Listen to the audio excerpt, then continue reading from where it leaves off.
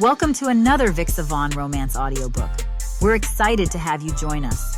Whether you're into second chance romance, enemies to lovers, fake marriage, or any other trope, vixa offers you the chance to escape into stories that will carry you away into heart-pounding romance and gripping characters. While we want to get you the full experience, some parts of this audiobook are abridged to stay abreast of YouTube's community guidelines.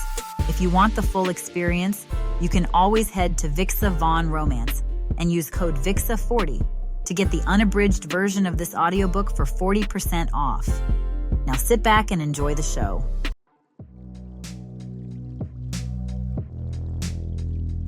Chapter 1. Peter.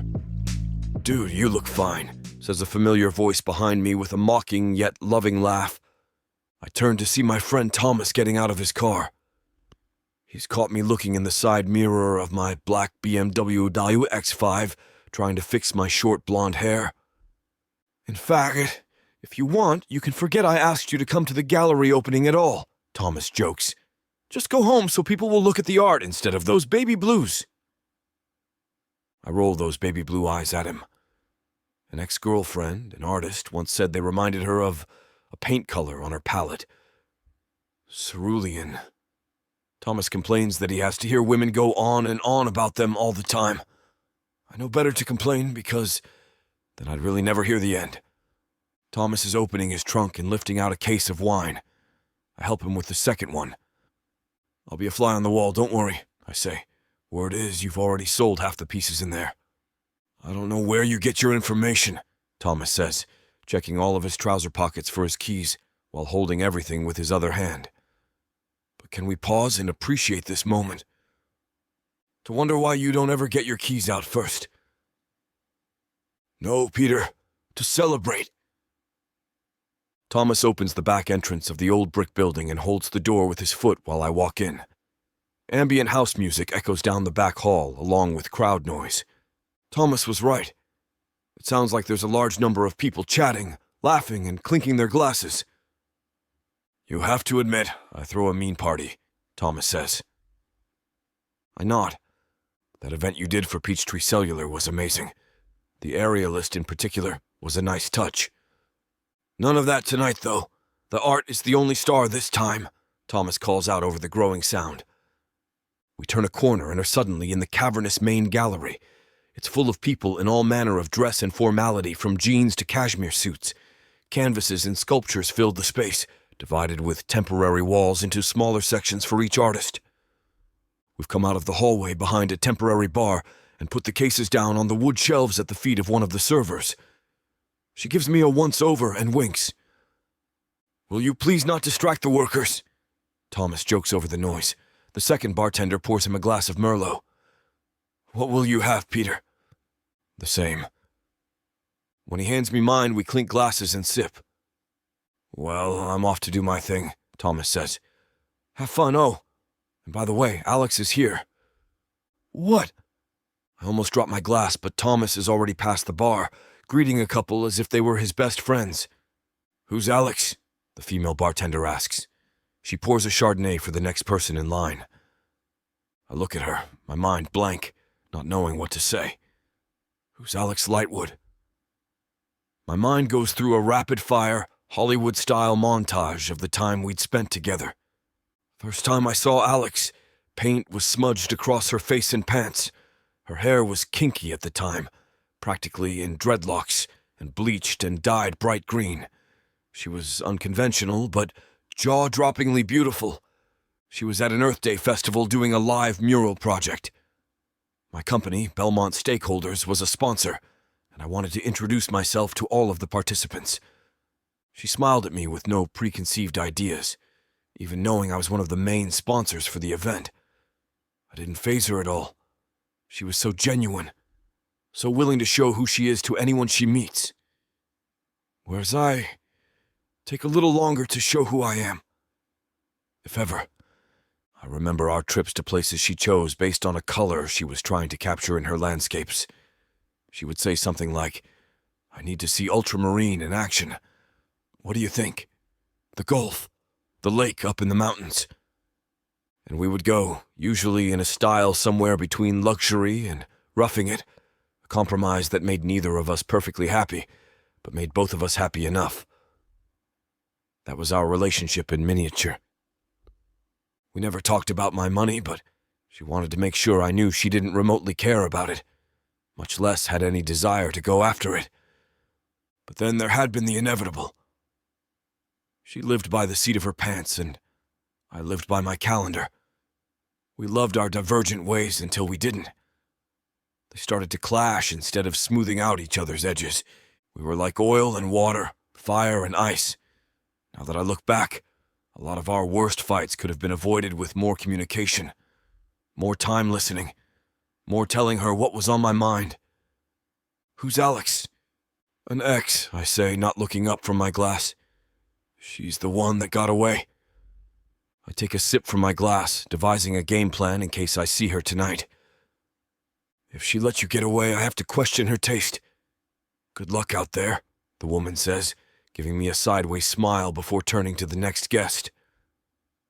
I step around the bar into the crowd of people. I haven't been back from New York for long, so it's good for me to mingle. I'm a sponsor and an investor in the gallery, so it makes sense for me to be here. But I'm rethinking that decision now. Thomas was emphatic that I come. Surely he didn't invite me because of Alex? I stop to look at a large abstract canvas. It's good, but I don't see the spirit behind it. There is no motion, no vitality. I turn away from the painting and look out across the crowd, chatting and gesturing and sipping their wine. And then I see her. She has gone back to her original black, wavy hair, worn in its natural coiled curls. Her dark skin glows against the canvas behind her, which is, yes, mostly cerulean. She is smiling and holding out a hand to an older white woman who squeezes it affectionately. She looks up, scanning the room, her face lit up with joy. Of course, I think. She's doing what she loves. She's showing the world her passion. She's exhibiting her art like she always wanted. Our eyes lock across the room and a jolt of electricity goes through my body. I walk over to her and my pulse is racing with the awareness that she's here. She shakes her head in disbelief and flashes a big smile. She holds out her palms. "What the heck?" the gesture seems to say. She waves me over. I don't know quite what I'll say, but I also usually know exactly what to say. Pleasant bon mots, different ways of saying lighthearted versions of nothing in particular. "Hi, Alex." "Peter," she says. Her voice fills me with warmth down to my toes. I feel myself grinning with my entire face. It's been a long time. 3 years, 2 months, and 9 days since that last argument. She said she needed someone who didn't keep everything bottled up inside. And I was too bottled up to tell her everything I wanted to say. Seeing her now, I wish I had. It's been too long. She hugs me and I hug her back. There's a sense of relief just from being near her again. She feels exactly the same in my arms. Even her hair smells the same. "How are you?" she asks, pulling away and looking at me with a gaze that says, I'm the only thing in the world right now. It's part of why people are so drawn to her. "I'm great, back in Belmont, as you can see." "Your namesake city, or is it the other way?" "It means both things. Either one works. Alex, you look so happy. It's good to see." "I am." She gestures around her. "So, what do you think of all this?" She points to a wall of her landscapes, realistic with a bit of impressionism about them, but always with an interesting twist. I lean into one and look at the ocean directly behind her. There's a realistic whale just visible under a stylized surface, and it's looking directly into the viewer's eyes. And then there are her portraits of people. Each one captures the subject's personality through infinitesimal lines in their foreheads or points of light that look like real reflections. They are like her, full of soul underneath the beauty, always revealing one layer below where you think the depth stops. "They're lovely." She beams. "Thank you." She cocks her head to one side, a gesture so familiar it makes my heart careen. "Tell me all about you now," she says, smiling again. I want to know everything. How much time do you have? All night, she says, although some of her would-be patrons come up to speak to the artist and take her to her paintings. That won't be nearly enough time, but it's a start. Chapter 2. Alex. This is good, I whisper to myself. The crowd at the gallery grows quickly. I shouldn't be so nervous. I had my outfit planned for days, and I know I look good. I know most of the other artists involved. Thomas has been a wonderful champion of my work. Maybe it has to do in part with the surprise he hinted about tonight. Aside from an unexpected purchase, I have no idea what it could be. But the air crackles with excitement, and excitement always brings uncertainty. Before I know it, I'm surrounded by people, all chatting, sipping wine, and congratulating me. Tish and Morgan both hug me, looking beautiful. Tish wearing a colorful headscarf. She examines my work with her expert eye and nods, smiling. At one point, Thomas comes over and puts a sold sticker on my seascape. The name on the sticker reads, Stanley Belmont. I shake my head and smile, happy to see he came after all. You know I don't like crowds, honey, he had said when I left the diner shift today. Stan practically lives at that front counter. He wears the same cheap windbreaker and beat-up shoes every day, so I was floored the first time I heard that he owns half the town. Belmont, it turns out, is named after his family. Tears spring into my eyes, and I squeeze Thomas's arm. No way! Is this my surprise? Thomas gives me a sideways smile and arches an eyebrow. Nope. Let's say the surprise is more baby blue-hued. I'm puzzled, but Thomas is already gone. He's off socializing and moving deftly through the crowd before I can say another word. I see another elderly neighbor who squeezes my hand in congratulations. Belmont is beautiful and full of history. Most houses in the historic, quirky East End are over 150 years old, with trees outside of them dripping with Spanish moss. But nothing in this town is more enchanting than the people who make it up. Even Westcrest, the sprawling luxury subdivision that's home to the town's millionaires, has its charms if you can get past the air of superiority. There's a small lull around me, and I'm able to take a breath and look at the crowd. That's when I see him. His piercing blue eyes are fixed on mine. His tall, straight stature and blonde hair are as familiar as my own hands. My heart clenches and drops through the floor. I've dreamed about him countless times since we parted. His hurt expression still haunts me 3 years later. I've told myself over and over that it was the right decision. Our differences were too much. It was good until it wasn't, but ultimately destined to fail. I didn't need a partner who was just like me, and in fact I loved the ways he was different. But I did need a partner who would be open and communicative about himself. Sadly, that wasn't something Peter was able to do. But the effect he's having on me tells me I've been fooling myself. I fight down the rush of emotion and try to remember why it didn't work. But I can't fight the smile or the weakness in my bones. My heart is betraying me, and I am overjoyed to see him. I raise my hand in greeting. "What the heck are you doing here?" I ask, even though I know he can't hear me over the crowd and the music. He shrugs, getting the gist of what I'm asking. A shy smile spreads over his face. My heart thumps as I wave him over. What if he pretends not to see me? What if he doesn't come over? Also, what if he does? He instantly makes his way over, as if pulled by a magnet, and I'm blown away that even after all this time, we still have that connection. Thomas had said baby blue. This was what he meant.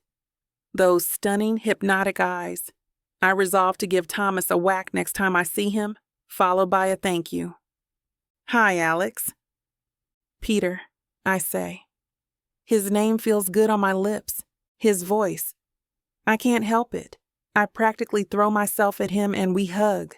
It feels so familiar, so right, even if it's been years since we saw each other last. I was taking the last of my things from his place, after I called it quits. I pull back and look at him. I had forgotten how handsome he is. He looks at my art, seemingly impressed. He always protested that his opinion didn't matter, as he had no training, but it always mattered to me more than he realized. He's not wearing a wedding ring. That's a surprise. Tell me all about you now, I say, suddenly hungry for information. I want to know everything. He laughs. Oh, you know me? Business? Boring to most of the world? Remember the time I was telling your friend about a deal involving building a hotel and she literally fell asleep? That was before she got sick.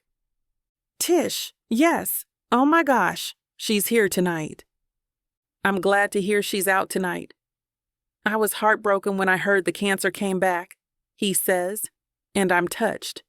I forgot that under the cool exterior and formality, he really did always care deeply about the people of this town. I scanned the room looking for Rosie, my best friend, who knew Peter when we dated, but she's nowhere to be found. She'd be tickled to see Peter again. She always liked him. Are you painting full-time? He asks. Like I dreamed, I want to add. It had been a goal of mine all through our relationship. He'd hinted that being with him could allow it, that if we were truly together, that's all I would need to do. It was tempting, but it hadn't felt right. My art was something I needed to do on my own. No. I waved the hand that isn't holding the wine glass. Do you remember the diner around the block from where I live? In the East End? I work there now. The Vidalia, of course. The first organic place in Belmont? Yeah. He nods. I remember liking their shakes. Well, now I make them and put sprinkles on the top if you're under 8 years old. Or Tish. Tish knows how to live. She does. We're silent for a moment. This had been one of my points during our breakup, that he did not seem to enjoy a lot of his existence. I argued adamantly that we only have one life to live and he should loosen up. Upon reflection, I realized I was pushing my own values. I should have seen that and I should have found a way to compromise. Fire and ice can't exist in the same space. Just look at Iceland. Literally called the land of fire and ice. What are you thinking about? He asks, looking at me with his intense blue eyes. I feel warmth start creeping up my neck. After all this time, he can still paralyze me with his eyes. Iceland? I say. Iceland? I think I've just come up with my next landscape ideas. Then you're going to go to Iceland? I laugh. Stanley Belmont did just buy my seascape, but I think I'll have to settle for internet image searches for now. Uncle Stan bought this? He leans in close to it. I was thinking my mother would like it. I'm surprised. It isn't his family style at all. But then I understand. You noticed the whale. You know, I have to confess. I was thinking of her when I painted it. Does she still listen to their songs to go to sleep? Of course. Maybe she can commission you to do another one. I'd love that. Anything that lets me spend more time with him, lets me keep feeling this magic energy that exists when we're together, is a welcome development. I don't want this evening to end, and maybe a commissioned portrait for his mom is a way to make sure it lasts longer. I wonder for a moment about the future. There's another set of eyes glaring at me from the corner. They are also blue, but paler, and narrowed in suspicion. Jason, my other ex, gulps the remainder of his wine and heads toward the bar, keeping an eye on me as he goes. What's wrong? Peter asks, looking over his shoulder. Tonight must be the night of boyfriends past. I try to joke, and Peter laughs along awkwardly, but I can see the frown in his eyes. I might have just said the wrong thing. I reach out and grasp his hand. But you're much more than that to me, Peter. You're someone I'm always grateful to see. I'm so glad you're here. He smiles, squeezing my hand back, and I feel like I might fall through the floor. I breathe a relieved sigh. I think I recovered. Let me introduce you around, I say. If I make him feel welcome, Maybe he'll stick around a little while longer. Chapter 3. Peter. What's up, Uncle Stan? I settle in next to my uncle, Stanley Belmont, at the counter of the Vidalia Diner. He looks up from his plate in surprise. Oh, if it isn't my favorite nephew. How are you doing, Peter? He turns back to his fries as he says it. Uncle Stan's something of a black sheep of the family, choosing to live in the clan's original ancient Victorian in the East End instead of one of the newer mansions we own. He's also a man of routines, and most days he takes a late lunch at the Vidalia. He rarely comes to gatherings and scared the heck out of us when we were kids. Now that I'm an adult, I suspect the feeling was mutual. I look around through the mirror, hung on the wall behind the counter. It's a cheerful place, with a mix of throwback memorabilia and sassy signs warning patrons not to be rude, or their children will be given espressos and puppies. Right now, it's mostly empty. The lunch crowd has filtered out, and it's still too early for dinner. I recognize Tish immediately from the night before, despite the different colored bandana around her head. She's physically fragile, yet full of vim and vigor. I wave to her in her booth, and she waves back, then raises her rainbow sprinkle-covered shake to me. That's Tish, Uncle Stan says. My sister from another mister. We're both regulars here. Tish, this is my nephew, Peter. We've met. Lovely gentleman, you'd never know he was a Belmont. She snickers at her own joke. A moment later, there's a crash from the kitchen that makes the patron sit up. Tish laughs at the commotion. So, what brings you here, Peter the Younger? Uncle Stan says, not looking up from his plate. After I was born, I was little Peter, and my grandfather became Big Peter. I grew taller than the rest of the family, and they decided to change the name in the model of the great multi-generational pairings among notable ancient Romans. I was thinking I'd have a late lunch. What's that you got there? A bison burger. Good? The best. We sit in silence for another moment before the kitchen door swings open, and Alex walks out. She looks at me with surprise, but, as always, she keeps a steady state of composure. Peter, welcome. What are you doing here? I look at Uncle Stan, who gestures at his plate. He wants one of these, Alex. Okay, she says, smiling at me. Free sweet potato fries, coleslaw, or upgrade to the organic microgreen salad. Just like this, Uncle Stan says, pointing in a circle at his plate. I nod, smiling. Uncle Stan seems comfortable here, more comfortable than he ever seemed at family gatherings. Given the stuffiness of the Belmont clan, I understand perfectly.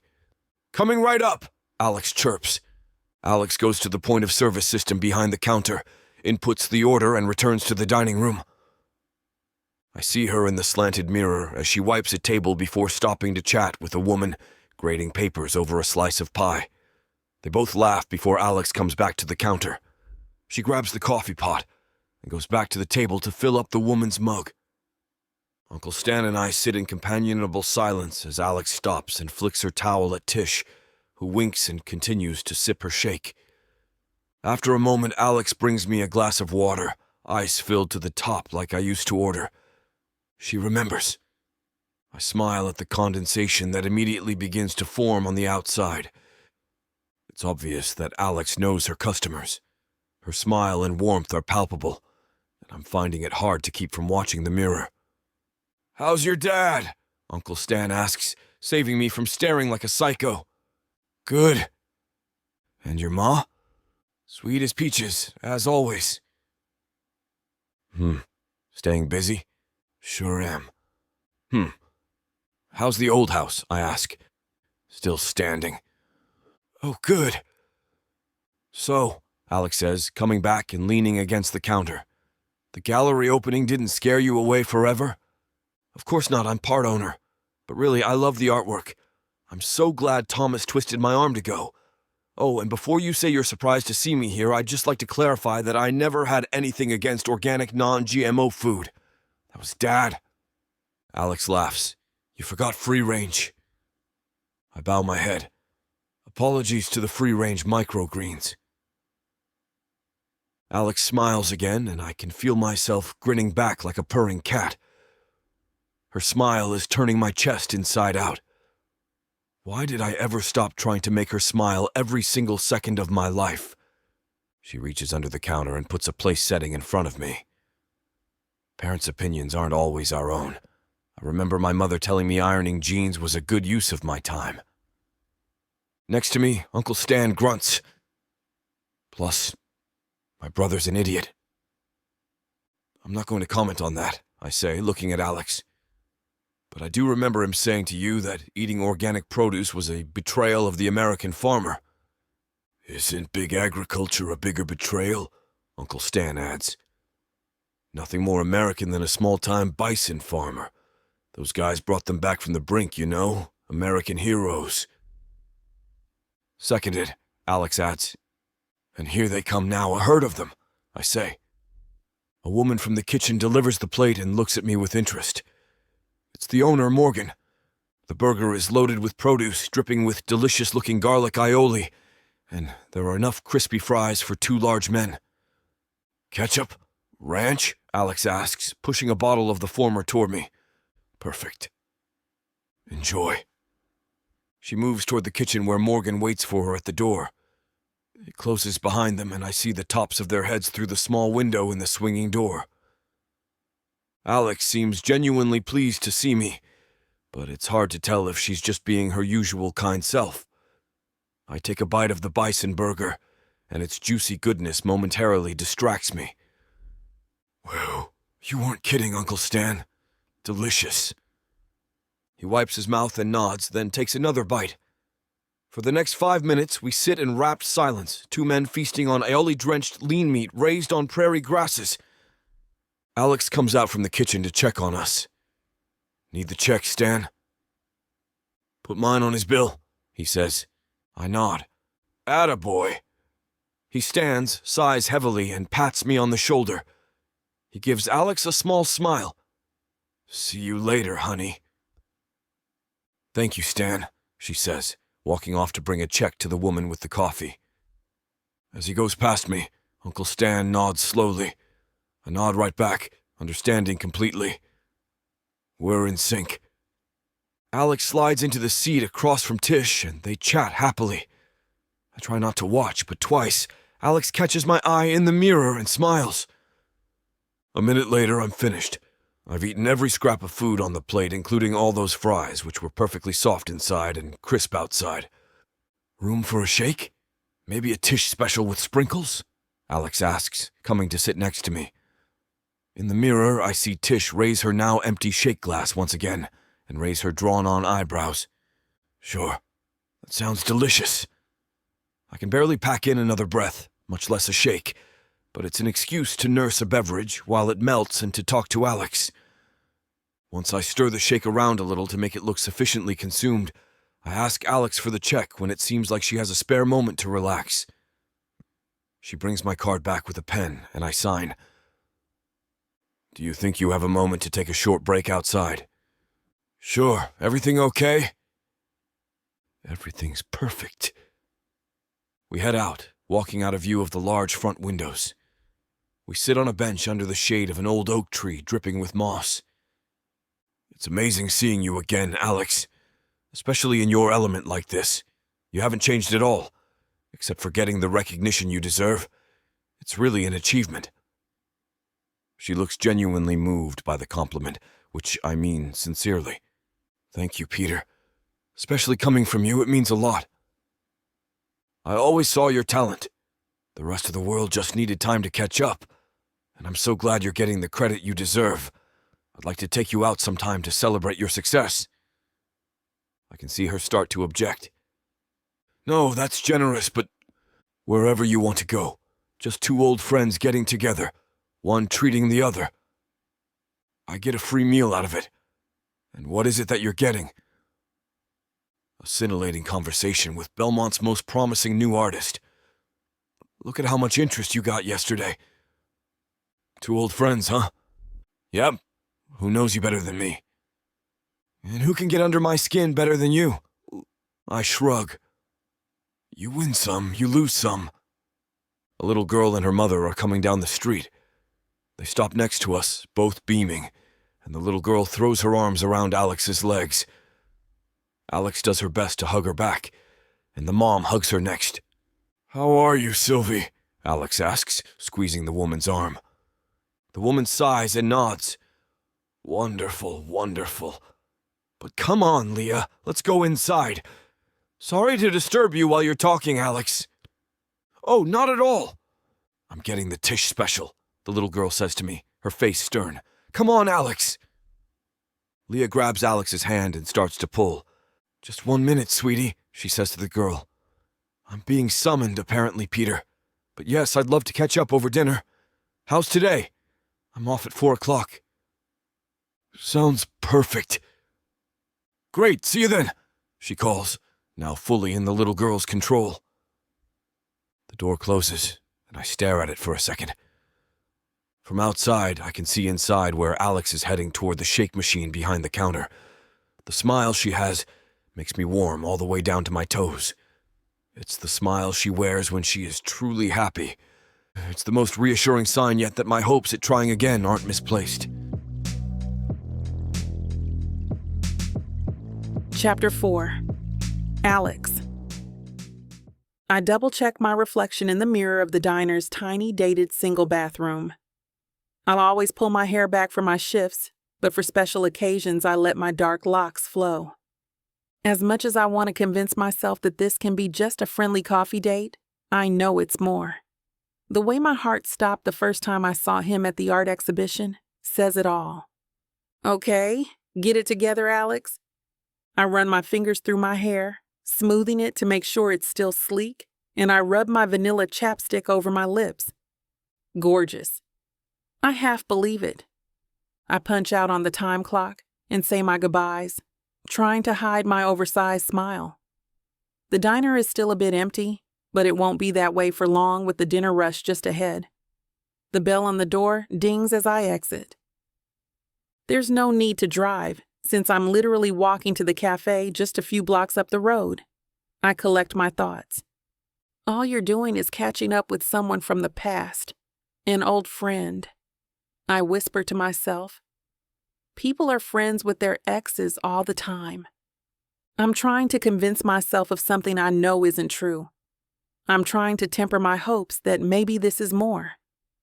Butterflies flutter through my core as I grab the big metal handle of the coffee shop door and pull. The sounds of laughter and coffee steaming fade to silence as I spot him. I walk back to the round table in the back corner. This place has an artsy, eclectic vibe with calming low lights. If only they could calm my nerves. "Hi, Peter?" I wave and wish I sounded more detached, but I've never been good at playing it cool. "Hi, Alex." He stands up, and he goes around to pull out my chair. My heartbeat pounds in my ears. "I'm so glad you came." It was always little things like that with Peter that made me love him. His short blonde hair complements his fair skin, and I swear his perfect white teeth glow in the ambient lighting. I snap back to the reality of the coffee shop. I didn't realize how noisy this place was until now. Punctual Peter, always right on time. He comes over to me and gives me a hug, and I inhale his scent just to breathe it in. It's woody and fresh, with hints of sandalwood, mandarin, and something that is distinctly him. He towers over me, making me feel small, yet always protected. He's sleek and sophisticated in his slacks and button-up. It's blue, just like his eyes. His sleeves are rolled up to his elbows, making him look effortlessly chic. I, on the other hand, require effort for chicness. I'm wearing classic tight blue jeans, along with a navy V-neck sweater. "I got you a sparkling water to start." He nods at the icy glass in front of my seat. "I know you used to like them, but we can get anything you want." "Oh, thank you, Peter. That's so thoughtful."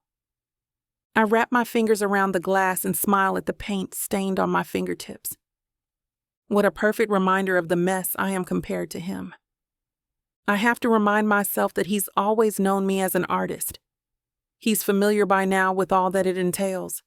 Besides, he probably needs a little more messiness in his life. At least, if he's anything close to the same Peter he was back then. though I'm sure he isn't. I somehow doubt that part of him has changed. I show him the yellow stripe on my thumb with a chuckle. Always getting paint everywhere. Good. I know you well enough to know it means you're doing work you love. I always used to get concerned when your hands were pristine. Chills rush through me and my mind goes blank. I just want to keep looking at him, enjoying being in his company. The barista calls Peter's name, giving me an out and a moment to collect myself. He scoots out his chair and steps to the edge of the long wooden bar to pick up his order. He comes back with 2 drinks and a big smile. 1 iced chai latte. He sets the cup in front of me and my cheeks warm with delight. He remembered. He always does. And let me guess. Iced Americano, cream, no sugar. I rebound. His smile lights me up as he nods and takes a sip. Some things never change, Peter says, pausing as he lifts his glass to his lips. Oh, but actually, sometimes they really do. I smile mischievously. In fact, if they hadn't changed, if I hadn't had a chance to grow these last 3 years, I might not have been able to have this coffee date. Oh, yeah? He gulps his sip down. How so? You look like the same Alex to me. His eyes are gazing so deeply into mine. I'm not the same person I was then. I'm sure he's not remotely the same person either. The breakup changed me. I can only imagine how it affected him. Not that anyone will ever get a word out of him about it. Or at least, that's how the old Peter was. Let's see about the new one. Well, I take a sip of my chai and savor the swallow, taking my time before answering. 3 years is a long time, Peter. I've had a lot of time to get to know myself. I play with my straw coyly, including things I've needed to change about myself, ways I can get better, things I need to have an open mind about. Peter sits back in the wooden chair with a smile of recognition, like I've been describing something familiar. Same here. It's like we've been living parallel lives in the time apart. I've gotten better at letting things go. I was debating getting a different drink, actually, but then I didn't. Hey, I know I could have. I just chose not to. I playfully swat his shoulder with a smile. His eyes crash into mine, and it feels like our souls intertwine for a moment. Oh, goodness, I'm in trouble. Well, I hope you haven't changed too much. You were pretty fun to be around back then, he says. Besides, what else would we talk about over coffee? How much we haven't changed over 3 years.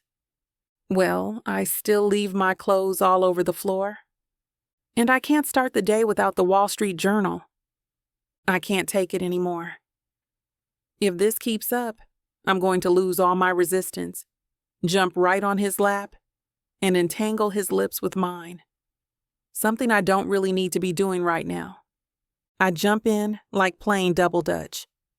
And I still always wait too long to clean my brushes, so then I get paint stuck to them. But actually, it's been kind of a happy accident for my technique. You get these unexpected ridges in places you wouldn't think. I think I noticed that at the gallery. You looked close enough to notice? I used to feel that he never really looked at my paintings, just glanced at them. But it warms my heart to know he actually looked close enough to see texture. Hey, I know how to look at art, he says. I even like art. Just, it's not always something I have time to do. I thought I didn't have time for it, but I kind of rearranged some things in my life.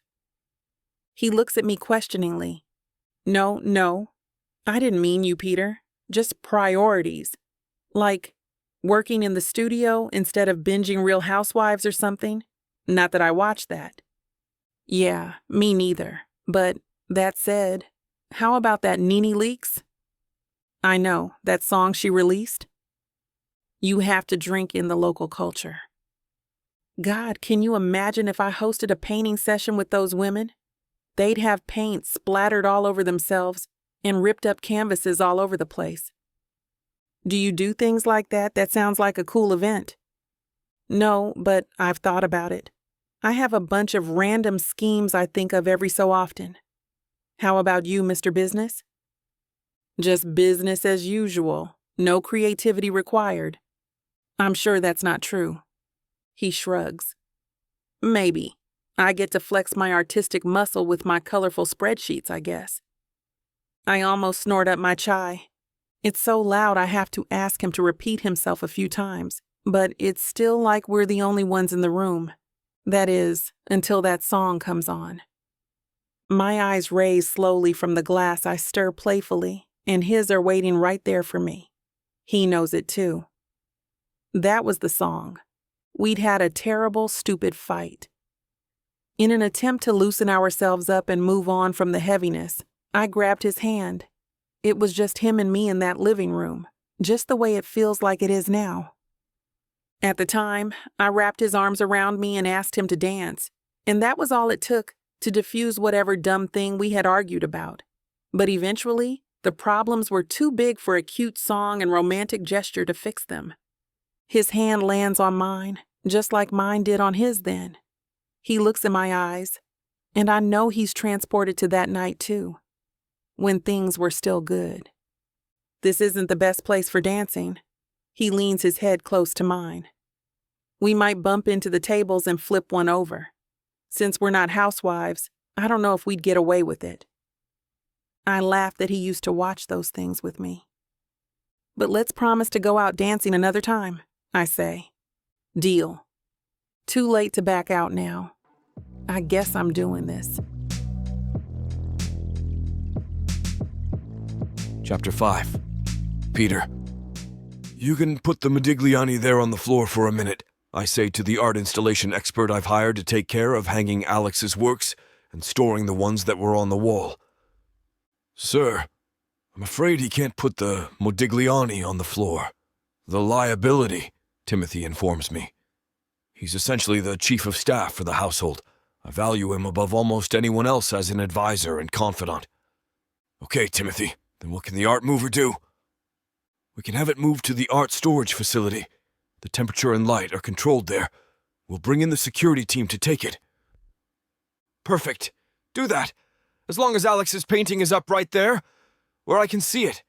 And you can get the Modigliani back relatively soon? Of course. Snap your fingers and it's here. I snap, then wave the remnants away as if erasing it. Just kidding. I may be a stereotype sometimes, but I hope I'm not that much of one, to snap my fingers and make it so. He carries off the masterwork with a security team that looks like they just left a guerrilla war. Now I have room on the wall to place the masterwork I've purchased. I wanted to see what it looks like in my home, but for the sake of the gallery and Alex's career, I'll have it returned to the exhibit later today. The art movers are getting some extra business, thanks to Alex. After the commotion, I take a seat on my favorite sofa in the great room, simple and minimalist. I help myself to a drink from the array of decanters, and I admire Alex's painting.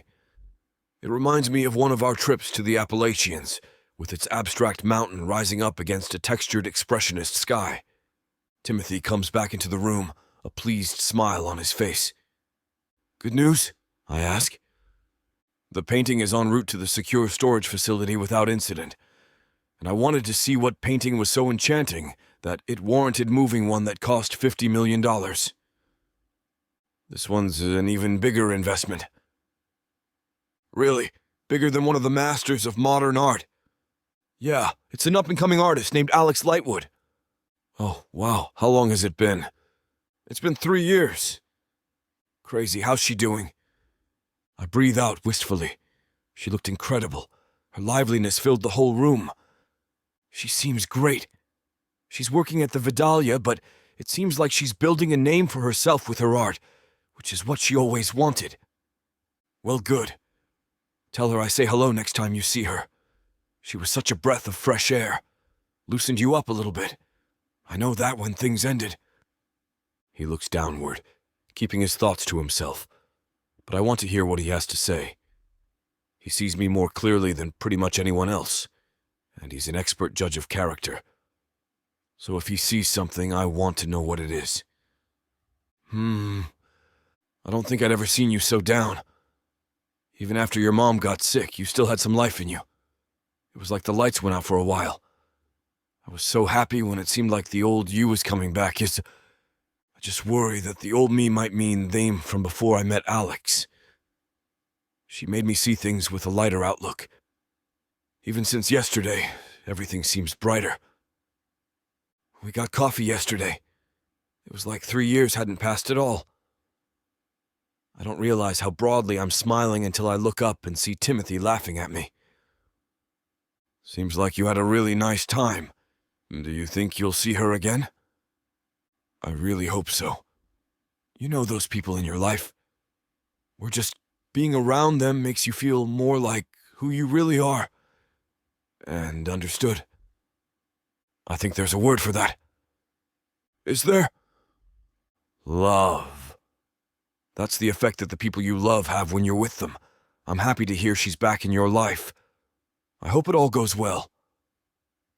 And it seems like you're holding back a but in that statement. I might not go that far, but... well, caution never hurt anyone. You think? I deflate a little. I think if it has the potential to be great, you should go for it. But just be careful. Your grieving lasted a long time after the breakup. It was like your life just stopped for a while, and I'd hate to see that happen again. Timothy has always been like an uncle, one much closer to me than even Uncle Stan ever was. He knows me deeply. He's been there for me playing on the floor as a child with blocks, and he was crying in the audience at my college graduation. When he gives advice, I listen. The question is, has enough changed for me and Alex to work this time? I've had a lot of time to ruminate on where things went wrong, and the key word is compromise. Neither of us was willing to do it. I know now, having lived without her, that I'm willing to work on all of that if it means I can start over. There's no way to know until it's put to the test. And the question remains, is she willing to take that test again? During the final weeks, as we argued about the direction of our lives and what we wanted, our communication broke down completely. It was so easy to communicate with her yesterday, but we kept the conversation light. Will we reach the same impasses when we talk about things that go beyond the surface? Yeah, it's a lot to think about, Timothy. Just sleep on it. You're a good man. You'll find the woman for you, whether it's Alex or someone else. With her, you've been the happiest I've seen you. But that doesn't mean greater happiness doesn't exist elsewhere. You're right. Have you ever thought of a daytime talk show? They couldn't afford me, Peter. He gives a wink. I'm going to head out, but you have a good night. Don't stress yourself too much. It will all work out, one way or another. Thanks for the pep talk. You don't know how much I appreciate it. I do, though, he says through a smile. Good night, Peter. Good night.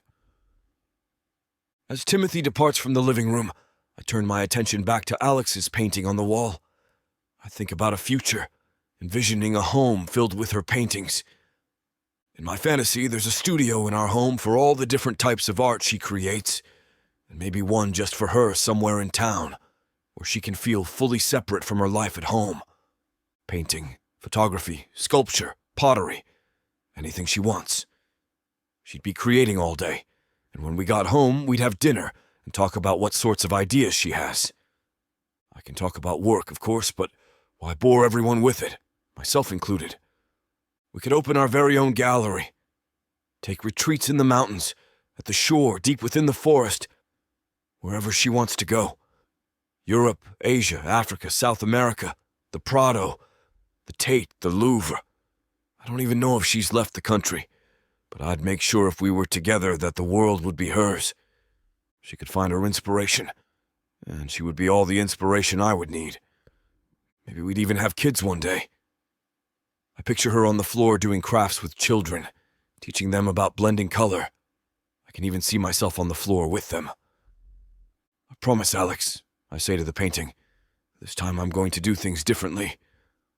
I'll never be perfect, but I can work on becoming better for her. I can work on supporting her dreams and helping her achieve them. And I can start now by planning our next date. I want it to be everything our old dates weren't. I want it to be spontaneous and creative. I want it to be something meaningful, not just a stuffy restaurant. but something with visionary food and an eclectic environment. Maybe with live music and dancing. And then after dinner, I could take her somewhere that I know she'll love, rather than something that I know I'll like. Maybe a hike in the mountains under the stars, or taking a rowboat out on a moonlit lake. Something she'd never expect from me. Whatever it is, wherever I take her, I need to make sure it's not ordinary. I need to make it full of excitement and surprises. Just like her. Chapter 6. Alex, my best friend Rosie, a fellow female Black artist, is with me in my sunroom doing a collaborative painting together. She's painting the realistic elements, and I'm painting the abstractions. Calming classical music plays from her phone, setting the chill vibe we have going for our painting, but I'm having trouble staying on task. Every now and then, my brush will stray off the canvas, dripping pink acrylic paint onto the newspapers below us. "You good?" Rosie asks, quirking an eyebrow at me. She has an amused yet slightly concerned expression on her face. She adjusts her thick-rimmed glasses and dips her paintbrush into the forest green to add some detail to the grassy field in the painting. Yeah, I'm fine. But really, am I good? What I am defies a word as simple as good or bad. I'm just a lot right now. As much as I'm trying to keep my heart guarded, it's hard not to enjoy reconnecting with Peter. Every minute we spend together, whether it's texting each other about our days at night or meetups at the coffee shop, I'm reminded of just how much I used to love him. He's never been sentimental, but he'll send texts every once in a while about something that reminds him of past dates or inside jokes. Like one time I ran out of red paint, so I used spaghetti sauce. Every time he'd cook spaghetti, he'd call it spaghetti and red paint. He texted me a photo of macaroni, with fancy cheese, of course, and asked if I thought it would be better with yellow paint or white. There's so much that makes us different, but we've always had the same sense of humor. I still have a few of his notes saved. Love letters would be an overstatement. His handwriting is efficient and stolid, like someone orating onto a page, and the medium was usually sticky notes. One time he was on the phone when I got to his house, and it was a business call he absolutely needed to be on. He took out his pad and wrote, "You look absolutely stunning." Reconnecting with Peter has me feeling more creative than ever, but also less creatively focused and driven. I'm too distracted by daydreams. Sorry, I'm just really distracted. I reapply some paint to my brush and get back to painting the clouds. Oh, is the music not fitting the mood? I can change it if you'd like. Rosie reaches for her phone. No, not the music. I barely even realized any was playing. No, it's... Let me guess. Peter? Yeah? I smiled just hearing his name. Look at that moony face. Someone has a crush. She says it like she's in grade school, and like it's a secret. I do. Our coffee date was just so natural. I haven't had such a good time with someone in, I don't know how long. Present company excluded, of course. Of course. And how do you feel about it all? Honestly, giddy, excited, and really nervous. Yeah. You guys really did a number on each other. I remember that breakup. I was starting to get worried about you. I just wonder if I made a mistake. You want to know what I think? She holds up her paintbrush for emphasis. Of course, always. It doesn't matter if you made a mistake or if it was the best decision in the world. That was 3 years ago. What do you want now? Yeah, it's a good point. What if I don't know? You don't have to figure out everything this instant. But you can't do anything about the past. Still, if you really think this could be a good thing, go for it. I remember how happy you were with Peter the first time around, even with everything. And you know what the worst case scenario is? What? Your heart gets broken. That sounds like a pretty bad worst case. And you use it for your art. I guess the first time made me more prolific. Alex's blue period, as I called it. Art historians will be marveling one day. I hit her on the shoulder for the faux comparison to Picasso. Maybe I shouldn't date him. All that happiness will ruin my creativity. Right now, listening to myself, I can hear myself looking for excuses to go the coward's route. You know it doesn't work that way. Are you seeing him again? Yeah, he's planning a date for us soon. Rosie turns her palms upward in a way that says, "Why not?" I think it's sweet. You're reconciling with a man you used to love so much. Maybe I'm just a hopeless romantic. It doesn't take a lot. I let out a laugh. Same here.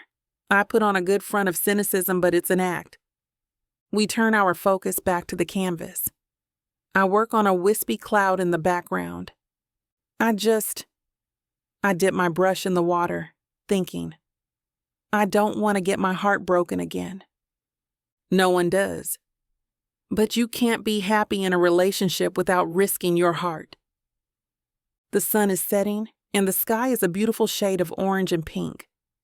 Taking the inspiration, I dip my brush in the orange paint. But at the same time, I continue, I love the way I feel when I'm with him, like I'm seen and appreciated for who I am. Rosie nods. I haven't dated a whole lot, so maybe I'm not the best person to give advice, but I say go for it.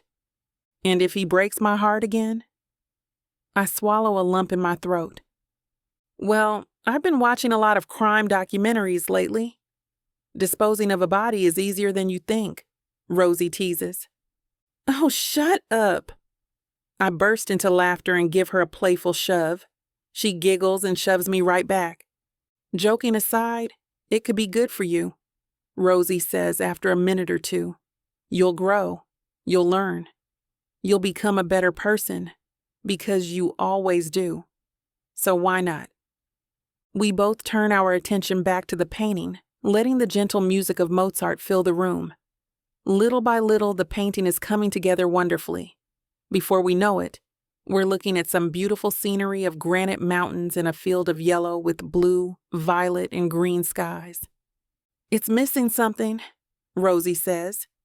She taps her chin like she always does, getting a little green paint on her face. What do you think it needs? I ask, wiping my hands on my old oversized t-shirt. It's one I only ever wear for painting. It needs some life. How about... She trails off, pointing to a high point in the field. A deer? Let's give it a try. Worst that happens, we paint over it, and I make fun of you forever. We mix together some brown and cream-colored paint and get to work. I paint the massive buck, and Rosie paints the petite doe. Both of them are looking off from the edge of the mountain, their heads high. I add a light layer of pink paint on top of their hair, emphasizing the sun's illumination. Marvelous, Rosie declares once it's finished. I love it, I say. We really need to paint together more often. We produce great art. And I get great life advice. I know when I need it. You'll be right there to help a girl out, Rosie says. She goes over to the sink and rinses the paintbrushes, along with her hands. I gotta say, though, if you get back with Peter, don't forget about me, all right? Please. I shoot her a dubious look. I'm never gonna let some guy get in the way of my best friend. I'll just recruit a friend of his for you, and we can be sold as a pair. Not a bad idea. We lay the canvas to dry and head back to my bedroom to change out of our painting clothes. Rosie grabs the outfit from her bag and makes her way to the bathroom, while I get dressed in my room. I remember spending nights with Peter in this room and how he thought it was wonderful, even though it wasn't opulent like his home. He loved me in a t-shirt as much as in lingerie. I miss those days of lazing in bed for an entire Saturday, wearing nothing but a t-shirt all day. I can't imagine losing that again, though. I'll have to take things slowly, that's for certain. I slip into my pale blue jeans and pull my t-shirt over my head. It's a soft pink one with a strawberry design on the front. I got it for Christmas a few years back, the first Christmas after breaking up with Peter. I really can't stop connecting everything to him lately. I'm down bad. I step out of my bedroom and find Rosie waiting on the sofa, scrolling through her phone. She's changed into her usual blue sweater vest and white button-up combo. She's scrolling until she looks up at me. So I don't know about you, but I'm starving. Want to get some tacos? Yes! I clap my hands excitedly. We get into Rosie's car and begin on our way toward East End's main street. There's a lot of small businesses down there. There's a small Mexican restaurant that just opened that I want to try. You know what, Rosie? What? We pull into the parking lot beside the restaurant. I can already smell the delicious scents of deep-fried food. I really think I'm going to give Peter another chance, just to see how things go. Good. And don't overthink it. She rests a hand on my shoulder. Just let yourself be loved. It's what you deserve. I will, I promise. Chapter 7. Peter, the date I so carefully planned is here. After thinking things through at least 100 times, I finally settled on what I think will be the perfect evening. We're going to Ventuco's, which is an avant-garde take on Italian food with influences from across the world. It's been impossible to get into, but it's the kind of fanciful place that I know Alex will love. I got onto the list, just for her. I park in the lot at the Vidalia a little bit early, so I come inside to wait. I love seeing her flitting around the diner, effortlessly balancing trays and responsibilities. She catches sight of me from across the large restaurant and flashes a gorgeous smile that stops my heart for a moment. She looks radiant. Even in her diner apron, she looks amazing. "I'll be done in just a few minutes, Peter," she says with a big smile as she comes to the hostess stand. "Take your time. There's a girl here who I like, so I don't mind waiting." I roll my eyes at my cheesy flirtation, and she rolls hers back. "I'm excited about what you have planned," Alex says before walking away. "Planned?" I call, and she looks back with a shake of her head. A few minutes later, she's bounding through the kitchen doors, still wearing the same smile, but this time with no apron. "You ready?" she asks me with a smile. "Sure am. You?" "I was ready before I started my shift. Let's get out of here." She waves goodbye to some of the regulars at the counter, and Lydia, the hostess, gives her a hug goodnight. Everywhere she goes, she attracts admirers. She can't help it. It makes me proud to be in her company and proud that she chooses to be in mine. "You look lovely, Alex," I tell her as we walk into the parking lot. She's wearing a light, flowy blue cotton dress that seems to flutter as she walks. I'm dressed fairly casually, some slim-cut jeans and a dark blue striped button-down shirt. Cerulean, actually.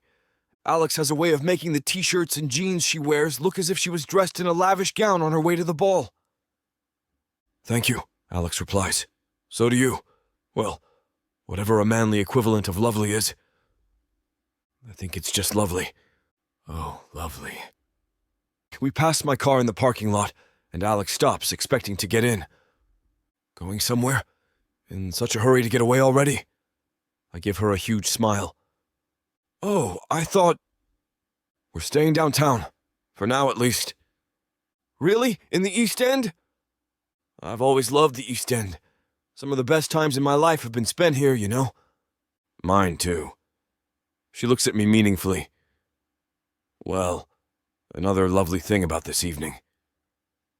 "Lovely." We walk a few blocks, and we pass some quirky boutiques on the way there.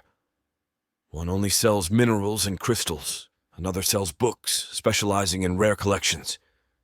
There's a clothing store that specializes in sleek minimalism, with clothing that's essentially androgynous. On the other side of the street is a jewelry store where I bought Alex a peridot necklace. It went so well with her gorgeous, golden dark skin, especially in a sleeveless blouse. We walk a few blocks further, and the sky turns a gorgeous mauve color, with the orange of the sun peeking through. Every time I'm with Alex, I notice color more vividly, I think. "One second. I want to get a picture of this sunset with my phone," Alex says, bending over to get it from her bag. "I want to paint this one day." I close my eyes for a brief moment. She's already thinking of memorializing this date. She snaps a few pictures, but her mouth forms a straight line. Photo's not coming out. It never looks as good on the phone camera as real life. You'll have to bring an SLR and take some shots, or set up a canvas here. You've become quite the art director, haven't you? Not really. I learned it all from this great artist I know. You might have heard of her. Annie Leibovitz. I roll my eyes. She did my portrait for Ink magazine, but we barely spoke. But maybe I can connect the two of you one day, if you wanted. If I wanted, please, the greatest living photographer. I don't even know what I'd say. Besides, I'm not at her level. Of course you are. Thanks for saying that. We walk another half block and she stops, stunned. Ventucos, really? Nah, just joking. I open the door for her, and she glides in more than walks. I can't believe it. I've wanted to go here for so long. But it's so busy and so We walk up to the host stand, and the lanky man, probably in his 20s, gives us a movie star smile. Welcome. Do you have a reservation? I do. 2 for Peter Belmont. Oh, wow, Belmont, like the town? The very same. What a coincidence. I nod. Okay, follow me, Mr. Belmont. That's so funny. My hand is close to Alex's as we walk, and I can feel the sparks just between that small distance, as if it's a chemical reaction needing us to connect. Her stiff posture tells me she feels it too. He gives us menus, and we sit. From my chair, I have an unadulterated view of her beautiful face. Do you get that a lot, Peter? Sometimes. Bet most people don't know that you're the Belmont. No reason for them to. I don't care much. Neither should they.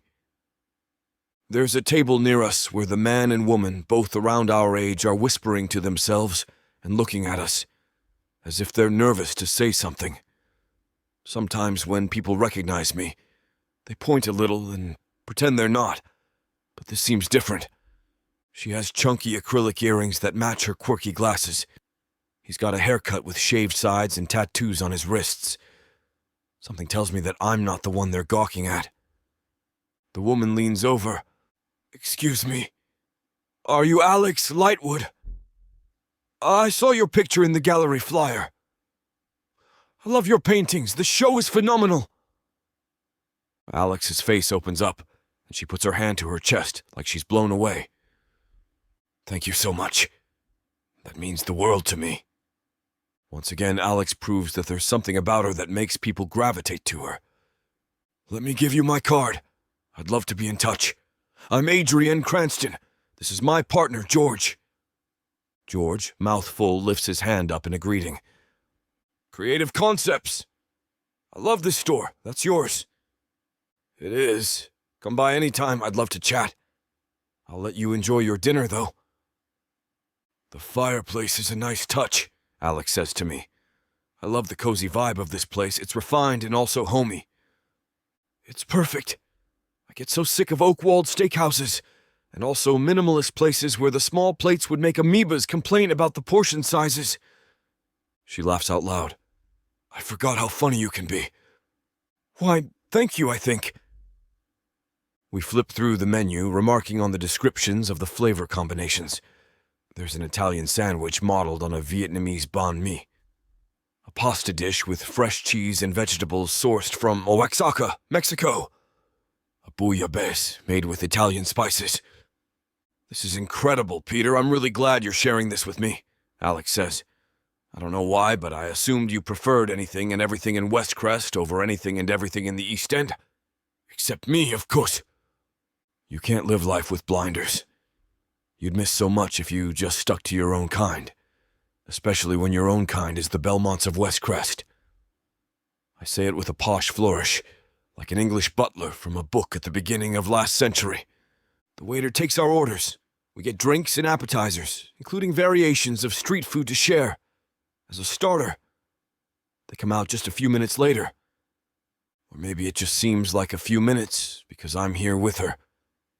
It's some of the best food I've ever eaten, and that includes Michelin star restaurants on most of the continents. I'm so glad your show has been a roaring success, Alex. I've been so impressed. I don't know about roaring. I do. I've heard nothing but raving about it, and I'm a silent partner in the gallery. And I bought one of the paintings myself, actually. You did? Which one? The mountain with the sky. That describes a lot of my paintings. I just did one with some deer on it. Maybe I'll have to buy that one too. She laughs. Well, thank you, Peter. Really. It's taken me a long time to get where I am in technique and in focus. Focus? Just really devoting myself to the craft. Really believing I could succeed and investing enough time required to become a real painter. You've always been a real painter. You know what I mean. Anyone can paint. Even if you're excellent, you have to be strategic to turn painting into more than a hobby. There's planning and precision involved. It can't always just be about the artistry. You helped me realize that. I did, I don't remember, but thank you for the credit. Yeah, I don't remember exactly what you said, but it made me think a lot about what I wanted my life to be. I had to ask myself whether I wanted to be a waitress who painted or a painter with a side job. It really made me think. And to do that, I really had to focus on the narrative in each and every painting, not just the aesthetic.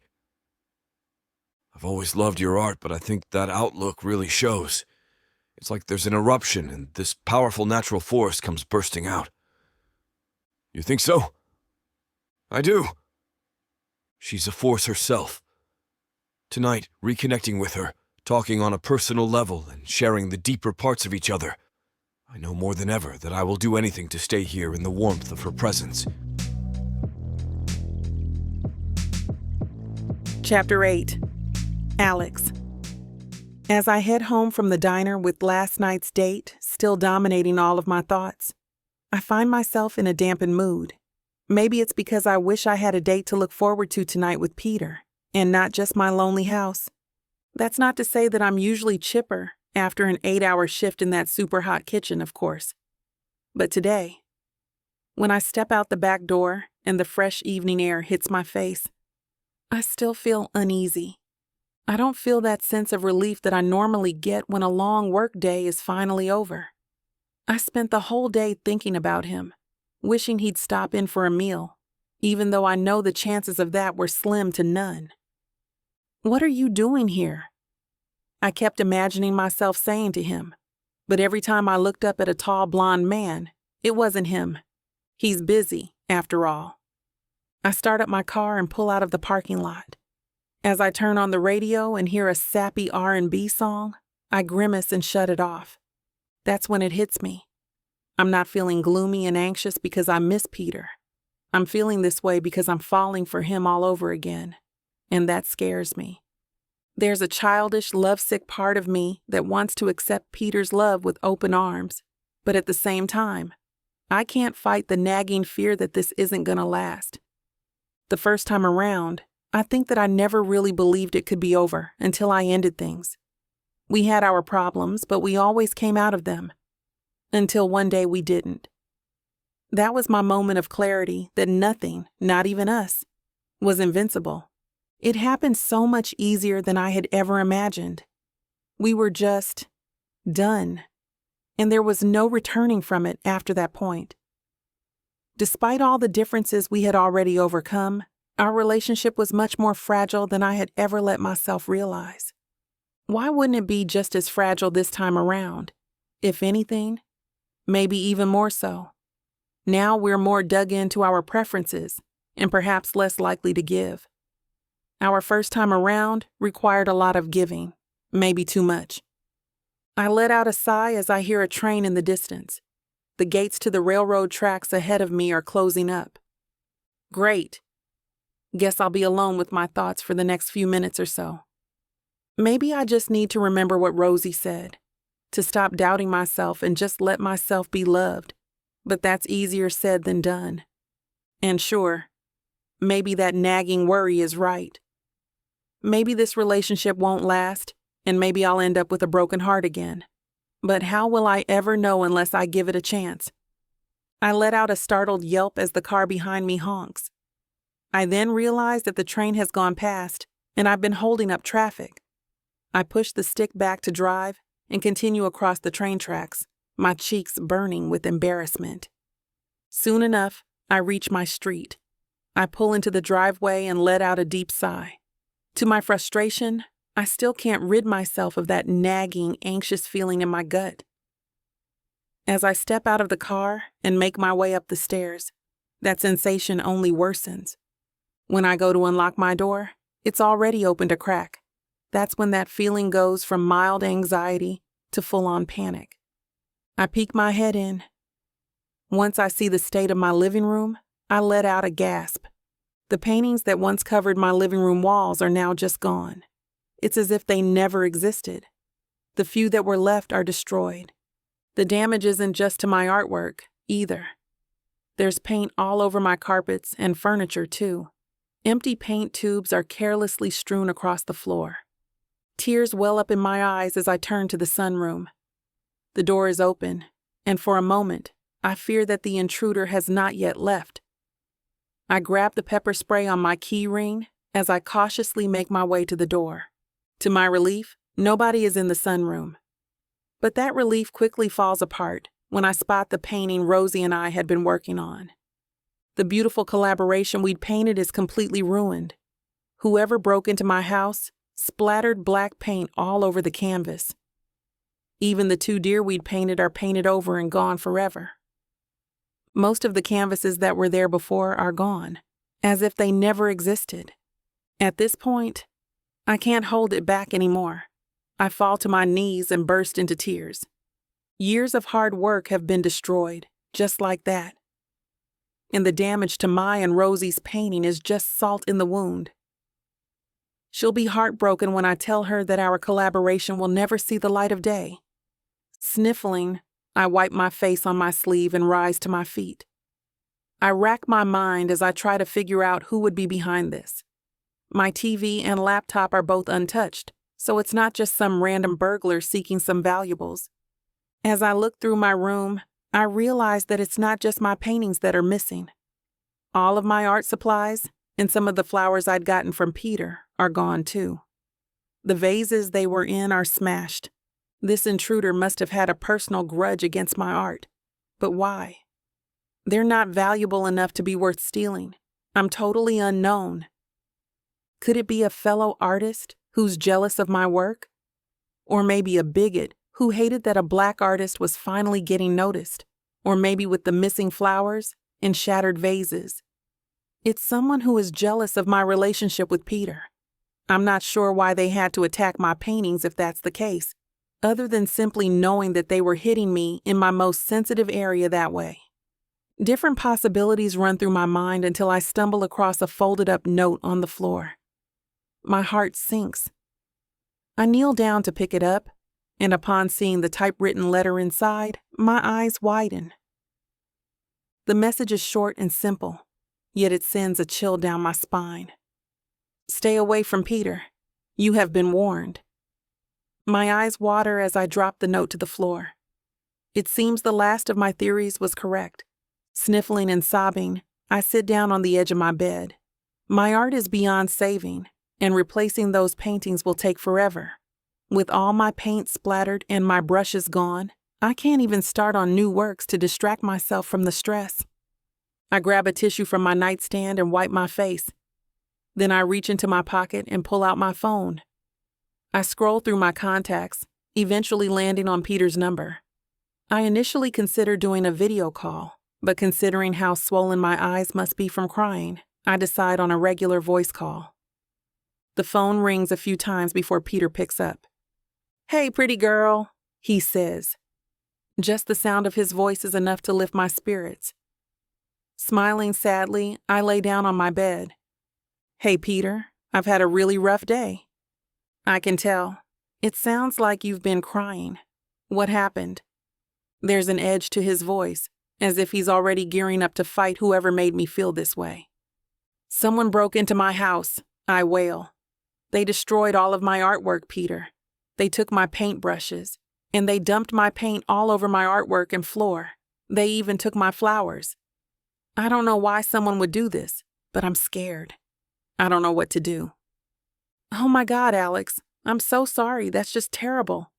Unbelievable. Peter's rage builds on my behalf with his every word. If I weren't so heartbroken, I'd probably have butterflies at seeing him so protective of me like this. The second I find out who did this, I'm going to make them regret it. He finally says, "Do you have any idea who it might be? And have you called the police?" "Not yet, but I will." "I have no idea who it could be." I whimper. "They left a note, but it was written with a typewriter, so I can't even track their handwriting." "All right, well, I guess we don't have to figure everything out right now. Look, do you want me to come over? I can help you clean things up and wait there with you for the police to come. Please, if it's not a problem, I mean. Don't go out of your way to come over if you're busy." "Don't be silly. Even if I were, you're more important than anything else I could possibly be doing. I'll be there as soon as I can. I'm not going to let you deal with this on your own." "Thank you so much." A slight smile emerges on my face as I sniffle. "Of course. I'll see you in a minute, Alex. Sit tight." Peter hangs up. I set my phone aside and hug my pillow, letting my eyes fall shut.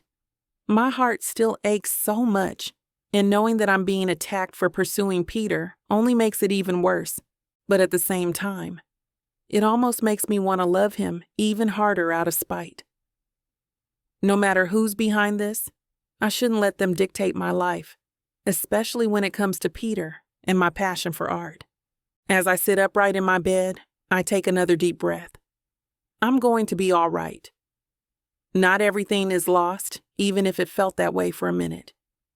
Maybe Peter can help me replace my art tools, since he's always spoiling me with gifts left and right.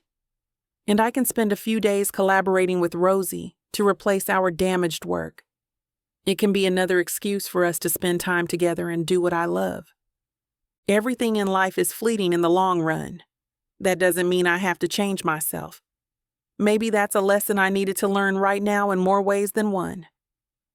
I make my way to the bathroom to wash my face and change out of my dirty work clothes. My heart may hurt like hell right now, but no matter who did this, I am not going to let this miscreant get me down for long. Chapter 9. Peter, running late, be there very soon. 5 mins, not a problem, I text back to Alex. She reaches the parking lot, opens the passenger side door, and sits herself next to me. She looks more put together than she did last night, but I can tell she's still shaken up by the break-in. I put my hand on hers and look over at her in the passenger seat. "Good morning, beautiful. How have you been since last night?" "I'm doing okay. I slept at Rosie's. It just felt weird being at home." "I understand that. I'm glad you have her. She's a good friend. She says hello, by the way." "Oh, good. I always liked her. Tell her hi back." "Hopefully you'll get to say hello to her in person sometime soon." She smiles. Every time she mentions a plan for the future, even something as small as seeing her friend, a wave of excitement runs through me. Good, she doesn't have any immediate plans to end it. It's our first full day together, and I want it to be the first step to undoing the nightmare she lived through yesterday. My plan for today is to do something you love. I don't want you to have to think about anything unpleasant for a while. That sounds like perfection. That's the hope. You deserve all that and more. What would you say to a spa day? I would say God, yes. But what are you going to do? Real men love spa days. There's a luxury spa in the East End, one that focuses on holistic healing. It also has gentle yoga and an award-winning cafe. We get all the treatments along with massages for both of us, but with dividers between the tables so she knows it's not just an attempt to see some skin. While I love the opportunity to see her bare shoulders, I don't want her to feel vulnerable at a time of trauma. The day is all about her. I want her to relax rather than feel exposed yet again, in a different way. Our first real date? And you wrap me in kelp? She says, looking over at me from the massage chair as the facialist applies the green seagrasses. Even as a sea monster, you're beautiful. You're not, she says with a laugh. Careful, or I'll release the Kraken. For a gift, I get her all of the products that the staff used for each of the treatments, and I make sure the employees wrap it in a gift basket discreetly. I give it to her as we leave. Does everyone get this? No, just you, so that you can bring relaxation home with you every day. She hugs me tightly, standing on her tiptoes. All through the trip home, she pops open the lotions and serums to get a whiff of each one. The day after that, we go hiking and have a picnic by a lake in the morning before she works an afternoon shift. We have brie, baguettes, grapes, charcuterie, fresh peaches, and, of course, bison burgers. I drop her off at home so she can get ready, and I walk her to her door. I can still see the paint on the floor, even though it's smeared around as if she tried to wipe as much of it away as she could. The stains on the carpet fibers are stubbornly sticking around despite her efforts, and I make a note to myself to hire a contractor to clean it up professionally for her. It's not just the carpet that I notice. The walls seem sad and lonely without the vibrant pictures that had brightened up the walls.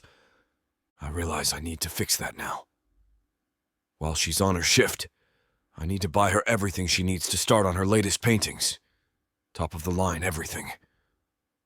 There's a store in downtown East End, Paint Relief, where I'm sure she's a regular. I'm sure they wouldn't mind having someone buy out half the store. When I get there, I realize I might be a little out of my depth. There are so many supplies, I'm not quite sure where to start. I didn't even know this many types of paints existed, much less what the difference is between oil and acrylic. I'd prefer to surprise her with my purchases, but it turns out that might be easier said than done. Someone comes near me in the paint aisle, and I try to pretend like I know what I'm looking at. You look like you could use some help. I look over. Oh my God, Rosie! How are you? I thought that was you. She smiles. Yeah, I could definitely use a tour guide. I don't know the first thing about this stuff. What are you looking for? Whatever you'd ask Santa Claus for. I want Alex to have everything she could ever dream of to make all the art she wants. That's really sweet. She shakes her head. It's a shame about the break-in. I know. Thanks for being such a good friend to her after that. And for being such a good friend to her now by helping me pick out all this stuff. Anything you want, it's on me, since you're my personal shopper today. I won't pass up some art supplies. Thanks, Peter. We get canvases of all sizes, acid-free paper, pencils, charcoal, sketching pencils, oils, acrylics, watercolors, tempera, gouache, caustic, pastels, easels, several packs of every size brush imaginable, smocks, palettes, and anything that looks remotely useful for her collection. If I could buy a studio for her here too, I would. But that's a thought for another time. Thanks again, Rosie, I tell her as we're leaving. Let me know how Alex likes it. Hopefully, I'll see you again soon. Yes, I hope. It was nice running into you, and not just because I was in desperate need of your assistance. After loading up everything, I want to surprise Alex at home. When her car pulls up, I get out of mine and greet her. Peter, she says with much surprise, what are you doing here? I lift up one of the bags. I got you a little something. After what happened, I wanted to help you rebuild.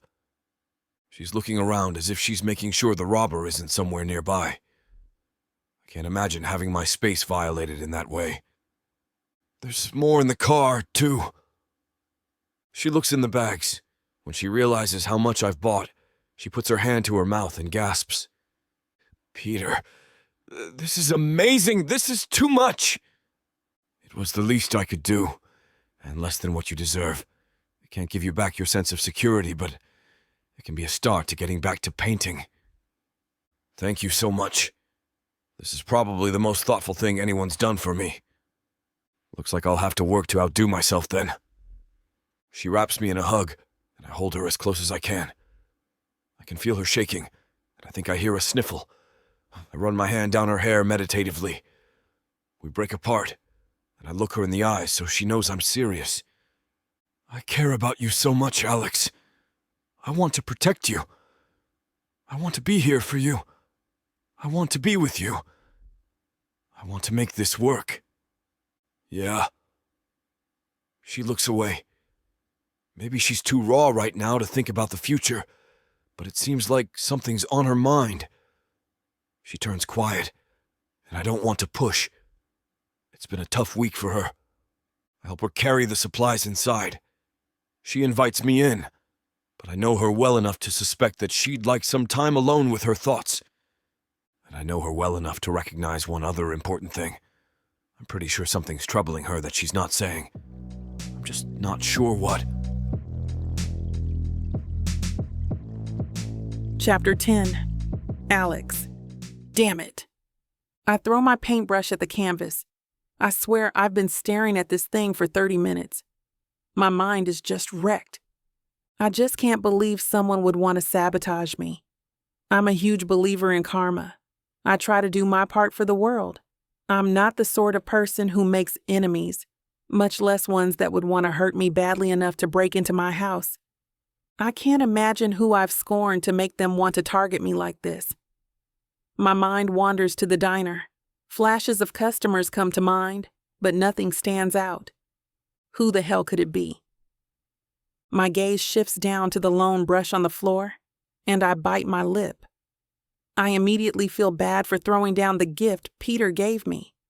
Would he hate me if he knew what I just did? Maybe I did something inconsiderate like that around town without realizing. Certainly this isn't just over too small of a piece of pie or something, right? Besides, the note said to stay away from Peter. I don't understand who would be so invested in my relationship with him, even if they didn't care for me personally. Is it because he's rich? Is someone really just that jealous that I might land the wealthy Peter Belmont? Do they think a black girl has no place beside a wealthy white man?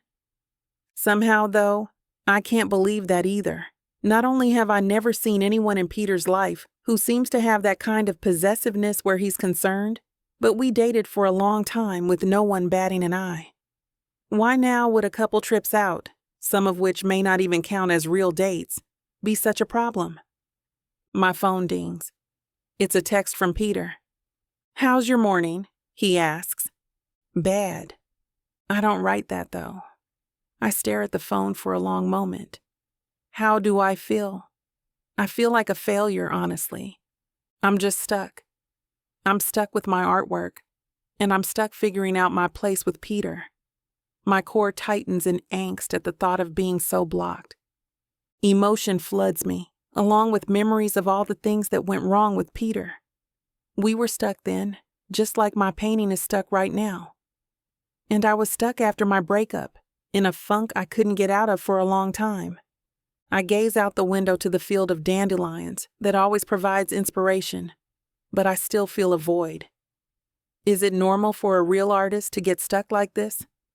It's why Van Gogh, ended his career, supposedly. But I'm not Van Gogh. I'm not a real artist at all. I never have been. I've thought about the art exhibit a lot since the opening. What if the sales were just out of kindness? I chose one of the most impossible fields for making a living. What did I expect? I've craved one kind of freedom, but at the cost of another kind. The freedom to live a life of comfort. The freedom to move beyond the lifestyle of my college days. The freedom to chase a dream isn't freedom if the dream never comes true. I dip my paintbrush in the black paint, but I hover over the canvas, not knowing what to draw. I'm suddenly impelled to move forward, but then I hold back. Maybe the muse is back. Be your own damn muse, Alex. I don't even care what ends up on the canvas right now, as long as I'm creating. I dip my brush in multiple colors over and over, but I just don't have the heart to put paint to canvas. Because then it would be there, and I'd have to look at it and see that it's not what I want to be making. I lay my brush back down on the easel. Maybe art just isn't for me. There's a storm of thoughts in my head that are blocking any thoughts about art from coming out. There's no vision there, only traumatic images. I see the day I walked in my home, a place that was supposed to be my refuge, and instead my work was wrecked. It was torn apart and taken away from me. I see Peter and I fighting the same arguments over and over again.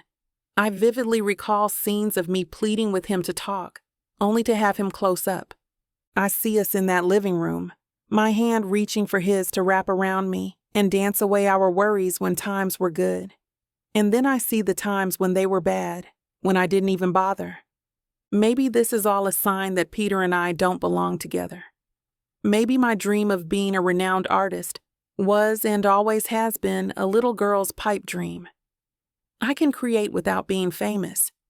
What if that's enough? I pick up the paintbrush again, but there's nothing on it. My hand continues miming the stroke without real action. It's like I'm present, but I'm floating above myself at the same time. I'm just up here, trying to figure it all out. I'm still stuck on the question. Why would someone do this to me? I've spent the last few days asking around, and no one has a clue. The police haven't turned anything up, although they say they're looking for leads. I suspect it's not a big enough crime for them to really investigate much. Everyone at the diner has been trying to help me get to the bottom of it. None of us can figure it out. I've tried to think of anyone who could have a grudge that intense, and I'm coming up empty-handed. My phone dings again and my paintbrush freezes. I peer over at my phone and see another text from Peter. Alex, are you okay? Oh, right, I forgot to text back. I nearly grab my phone, then remember the paint all over my fingers. I grab a towel and wipe my hands off vigorously. I pick up the phone and my fingers freeze. That's actually a good question. Am I okay? Not really. I feel a little crazy, to be honest. Oh, I'm fine. Thanks for checking. I'm sort of painting, but not really, I write. He responds. That's great that you're sort of painting. I'm so glad. If only he knew the subject was rage and the inspiration was him. And everyone else, to be fair. It's okay. I'm majorly blocked, I say. Blocked and sort of painting is way better than blocked and not painting. I break a smile. Very true. The texts go silent between us for a few minutes. I sigh, tossing my phone down. The sting is all too harsh after my trip down memory lane. I'm realizing all the fears I just went through ring true. As soon as things get tough, he disappears. My phone dings again. Get ready, Peter again. 4, a night out. We'll get you unblocked in no time. My entire body tenses. I'm not sure I want to see him right now, but my heart pounds harder as soon as I have that thought and convinces me I do. I look down at myself. My fingers are their usual stained colors, and my overalls didn't seem to do a very good job of protecting the shirt they half cover. I'm covered in splotches of paint from my violent strokes and dips. I'm a mess. I don't really feel like going out, I admit. At least I don't feel compelled to say yes out of fear of rejection. That's important. Okay, then we'll stay in. Tell me what to bring for dinner. That's sweet, Peter, but you don't have to. I'm overwhelmed with so many different emotions. Still, there's a tug inside of me telling me to let him just come over. I'm resisting it now, but I'll feel better if he does. Even if I don't want to admit that to myself. I know I don't have to. I want to. I want to be with you and bring a smile to that beautiful face. Warmth climbs through my core as I remember the here and now and not all the ghosts of my past. And I give in. Surprise me. I set the phone down and look at the canvas. I am shocked. I'm not exactly sure what it is, but something beautiful is there. I love the bright contrasts and mysterious shapes. Out of anger, sadness, and frustration, something amazing came together. This gives me hope. Chapter 11. Peter. 1 bottle each of Chardonnay and Cabernet Sauvignon, please, I say to the employee at the wine store. I grab a bottle of white and a bottle of red, not knowing which pairs better with Mexican food. Or maybe rosé instead. You might as well add a sparkling rosé with those, I add. I don't care about what kind of wine we drink. Honestly, I don't really care about wine at all. All I care about is Alex. The next-door neighbors are out on their porch swing as I approach the front door, and we give each other a wave. I knock, and within a few seconds, Alex is there in front of me. She looks like an angel in loungewear. The top is sliding off of one of her shoulders, and somehow she looks just as beautiful as she did in the nice dress she wore out to our date. Tonight's not the first time that I've been inside Alex's home, but this time I can feel the historic age of the house. I feel all the history we've shared here, a ghost that is somehow both comforting and overwhelming. I brought a little gift. It's in the car for later. Oh, yeah? 'Cause I can get it now if you want. Sure. I come back with a handful of canvases laden in my arms. Oh, more art supplies? That's so sweet. Although, since I'm blocked, it might be hard to fill them. Look on the other side, I suggest. They're hers. I bought out all of the ones that didn't sell from the show. At the time, I wasn't quite sure where I was going to put them all, but now it seems like divine intervention. By a stroke of luck, she'll have something to make the walls less bare here. I can help you hang them. Peter, you're just... She comes over to me and embraces me, and before I know it, she's pulled me into a passionate kiss. I'll take that as a compliment, I whisper, kissing the top of her head. You should. Thank you. She's laid out the takeout food onto her table, which is decorated with the utmost care. Lit candles surround the room as I pull out the various wines. Alex already has the 3 types of wine glasses out, one for red, one for white, one for sparkling. She thinks of everything. We eat family style with no affectations or airs, and we take generous portions of all of it, eating with plastic forks and knives. I shudder to think what my country club president mother would say if she were here, but I also couldn't give less of a damn. Once the 2 of us finish our dinner, we make our way into the living room and seat ourselves on the couch. The evening sun shines its setting colors through the large windows. Wine in our hands, we nestle together under the blanket. And here I thought that dinner was romantic, I say. You're not the only one who can put on the romance. I wrap my arm around her and pull her closer, then kiss the top of her head again. She gives me a peck on the lips. This is really nice, I say. I'm glad you came over. I'm glad you insisted. I knew if you really didn't want me to, you'd let me know. Yeah, and I do want you to be here. Uh-huh, but, she sighs. I'm really enjoying this, and I'm so happy to have you back in my life. Me too. I need to hold back and let her speak, but I think I'm trying to hang on to the good parts of what she's saying before she goes into the bad that I can sense is coming. I have a lot of insecurities. I always have.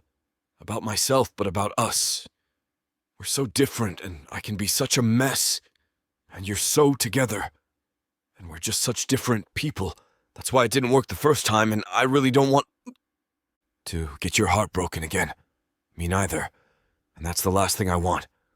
I can't guarantee that I've changed completely, because that's impossible. But I can tell you that every day I try to get better for you. I try to be the man I wasn't before. The man you deserve. But am I enough for you? Are you kidding? You're everything, Alex. You're everything I've wanted and everything I never knew I wanted.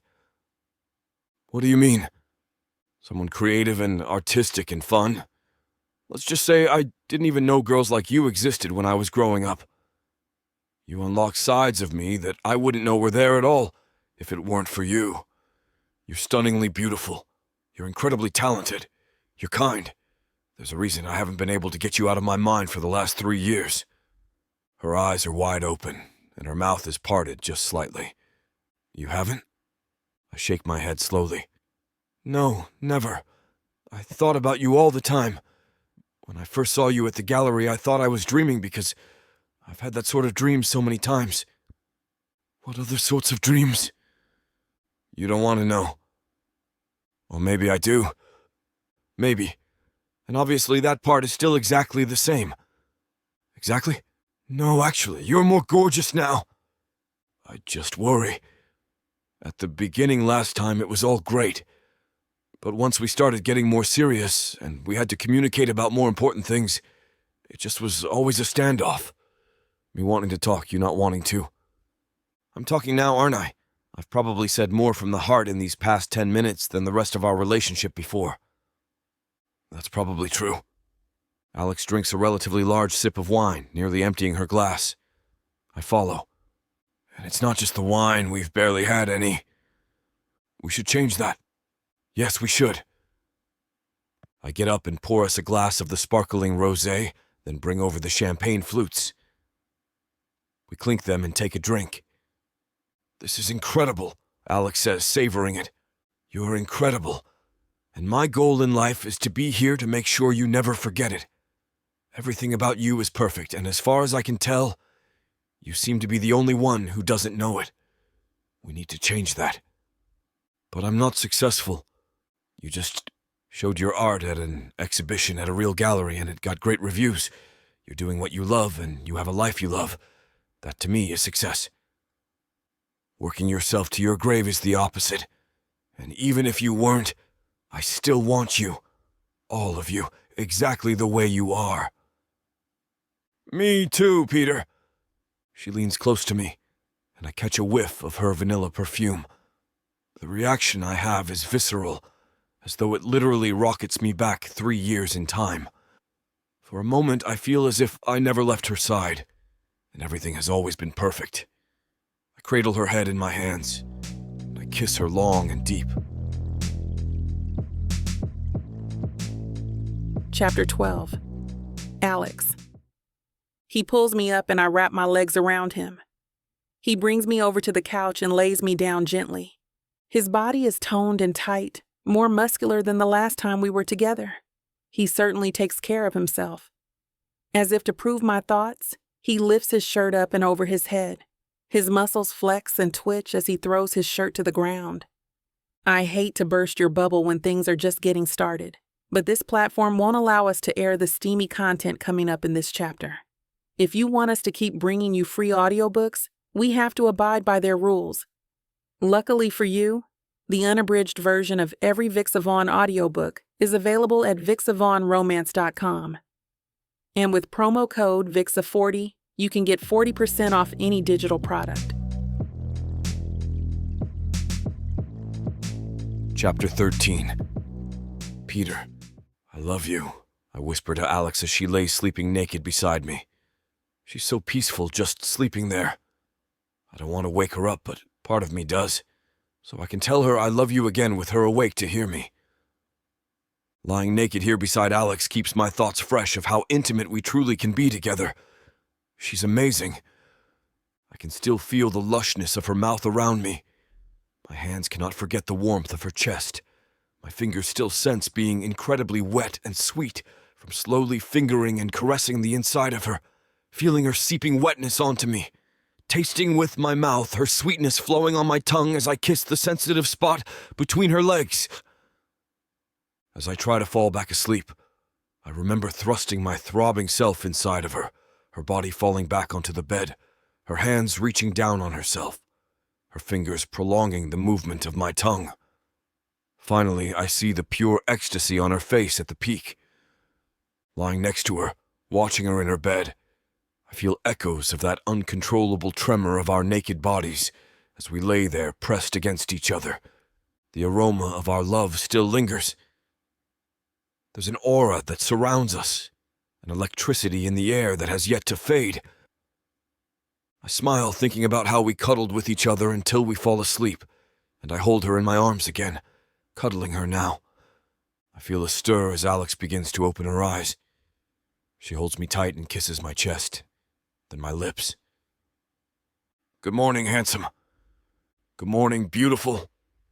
We lay here for a moment, enjoying our comfortable cuddling as the morning light begins to shine into the bedroom. I begin to play with her hair. Alex, yes? I want to tell you something I've been thinking about a while, and I didn't want to keep it inside any longer. I love you. I never stopped loving you. I want a future with you, and I want to help you make all your dreams come true. I'll do whatever it takes. That means a lot to me, Peter. Really, it does. I promise to support you, and to accept you, all parts of you. Alex sits up and gazes right into my eyes. All parts of me. All parts of you, I reply in seriousness. Your thoughts. I kiss her on the lips. Your hopes and dreams. I kiss her again on the lips. And that sexy body. I lean to kiss her, and she pushes me playfully back onto the bed. Alex then lies cuddled next to me as we laugh. Do you know what I say to all that? Alex says. I say that sounds really, really nice. I'm really happy you think so. I kiss her gently on the side of her head. I do love you, Alex.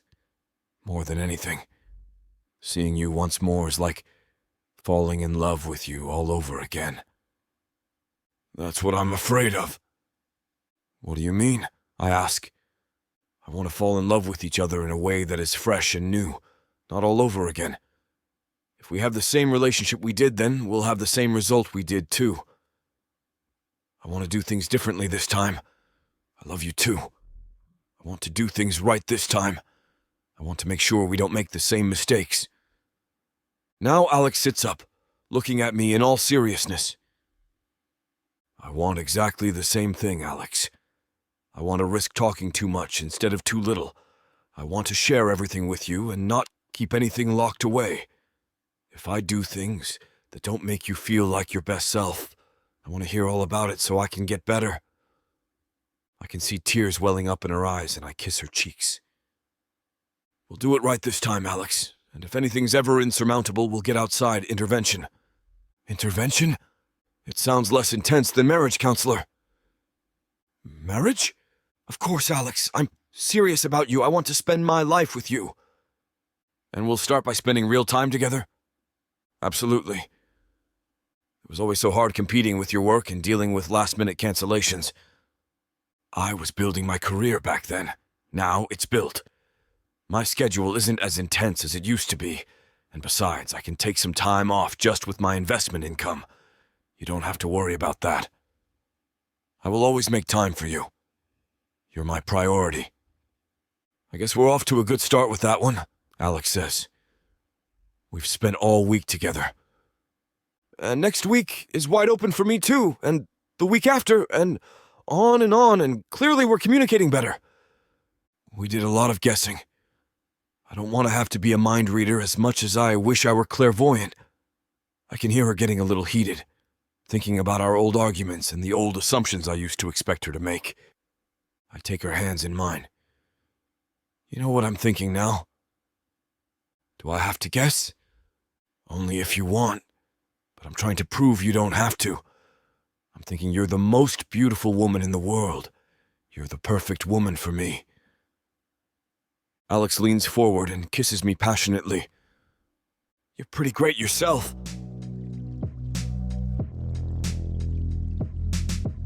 Chapter 14. Alex. The calls and text messages start during my evening shift. Usually my friends know not to disturb me when I'm working. At first, I'm annoyed. I don't have time for this, I say, feeling the phone vibrate yet again in my pocket and not wanting to check. Probably one of my friends got engaged or something and set up a group chat. I'm getting a deluge of responses as a result. On my break, I take a walk outside and finally let myself check. My jaw drops at first in shock, but then that shock gives way, and instead, I'm filled with rage. No, that jerk. I almost throw my phone into the street, but that jerk doesn't deserve it. He should be punished, not my phone. The first thing I saw was a message from Thomas, along with 3 missed calls. I'm sorry, I had no idea. It's a little vague and sinister at first, but the picture that comes with it offers some clarity and opens a lot more questions. It's a painting at auction, and the PowerPoint slide says Jason Miller. Except the painting is mine, not his, not my thieving ex-boyfriend. The other message is from Rosie, who was also selling pieces at the auction. I don't know how I'm going to finish my shift. Maybe I should claim I'm sick and call out, but I need the money, and especially if someone else is stealing my art. Who knows how viable my career will be in the future? Oh my God. What if someone thinks I've been stealing from him? I don't even have my paintings anymore to show as proof. Oh, thank God for Peter. He bought the ones from the show. That's my signature right there on the goddamn painting, you trash. The passersby probably think I'm crazy, but I don't care. I call Thomas and he picks up right away. Hey, Alex. Hi. What the hell? I know. I told the head of the auction house and disrupted the auction immediately. That can't be legal, can it? It's not.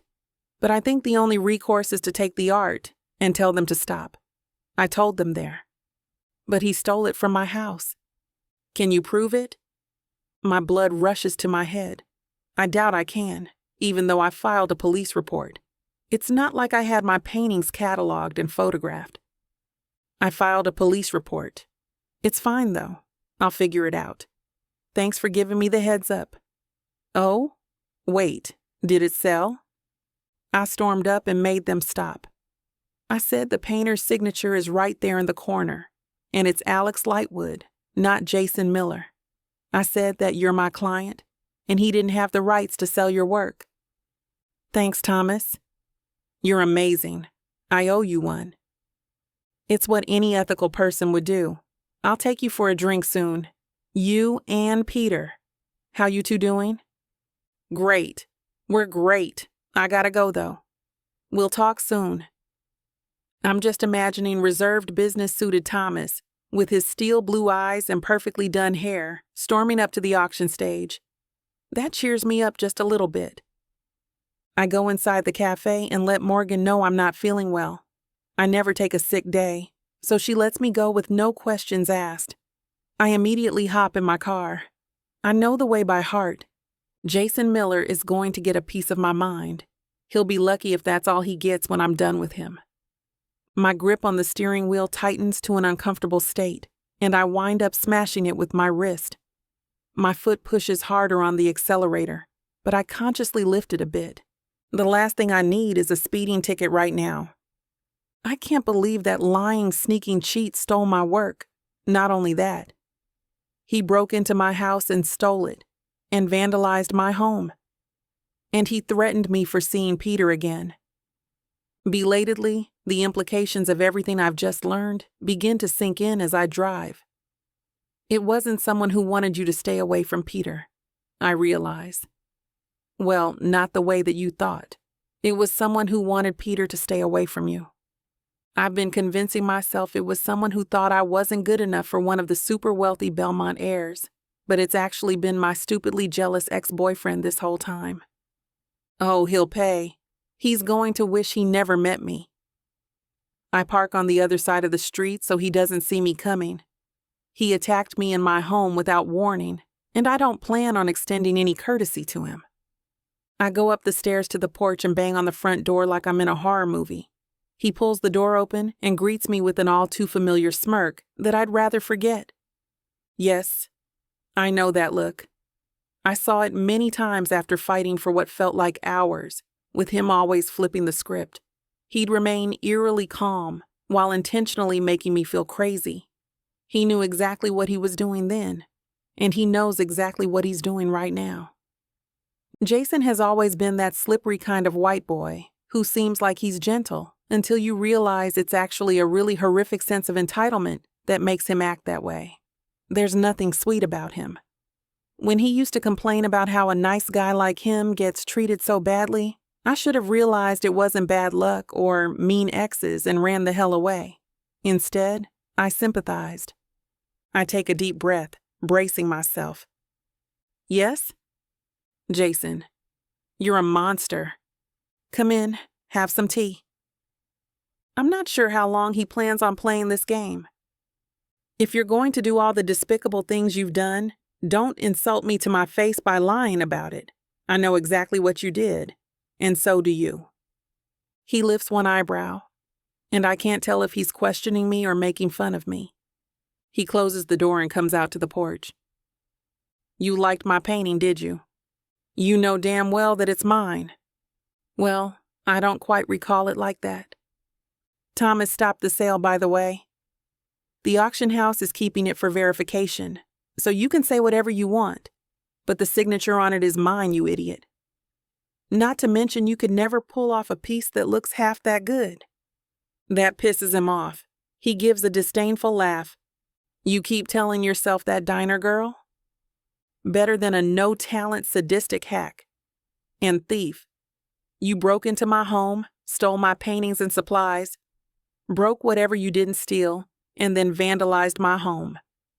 You're an absolute psycho.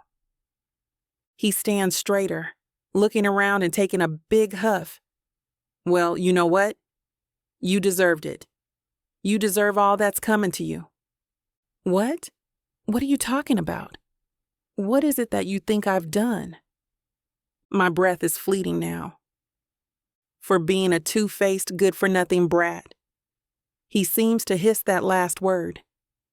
My jaw drops. I can't tell if I want to cry, laugh, yell, or knee him in the goddamn balls. Two-faced. You're the one who cheated. Oh, whatever, he begins to mumble. I caught you, Jason. Remember? Well, it doesn't matter. You made it seem like we had a chance to reconcile. But then I see you at the exhibit playing googly eyes with Peter Belmont. Next thing I know, you're a regular Susie homemaker with him at the coffee house. I suck my teeth in disgust. You've been following me? Jason, that's crazy and illegal. What is wrong with you? How many crimes are you going to commit? I don't know why I think that's any crazier than him breaking into my home and selling my items as his. Jason, I want nothing to do with you. You're toxic and clearly dangerous. Leave me alone and stay away. You're no good without me. You know you want me. I don't know why you're wasting your time with that stuck-up prick. Peter treats me much better than you ever have, even after we broke up. I send a scowl his way. I've calmed my voice and my demeanor, hoping we're getting somewhere. But boy, am I wrong.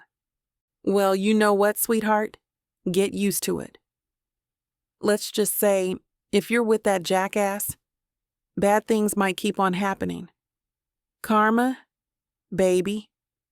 Jason, please, this has to stop. This is so unhealthy. What's unhealthy is what you're doing to yourself. His finger is pointed uncomfortably close to me. Jason, just stay away. Move on. We weren't good together even when we liked each other, and now we'd be even worse.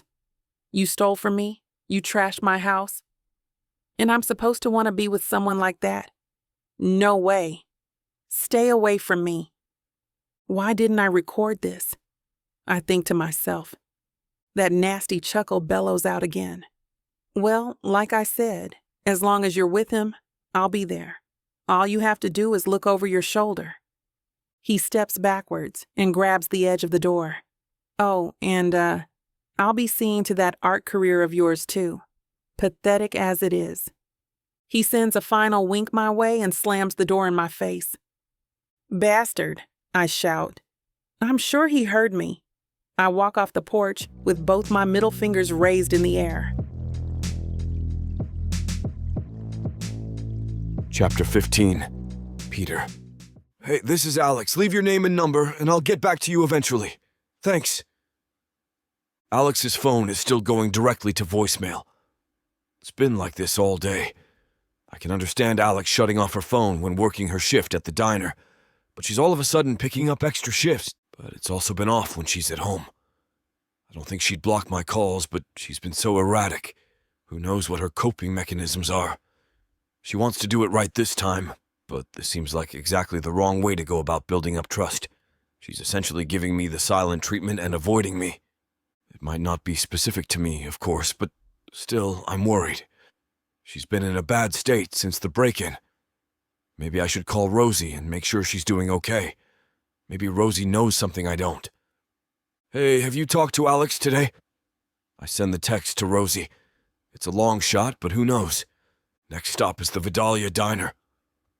I'm not stalking her, I tell myself. I believe myself I do, but thinking it to myself makes me seem like I don't. She's my girlfriend, I think she is at least. She's the woman I love, that I know for sure. Only 2 cars are parked out front. I hear the little bell jingle above the door when I walk inside, but otherwise the place is practically empty and perfectly quiet. I seat myself in the usual place as last time, keeping an eye out for Alex. Even if she's not here, I can get something delicious. I then see her come out of the kitchen with a tray over her shoulder. Eventually, Alex sets her eyes on me. She nods her head, but then walks straight by with markedly less enthusiasm than she'd show a stranger. Something is definitely wrong. I opt for the nuclear option of appealing to her pride in her work. I wave over to her like I'm an ordinary patron. As I expect, she barely looks my way, but she's not my target. My eyes are on the patrons at the 2 tables she's tending to. I nod to one of them, and he gets her attention, then nods in my direction, telling her that I need her help. If she doesn't come over to me, she looks like a bad waitress. It's a bad move, but desperate times. Thanks to my ruse and the friendly customer's unwitting participation, Alex begins to make her way to me. Right before she reaches my table, without making any eye contact at all, she grabs a menu off of the wall, drops it onto the table, and continues walking without stopping. "Excuse me, miss." She rolls her eyes at me. "Look, I'm working, Peter. Please don't interrupt me." "Wait, I don't know what's going on." "It's nothing," she says, walking away. Clearly. Maybe it's a performance art piece wherein she's demonstrating what it was like to date me when I'd refused to share. If so, touché. The piece is successful. By now, I'm amused. There were a lot of times when we dated before where I knew I was in the wrong. Usually, I'd eventually apologize, but I wouldn't want to talk much. Now, though, I know I haven't done anything. Whatever's bothering her is all her. She's in the opposite corner, serving at one of the occupied tables. Deciding to choose this battle, after all, I narrow my stride and walk right toward Alex. As she's about to walk away from the table, I arrive right behind her, stopping her from heading back into the kitchen. "Excuse me," Alex says. "You're excused," I say. And that amuses her for long enough to keep her there for a moment.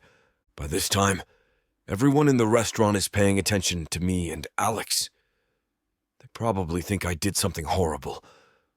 Let them. I know something's up. There's a wall up, and I don't know why. I hope it's not anything about us. Because I don't care who knows it, Alex Lightwood, but I'm madly, crazily, obscenely in love with you. You're the best thing that's ever happened to me. I can start singing terrible love songs for you if that's what it takes to prove it. Alex seems stunned, but she's finally smiling. She's beaming ear to ear. She gives me a kiss, and the entire diner erupts in applause. Several are recording the event on their phones, making videos that are likely about to become social media fodder. The old Peter would have been embarrassed, but the new Peter is just happy I've gotten her to acknowledge me again. She was probably not expecting me to actually declare my love for her in front of both her and strangers. In truth, I wasn't expecting that either. She just brings it out of me. "You're very sweet," she says. I needed that. "Oh, good. I was afraid you were going to smack me and call the cops." "For being dangerously charming? It's an arrestable offense." Alex sighs and takes off her apron. "Look, I'm sorry, Peter. I haven't been myself lately, and I guess I thought that maybe no one would notice. I'm probably not the best at hiding my emotions. I could teach you a thing or two about that if you want lessons. You could learn from the expert." She smiles and rolls her eyes. "And it's not anything because of you. It's about my idiot ex, Jason. The other one who was at the exhibition, remember? It turns out that he's the one who broke in and did all the damage in my house. He also passed off my work as his at an auction. I know that it doesn't have to do with you. That's awful. My God, I understand how that would affect your mood. Don't even... Well, the thing is, that's bad enough, but... What is it? You can tell me anything." She sighs. "I didn't tell you this when the break-in happened, but the burglar left a note. It said, 'Stay away from Peter. You've been warned,' or something like that, and I didn't want you to get hurt. I want to destroy something like this guy's face. I need to compose myself for a minute to even be able to speak. This little jerk, don't worry about him. No one's going to come between me and you. And this guy is going to be sorry he ever messed with you. I'll never let anything happen to you, and I can protect myself. We will get through this. It takes a lot more than this to harm us. Alex puts her head in my chest, and I hold her. Thank you, Peter, thank you. I really wish that you came to me about this sooner, I tell Alex. Don't be afraid of anything, I'm here. I look up, and the diners are still recording. Some have tears in their eyes. An old couple is kissing like they're teenagers on a date to the soda shop. I hope that'll be me and Alex in 40 years. Chapter 16. Alex, Leah catches my eye on my way out of the diner. She waves me over with sweet, childish enthusiasm. My lips feign a smile that I don't feel. My legs carry me to their booth, and I slide in across from her and her mom, Sylvie. Have you started painting again? She asks. My eyes drop for a second, and I'm momentarily speechless. Not yet, but soon. I can feel it. I don't want to tell her about my recent failed attempts. It's hard, as an artist, to admit you can no longer do the one thing you're supposed to be making your career out of. Don't worry, Alex. You'll get your spark back before you know it. That's such a nice thing to say, honey, Sylvie says. She also throws me a sympathetic look. I appreciate the support and show it with a squeeze of her hand. Thanks, guys. I should be going now. It's been a long day. You can come play with my dolls sometime? Maybe that will give you some ideas, Leah shouts at my retreating back. I throw her a little wave and leave. Back at home, I struggle with the stiff new door lock. Finally, it budges.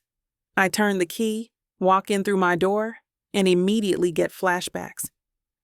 My house is orderly, but my active imagination sees otherwise. It shows me paint splattered everywhere, canvases destroyed, everything ransacked. I shake my head to dislodge the horrid image. I shudder and walk to the kitchen to make myself a cup of tea. The mug burns my knuckles when I carry it into the sunroom. Ouch, I say, and plop it on a small table sans coaster.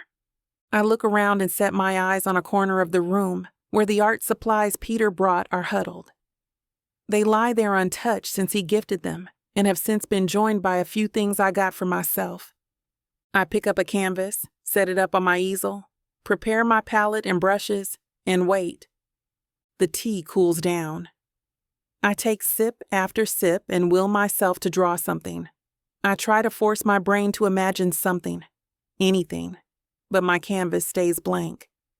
I stand up and move around the room. My head cocks from left to right, but the canvas stays blank. The same imagination that won't let me forget the day my life's work was ruined refuses to allow me to create more.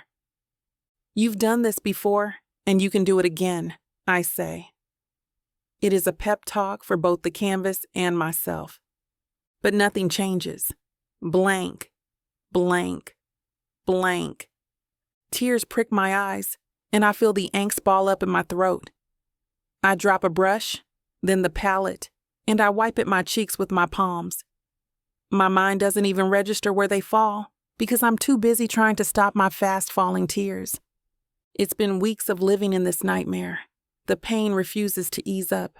All the work I put in to get this far, and Jason ruined it all in the blink of an eye. How can one person be so selfish? How could he dare to come into my home and desecrate everything I hold so dear? The sobs shake my body as I hold my face in my hands. I feel so deflated. I wish I could be stronger. After a good cry, I make my way to the bathroom and take a long shower.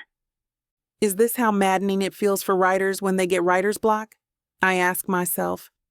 God, this sucks. A while later, I dress up and clear the sunroom. The dropped palette made a small mess that I don't bother to mop up. Secretly, I hope this new paint splatter on the floor will ignite something in me. I'll stare at you until you do, I tell the poor ground. It doesn't answer, of course, and I sigh loudly. I'm losing my marbles. Maybe I should take an art class. Being in a controlled environment could work wonders. Or should I change my medium? That might be what I need. I fix myself something to eat and sit down on my sofa with a sketch pad and a pencil. When my plate is empty, I glance at the furniture in the room. I pull my knees up and lean my sketchbook on my thighs. Nothing in the living room appeals to me, so I randomly decide on a lamp in the corner. I chew on my pencil, then begrudgingly draw a line, then another, to form the base of the lamp. My hand lifts the pencil to my mouth, and I suck on it again. Art shouldn't feel like this. I should be inspired and motivated, not forcing myself to draw a lamp. I sigh again. The sound echoes through me with a sense of hopelessness. I leave my plate, pencil, and sketchbook on the sofa and head to bed. Tomorrow will be better, I tell myself before I drift off to sleep. Except it isn't. I go through the same motions as soon as I step into my house after work. Flashbacks. Angst, failure to paint, staring at the splatter from the night before does nothing to get me out of my rut. I'm unable to conjure up any ideas. I've always felt art beat within my heart and flow in my blood, but now that passion has waned. A strong fear that I will never get it back grips my heart and makes me break out in a cold sweat. "You creative types are too finicky," says Tish the next day when I share my problems with her. The breakfast crowd has thinned, and save for a few stragglers, the diner is pretty much ours. The speakers spew 70s funk hits loud enough that we have to raise our voices. I place a second shake in front of her. "This one's on me," I say. "You're far too kind, but you know I'll never finish all this." She looks up at me with a naughty grin and then digs in. I chuckle and wipe her table. "Sure you won't."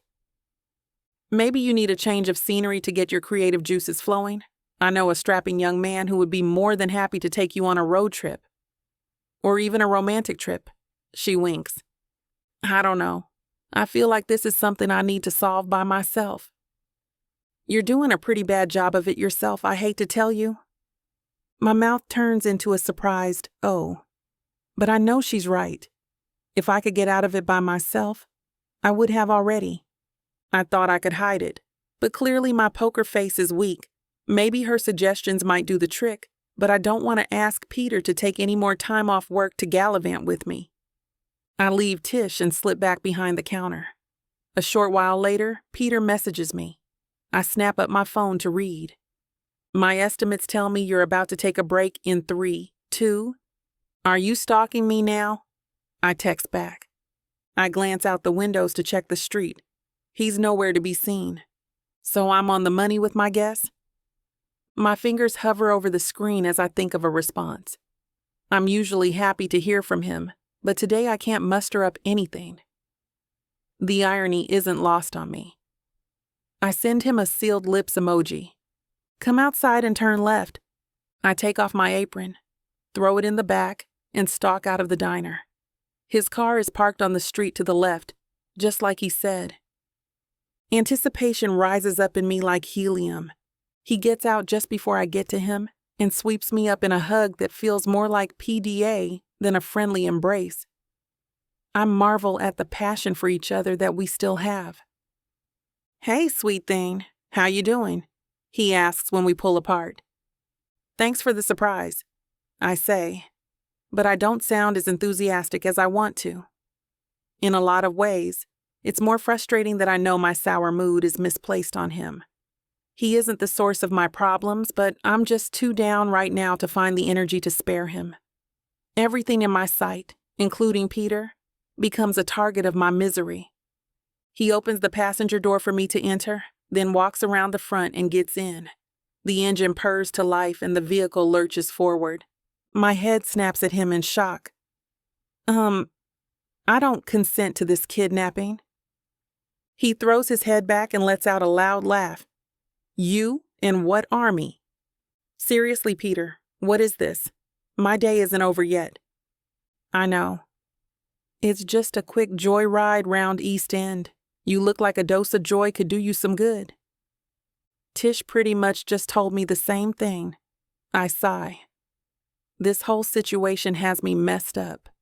Who am I if I can't paint? Peter raises an arm and shushes me. There's just one rule if you want to get back in one piece. He follows this up with a precarious swerve around a corner. Have you lost your mind? I ask. But the fright melts into a smile when I realize we aren't in any danger. He hits the brakes suddenly, and we come to a noisy halt. Are you calling me names? He raises an eyebrow but keeps his eyes on the road. This time I burst out laughing. You are definitely a nutcase. He flashes his winning smile at me and starts the car again. The bullying is worth it if it lifts your spirits. Your face even looks better. I fake a gasp. Look who's name-calling now. I feel his hand squeeze my thigh. My eyes meet his. Take this time out as a sabbatical. It might do you good to not be creative for a bit. That's my hot take. My hand finds his and I clutch it. Is that the rule to get back safely? Number. The rule is no sad topics, but I don't think we have that problem anymore. Plus, we're here. His eyes shift to the front and he stops the car in front of the diner. Yeah, I don't either. I step out of the car and give him a long kiss goodbye, then punctuate it with a peck.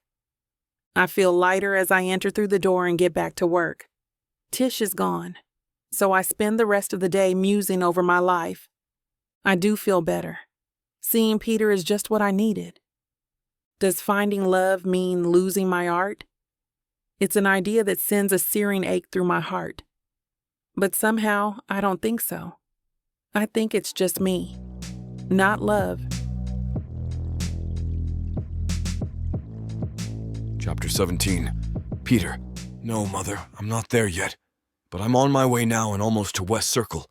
It looks like you and Dad will get to the house first. All right, see you soon. Bye. After ending the call with my mother, I continue on my way to their house for lunch. I'm looking forward to telling them more about Alex. It's been 2 months since she came back into my life, and I think we're in a steady enough place for them to know about it. It's been about a month since we've become a real couple again, and maybe 2 weeks since the romantic stunt at the diner. I don't think my parents know that I'm seeing someone, let alone seeing Alex again. Everything about it feels right, and I'm ready to make it official. Even already, it hasn't been without its obstacles. The break-in, the Jason nonsense. But I'm here to protect her, and most importantly, she genuinely knows that. Mother's calling me back. I'm guessing she and Dad are back from tennis lessons. It seems a little overbearing to call me a second time, but I know it's out of love. Well, hello again. Wait, slow down. Are you serious? I'll be right there. It'll be okay. I pull into the driveway and find my parents outside. They're staring at the exterior wall in shock. It's a vile collection of vulgarity, spewed across our entire outer perimeter. Damn you scum. Dirty jerks. Suck my stick. There's artwork too. A wiener and balls, a classic, and super classy. Christ, I can't believe my mom has to see this. If I thought it would make Alex laugh, I'd tell her to look at it for inspiration. But I have a bad hunch about this vandal's identity. Normally, I think gate codes are ostentatious, but for the first time I'm grateful my parents have one. I don't know what I would have done if this person had made it to the house itself. My mother is outside of the gate crying, and my father is comforting her. It's okay, Mom. We'll find who did this. I pull her into a hug and kiss her on the cheek. Thank you, baby, she says. Disgusting what they did, isn't it? My dad says, and I nod solemnly. We take pictures, then open the gate and pull into the house. I call the police and wait for them to arrive. In the meantime, I sit down at the computer in the study and begin to search through the security footage. It doesn't take me long to go back and find the culprit. My suspicions are correct. On the grainy CCTV footage, the face is unmistakable, even though I only met him once. It's Alex's ex-boyfriend, Jason. We file a police report, but they have to get a warrant first, and that takes time, especially since it's a Saturday. And that gives me time to go over there. He's a wannabe artist, apparently, so I know the perfect person to call. Hey, Thomas? What's up, bud? How's life? Better now that I'm talking to you. Hey, what do you know about this Jason Miller jerk? Oh, he is bad news. Bad news. I'm becoming more aware every day. Do you happen to have his contact info? Address, number, social security, blood type? Just as long as you promise not to do anything bad with it, he says in a tone that tells me he's covering his bases. He could care less what I do with the information as long as he has plausible deniability. Never. I'll be a perfect angel. All right then. Perfect. I make the drive in record time. I knock on the door like a neighbor asking for a cup of sugar. I don't want him to think I'm the cops and flee. I want him to hear exactly what I have to say. Oh, hi there. Country club too crowded today for your liking? I wanted to go to the zoo and see some animals. So I came here. You really did a number on my parents' house, you jerk. I have no idea what you're talking about, he says with a smug grin. We have cameras, you idiot. I pull up the video on my phone, and he looks horrified. Not so cute now, huh? Do you have that only copy of that? Does it matter? Leave Alex alone. She's out of your life. Period. She's not coming back. Destroying her life won't make yours any better. And if you keep at it, you'll definitely see it getting worse. Oh, it's worse already, with you right here on my porch. Good. I'm glad, because if you keep bothering her, you're not going to see her. You're going to see me. That's enough incentive to keep away. How long have you been gone? 3 years? Before you came back, we'd been broken up for just a few months. I was fresh in her mind. She's still probably thinking about me when you finish that sentence and say goodbye to having enough teeth to say it, but you're not worth the pain your ugly mug would do to my fist. And I don't want to hurt the police's case for prosecuting you. On what grounds? Theft? Vandalism? Breaking and entering? Fraud? Take your pick. You wouldn't. I already have. Good luck, Jason. Keep out of my girl's life, my family's life, and mine. You don't care about Alex. She's worth nothing to you. You broke up once. It'll happen again. You watch. You're completely wrong about that. But I also have no interest in anything you have to say. Just, look, Jason. You're done. Get over it. I love her. She loves me, and I'll protect her. You obviously have no clue what love is, or you wouldn't be tormenting her like this. You're sadistic. She always has something going on in the back of her mind that makes you question what's going on with her. Am I right? That's why you came here. You're afraid I'm going to steal her. He's trying to play mind games. I'm not going to take the bait. Seriously, stay away from Alex and her artwork. Are you that petty? Are you that jealous that you have to intimidate your ex-girlfriend just to get some weird thrill in your life? I turn around and head back to my car. Nice of you to drop by, Peter, Jason yells before I drive away. Give Alex my regards. Let her know that I'll see her real soon. Chapter 18. Alex. I've stared long and hard for inspiration. This sunroom has always been the perfect setting. The wall of windows provides perfect views of the landscape. But right now, it may as well be wallpaper. It's a quiet afternoon, just me and Peter resting and lying around. So I decide to try to use the supplies he gave me. It reminds me of old times together, when he'd love watching me paint in silence in the sunroom. He'd never make a peep unless I talked first, not wanting to risk disrupting my flow. It's always been the little things with him, the little signs of respect he gives me that I cherish. But right now, there's no flow to speak of. What should I paint, do you think?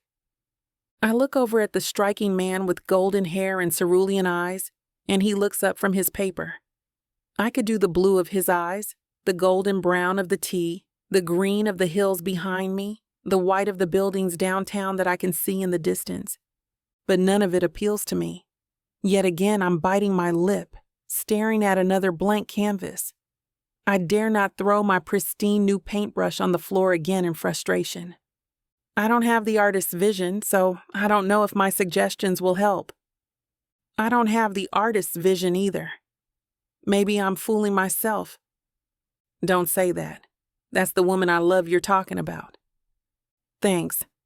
He comes next to me and wraps his arms around me, and it feels better for the moment. But it doesn't solve my mental block. Would some coffee help? Sure. I feel guilty for not using Peter's sweet gift. He deserves at least that. Maybe he deserves a lot more than me. Jason knew exactly what he was doing when he sabotaged my paintings and used my supplies to wreck my apartment. He didn't ransack my physical space. He ransacked the creative place I could always go for safety. I don't want to let him win, but I don't know how to get over something I can't even see or touch. Maybe I need therapy. I could try art therapy and kill 2 birds with 1 stone even. The sabotage replays in my mind for the 100th time, and it still stings just as much. The scene in my home when I walked in and saw all my items gone goes in slow motion. Then there was the auction, and realizing for the 2nd time the depth of his betrayal. I gaze around the rolling hills, then again at my blank canvas and dry paintbrush. I don't even know what I'm doing anymore. I've thought about trying to recreate the pieces Jason destroyed, but I don't want to go back to that place. Every time I try, though, I blank. That, or it ends up looking like a 2-year-old's coloring book. I loved those pieces he took, and I miss them. I want to go somewhere new, and new is scary. Peter comes back with the steaming hot cup of coffee, and the pain of the scalding hot liquid feels good on my tongue. They were more than just paintings that Jason ruined. I know, they were you. What he did was a violation. I can see him getting heated just hearing the name. I don't know who I am without them. And the fact that I can't even recreate them or something better makes me feel like I don't even deserve to think of myself as an artist. I'm a wannabe, a fake. I lucked out with a few good pieces, but I can't do it again. I know who you are without them. You're the most amazing woman I've ever known. You have the heart of an artist and the heart of a fighter, all in one. You don't need to put it on a canvas for me to see it, but I know you're capable of it. I believe in you. You do? Of course. And even if you never painted again, I'd still believe in you. No matter what you put your mind to, you make it your own. Let's face it, though, I'm a mess. I feel tears begin to well up in my eyes. He stands back up from the couch and puts his hand on my shoulder, then looks at me. Shh, come, sit with me. I try to hold my breath, hoping my chin won't quiver. Now that I've heard his voice, my body just wants to let go. I start crying into his shoulder, shaking, and I let go completely. I can't even hold it in with you. You shouldn't have to. That's why I'm here. Alex, you went through a traumatic experience. If you weren't feeling this way, it would probably be more alarming. He kisses my forehead and rubs my hand. I just feel like such a failure. The words spill out with abandon. You can never be a failure. You're beautiful for who you are, not what you do. You're exceptional no matter what. You put so much pressure on yourself, but you're wonderful as you are. You need to be easier on yourself. That just means I'm okay with failure. I pout, wanting to stay for a while in the land of self-pity. Once I become confident, it means I have to do something instead of wallowing here.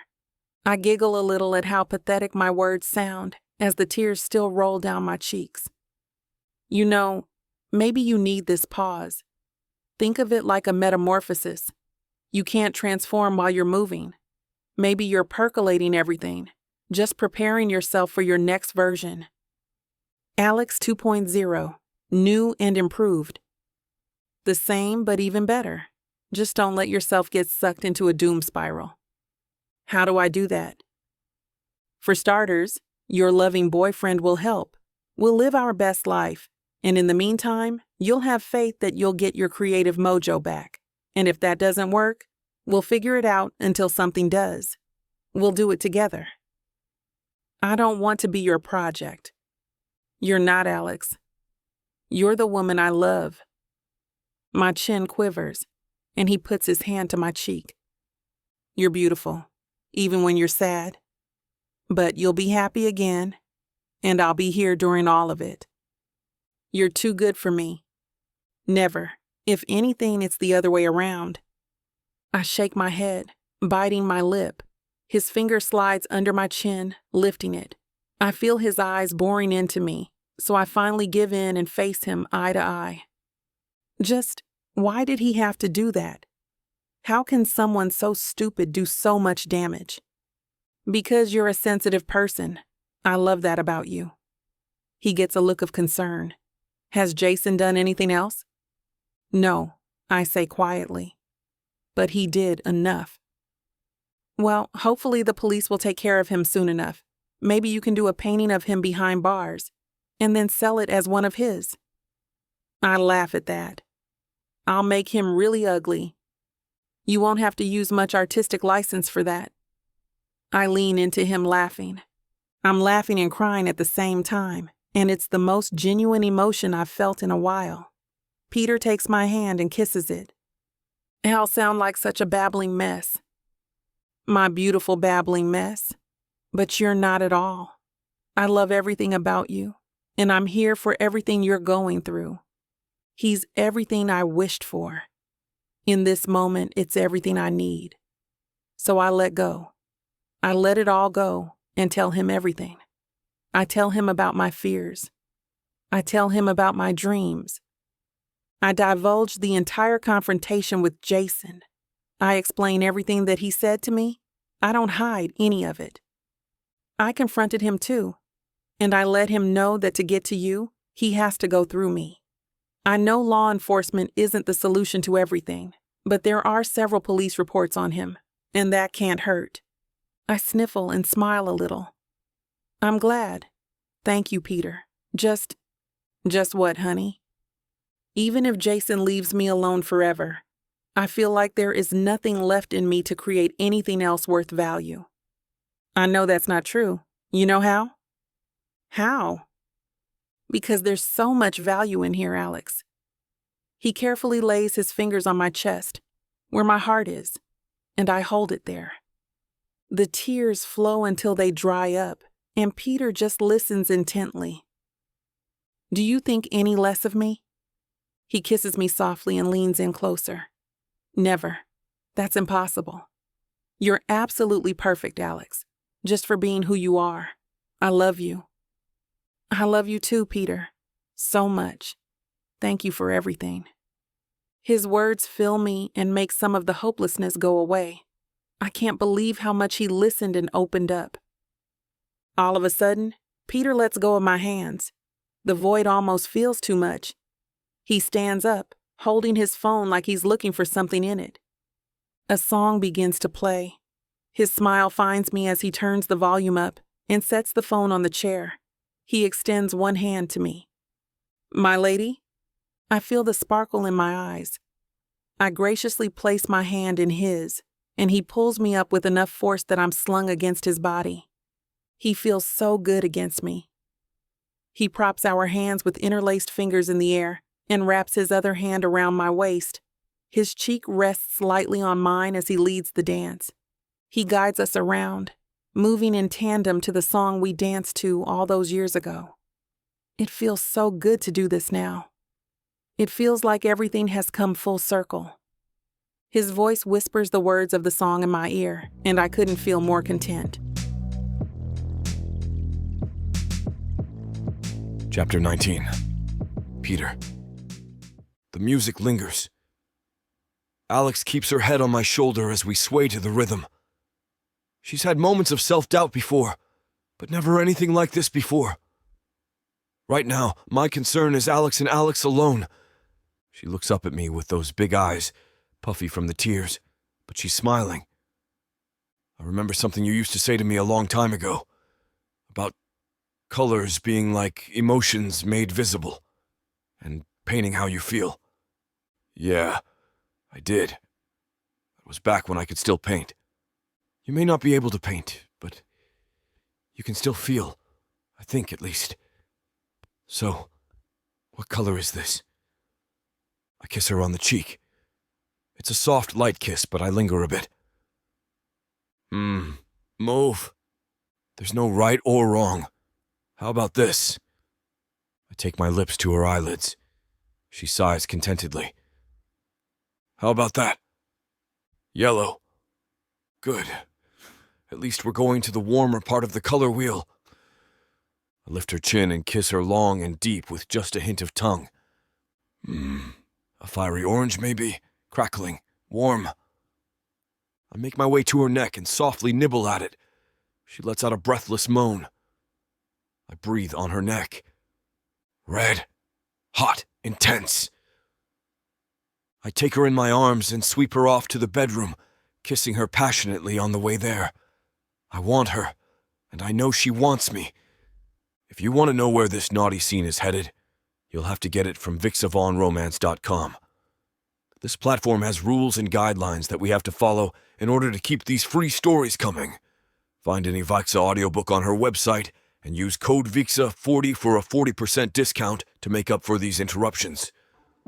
Let's return to the story. Chapter 20. Alex. Where are we going? I ask. All I know is that we're leaving my neighborhood in his BMW. I can see he's excited, though he's doing his best to conceal it. Nowhere special. Peter shrugs. Just my neighborhood, really, but it's a secret spot not everyone knows about. So, an exclusive area inside the most exclusive area around? Are you asking if it's the Holy of Holies? No, but I think you'll like it. Just like you thought I'd like escargot. We all know how that turned out, Peter. He smirks at me. This is sort of the opposite of snails. Okay, I'm officially stumped. Good. That means you can relax and let yourself enjoy a surprise. The houses get bigger as we go up into the hills, and finally there are more trees than buildings. We pass rolling green fields and stately homes with vast meandering driveways. The lattices and scaffolds of orchards and vineyards rise up in the distance behind the enormous estates. We go past a large field where a mare and her baby peacefully graze. They're beautiful. Peter looks at me, his eyes tender, but he says nothing. He just grins. We turn in at a gate near the horses and keep driving down a long driveway through the pasture. No way, I say, my excitement growing. Are we seeing horses? We are. And I even brought allergy medication just in case. Non-drowsy too, just in case all the hay or the horses make you sneeze like last time. We're not just looking? Nope. We'll be up close and personal. Oh, I say, trying not to sound nervous. As absurd as it is, I don't want to be thrown off. I love watching horses move.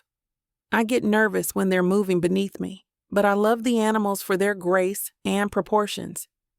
Years ago, when Peter and I were together the first time, I did an entire series of sketches at a racetrack, enthralled with the speed and grace of the animals. Peter had gambled and hollered and tore up tickets, while I happily filled a notebook with their musculature and movement. We pull past a large mansion to an even larger stable area in the back, where we park. The buildings are in the shape of a horseshoe. In the middle, a trim, beautiful young woman saddles 3 horses. She waves at Peter as we park. I promise you'll be safe, Peter says as we walk. These horses are gentle and some of the best trained in the country. They also do equine therapy here, so they're used to skittish customers. I thought that horses were the skittish ones. Not compared to some of the riders, a woman in full riding clothes tells me. I'm Jana. These are my horses, and I'll take good care of y'all today. Nice to meet you, Jana. I'm Dash. Alex. Yes, Peter told me. She reaches out her hand and shakes mine and Peter's. How are you, Jana? They break into a hug after the handshake. I can see the Burberry trim on her rubber boots and her perfectly cut blazer. I'm wonderful. I'm excited to take you out today. I've heard so much about you, Alex. I even saw your work in the gallery in town. It's wonderful. Thank you. I try not to sound as shy as I feel. Did Peter tell you I know nothing about horses? He did, We'll have you on Matilda, who is our sweetest mare. She's mainly used for equine therapy, but she loves to have a good trail ride, too. Matilda is a glossy black color, but her eyes are a deep, kind brown. I put a hand out, and to my delight, she rubs it with her soft nose. Aren't you the sweetest? I say. And look at the color in your coat. I run a hand over her shoulder. She isn't just black. There's an entire spectrum of deep color reflecting off of her. My fingers itch for my paints, and my heart leaps. Maybe this is just what I need. I look up and see Peter and Jana grinning at me. Let's get you going. Before I know it, I'm sitting on Matilda, and we're moving. I feel ridiculously high up off the ground, but with Jana in front of me and Peter behind, and Matilda rocking solidly under me, I'm actually enjoying myself. We go up a trail into the hills and are quickly surrounded by lush trees. I can hear water and birds close by. This is beautiful, I say. Is this still your property? Jana looks back at me and raises an eyebrow. Not all of it. I believe we've just crossed into someone else's land. She coughs and looks emphatically over at Peter, who shrugs his shoulders casually. Fortunately, the neighbors love horses, he says. You have enough land, Peter. You might as well share it, Jana says. A half hour later, we come to the top of a hill where an open, grassy area looks out over the surrounding valley. The estates and trees stretch out below. Even the buildings of East End Belmont are visible in the distance. It's gorgeous, I say. Peter hops down from his horse and strides toward a blanket and basket on the ground. He opens the lid and looks in approvingly. You did good with the champagne, he says to Jana. Now go slow stepping down, she says. What? This is for us? Surprise, Peter says, smiling and reaching up his arms to help me down. I'll see you two in about an hour. Just enjoy the landscape in the afternoon, Jana says, giving me a wink and leading Matilda off into the trees. Peter wraps his horse's reins around a nearby ring in a tree and gestures for me to sit. This is amazing, I say, and look out over the landscape. Thank you. There's a popping noise, and I look up. Dom Perignon? I read the label. You know I probably can't tell the difference. He hands me a glass. We can remedy that. I shake my head and sip. And yet it is somehow different. It's less rough and more effervescent. But I'm not about to tell Peter that. He sits next to me and looks out over the view. He seems content, and his eyes grow warm as they settle on a place down to the left. See that? He points. That's where my grandmother was born. She still lives there, actually, when she's not jet-setting off someplace with her latest boyfriend. You're kidding. I wish I weren't. It's awkward for Christmases when we can't remember which boyfriend is which. He turns to me and smiles. I look into his eyes and smile back, genuinely happy. This is wonderful, Peter. Thank you so much. He smiles like a pleased little boy. We eat the most delicious sandwiches I've ever had in my life, with fresh mozzarella, tomatoes, and basil, all locally grown and made with bread, baked by artisans nearby. It's perfect. Each one of my senses is alive. After lunch, Jana brings Matilda back so that Peter and I can continue our exploration. Peter and I ride through the trails, seeing the gorgeous natural features of Westcrest. There are lakes, canyons, mountains, and small streams, along with pasture land filled with all kinds of animals grazing. I feel safe with him leading the way. Riding with him, I feel no anxiety about horses whatsoever. I feel no anxiety about anything else for that matter. By the time we're back at Jana's stables, I feel renewed. On the ride home, I'm replaying visions of everything we saw during the day. The smell of the barn, the texture of the saddles and the horse's coat, the vistas of the rolling hills, the intense flavors of the food and champagne. I kiss Peter once we're back at my home. But my very next step is to take out my art supplies. I can still smell Matilda, though my nose is starting to tickle as the medication is wearing off. I can still feel the peaceful motion of her gait, but there are so many things I want to capture. I hear Peter sigh as he flops down into a ragged armchair across the room. I kiss him on the forehead, and he settles in with a book, just like he used to when I would be struck by creative inspiration. He was always very good at giving me space to work, understanding that it was something I couldn't necessarily plan for in advance. I quickly fill my palette, get a large canvas up on the easel, and begin to make energetic, long strokes. Peter remains quietly seated, satisfied at home. I don't know if he's watching me or not, but just knowing he's there gives me comfort. I can still see him in my mind's eye, picturing how he looked as we made our way back to the stables. I dismounted first, but he stayed on. He took off full speed, flying like the wind with his horse as the two of them looped around the barn, whooping as he went. Jana and I laughed watching him go, and the sight of it pulled at my heart. The beauty of the running horse and the obvious joy in both the animal and rider filled me with a torrent of emotion. I knew what I wanted to paint and exactly how I wanted it done. After an hour of painting, I hear Peter stand. I look back at him as he walks toward me. Does the artist have time for a question?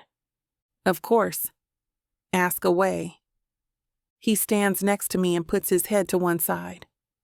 It seems all about the motion right here, right? It's you earlier today. He marvels at the canvas, then smiles. He turns to me and I see emotion fill his eyes, but then he coughs a little and puts his arms around me. So, my plan worked? Depends on what your plan was. Riding me off into the sunset and getting me head over heels? Absolutely. You mean you weren't before? He asks, pretending to be shocked. I swat at him gently and laugh into his chest. Helping you find your inspiration. That plan, he says. Yeah, I say, putting my arms around him, feeling his strong, solid reassurance around me. Yeah, I think it worked. So if the painting is terrible, that's on you. We both laugh. I look up at him and he smiles. He leans down to kiss me. His warm, soft lips make me first warm, then limp in his arms as they tighten around me. I cling to him, content, happy, and safe. I pick up my paintbrush and dab a spot of green on his cheek. He hugs me so close that he gets the streak onto my face too, and laughs. He loosens his hold and raises his lips to my ear. Back to work, I guess, huh? I have to work while my muse is here. I point at him with the paintbrush, and he sits back down, touching the spot of paint on his cheek. Chapter 21. Peter. I peer over my shoulder one last time before closing her house door behind me. I'm in awe of everything about her. I'm completely in love. Yesterday was the perfect day and the perfect evening, and today it was the perfect morning. I love Alex no matter what mood she's in, but when she's inspired, it's contagious. I make the trip home as the dutiful son since it's Sunday, but I don't stay for too long. I stay just long enough to make sure my folks are doing okay, and that no more acts of vandalism have occurred. The property looks as good as new after the contractors cleaned it up. I made sure to compensate them double to take on the rush job. You look happy? Things are going well with Alex? My mom asks. I close my eyes, remembering, and smile. Is it that obvious? Yes, it's wonderful to see, my mother says, as happy as if it were her own romance. I feel the same way, and hopefully we'll all get together soon. My mother nods knowingly. Without even saying anything, she can tell that I have marriage on my mind. I want her to be an official part of my family. I leave Mom's feeling even more in love than I did this morning, if that is even possible. Time has gone fast, and I'm already craving the scent of her. I race back to town and decide to stop at the East End grocery store for some ingredients for a homemade Italian dinner. I spot the little store that sells artisan craftware, including jewelry and pottery. I bought her an opal necklace there years ago.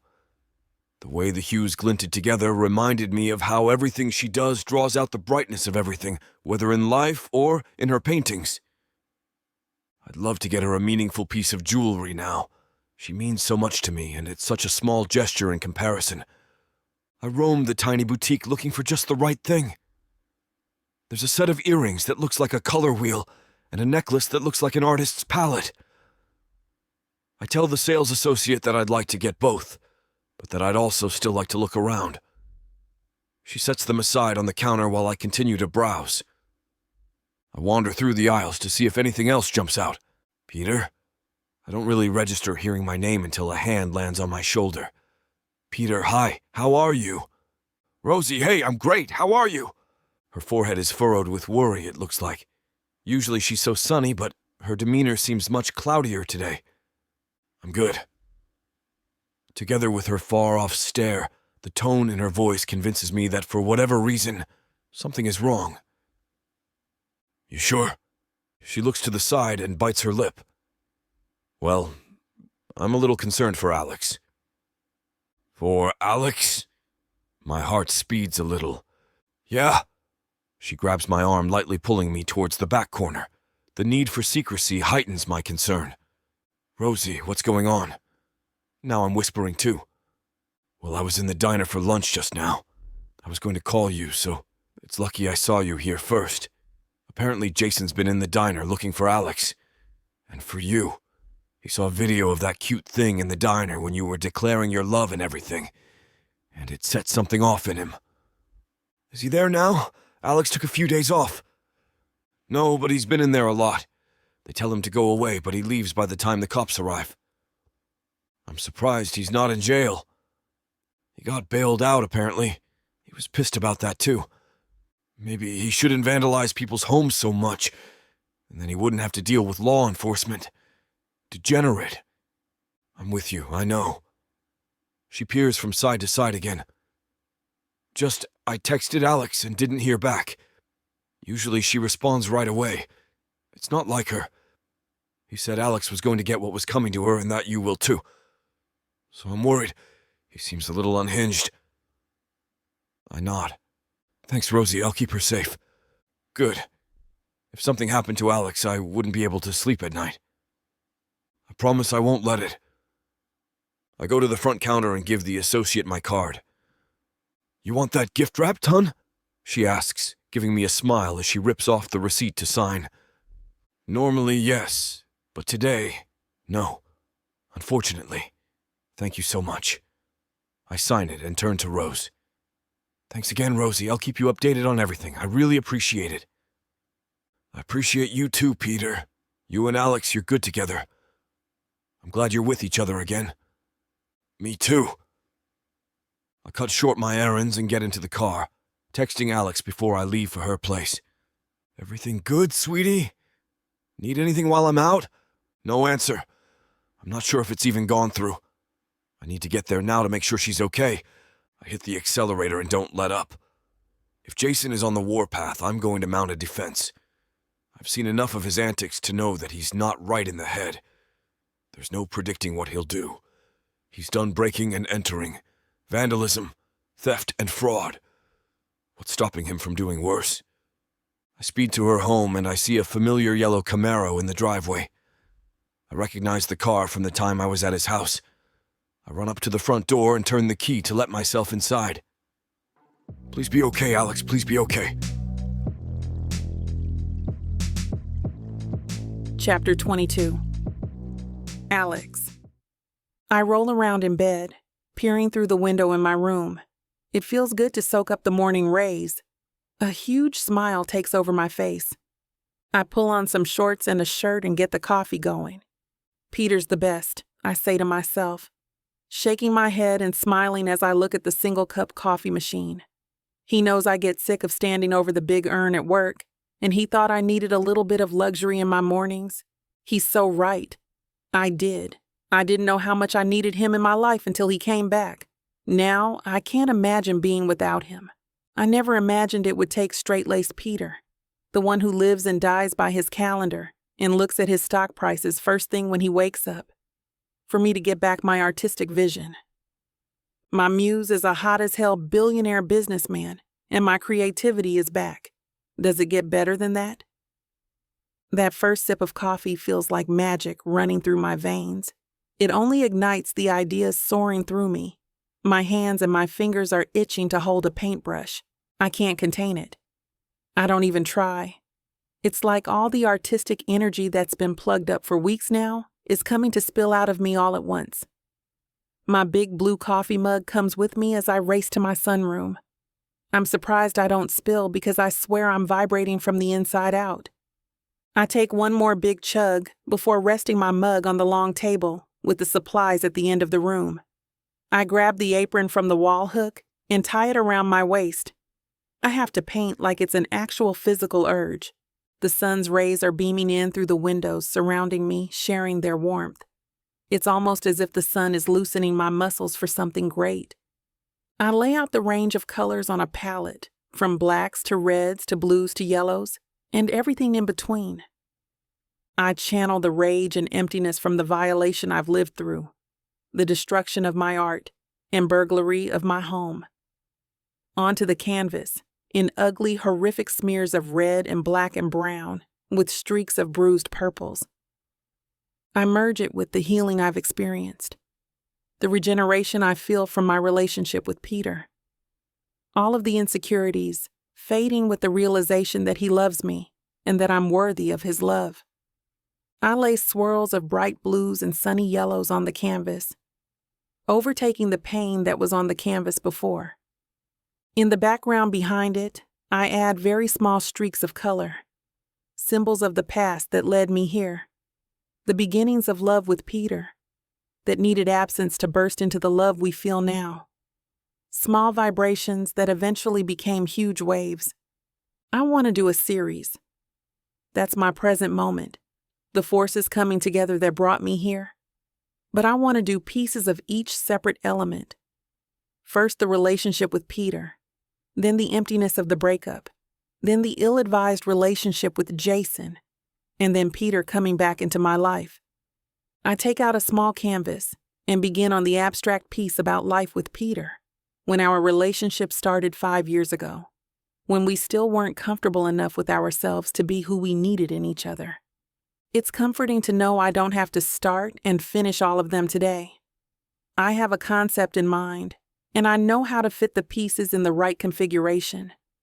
I don't need a burst of creativity. I only need persistence. My body feels so alive right now. I don't need anything for inspiration apart from myself. When I take a step back, I see my story taking shape. I hope others can see this progression and use it as a sign for hope in their lives as well. To be able to share such a personal piece of myself that it could help someone else through hardship would mean the world to me. It would make all of this pain worthwhile. I can't wait to show Peter. A knock sounds at the door and I twist around, paintbrush in hand, dripping paint onto my thumb. "Oh, be right there," I yell, hoping it's Peter. I know he doesn't like to use the key when he knows I'm here. I like that he respects my independence. It's just one more thing about him that I love. I wipe my hands on my shorts as I jog to the door. I jerk it open with a smile, and then my entire body sinks. It's not the beautiful face of the man I love. It's the evil horror movie grin of the man who put me in this predicament. "Jason, what are you doing here?" Jason rushes in, grabbing the door and throwing it shut. I back up in retaliation. "Jason, what are you doing here?" "I came to see if it's really true." "If what's really true?" I know he's talking about Peter, though I'm not sure specifically what he's referring to. "If you've really gone crazy, I saw that stupid video. You're really with this loser?" "What? What video are you talking about?" "Don't give me that. Him following you around the diner, you not giving him the time of day, giving him the brush off, the same thing you do with me. But then magically he has the special sauce, and you brighten up? Please. What, are you trying to become some viral star with that nonsense?" "Jason, I was in a bad mood that day because of you, with your threat to stay away from Peter, I was afraid for him and didn't feel like talking to anyone. You keep telling yourself that, babe, but I know you don't really care for him. You're with money bags for his bank account. If I were a billionaire, you'd be with me too. You could be a trillionaire, and I'd still hate everything about you. You almost ruined my life, you know? That's some projection there. I think that other dude ruined your life. He's just plying you with money to make you forget. You couldn't be more wrong. We're here most of the time, as you can tell. We stayed over here too. Yeah, because you had some other girl's thing at your house. You wouldn't let me come over. Me not being with you has nothing to do with Peter, and everything to do with you. Look, I'm giving you one last chance. You can get back with me and do things right, pretend this never happened, and we'll be happy. Or else you can live with the consequences if you don't. What's that supposed to mean? The break-in and the vandalism is just the start. The sabotage is just the start. I'll smear your reputation and ruin you. I'll say your art is all copied. Why are you like this? Why do you insist on hurting people like this? Because you deserve it. You deserve to be behind bars, Jason. Your lover boy called the cops on me. Did you know that? But apparently it didn't do anything. Not even his money can buy off the police, I guess. That's not a bad idea, actually. Don't you dare. He clenches a fist and raises it, and for the first time I'm genuinely concerned about my physical safety. God, where is Peter? I think to myself. I don't even know where my phone is. I have to diffuse this situation myself. I opt for a calm approach. Maybe if he thinks he has a chance, he'll go away. Jason, I appreciate the time we had together, but you know we were no good for each other. Why would we want to torture ourselves revisiting that? I'm the best you're gonna get, and you know it. Rich boy is going to leave you once he gets sick of you. His words enrage me, and all I can think of doing is walking away so he can't see the look on my face. He follows me, spewing obscenities. Don't think you can just walk away from me, Alex? I don't say anything as we enter the sunroom. Well, look at these new canvases. I jump in front of them instinctively. Stay away from them. Don't touch them. He grabs something in his pocket, and I can tell by the shape it's a pocket knife. He confirms my suspicions a moment later. I needed a new project to showcase. He smiles, still peering at the canvases. Stop it, Jason. You can't have any more of my work and claim it as your own. I hiss through gritted teeth. Everyone knows it's mine. Or everyone will finally know that you stole Jason Miller's work. You'll be ruined, disgraced, finally seen as the fraud you are after copying my work for years. I haven't done that, and you know it. But no one else does. Lots of people do. People have watched me work, you know. He pulls out a pocket knife and flashes it in my face. Or if that's too difficult, I can take care of your art with a lot less trouble. One flick of the wrist. He sneers before continuing. But no, I'm a supporter of the arts. I'll just sit here and watch you finish this before I take it with me. That's right, Alex. I'll never stop. Jason, how can you do something so disgusting? You know what's disgusting, Alex? You are. He turns to face me, and I swear his eyes glow red. You're a liar and a cheat. You're nothing but a talentless hack, a copycat.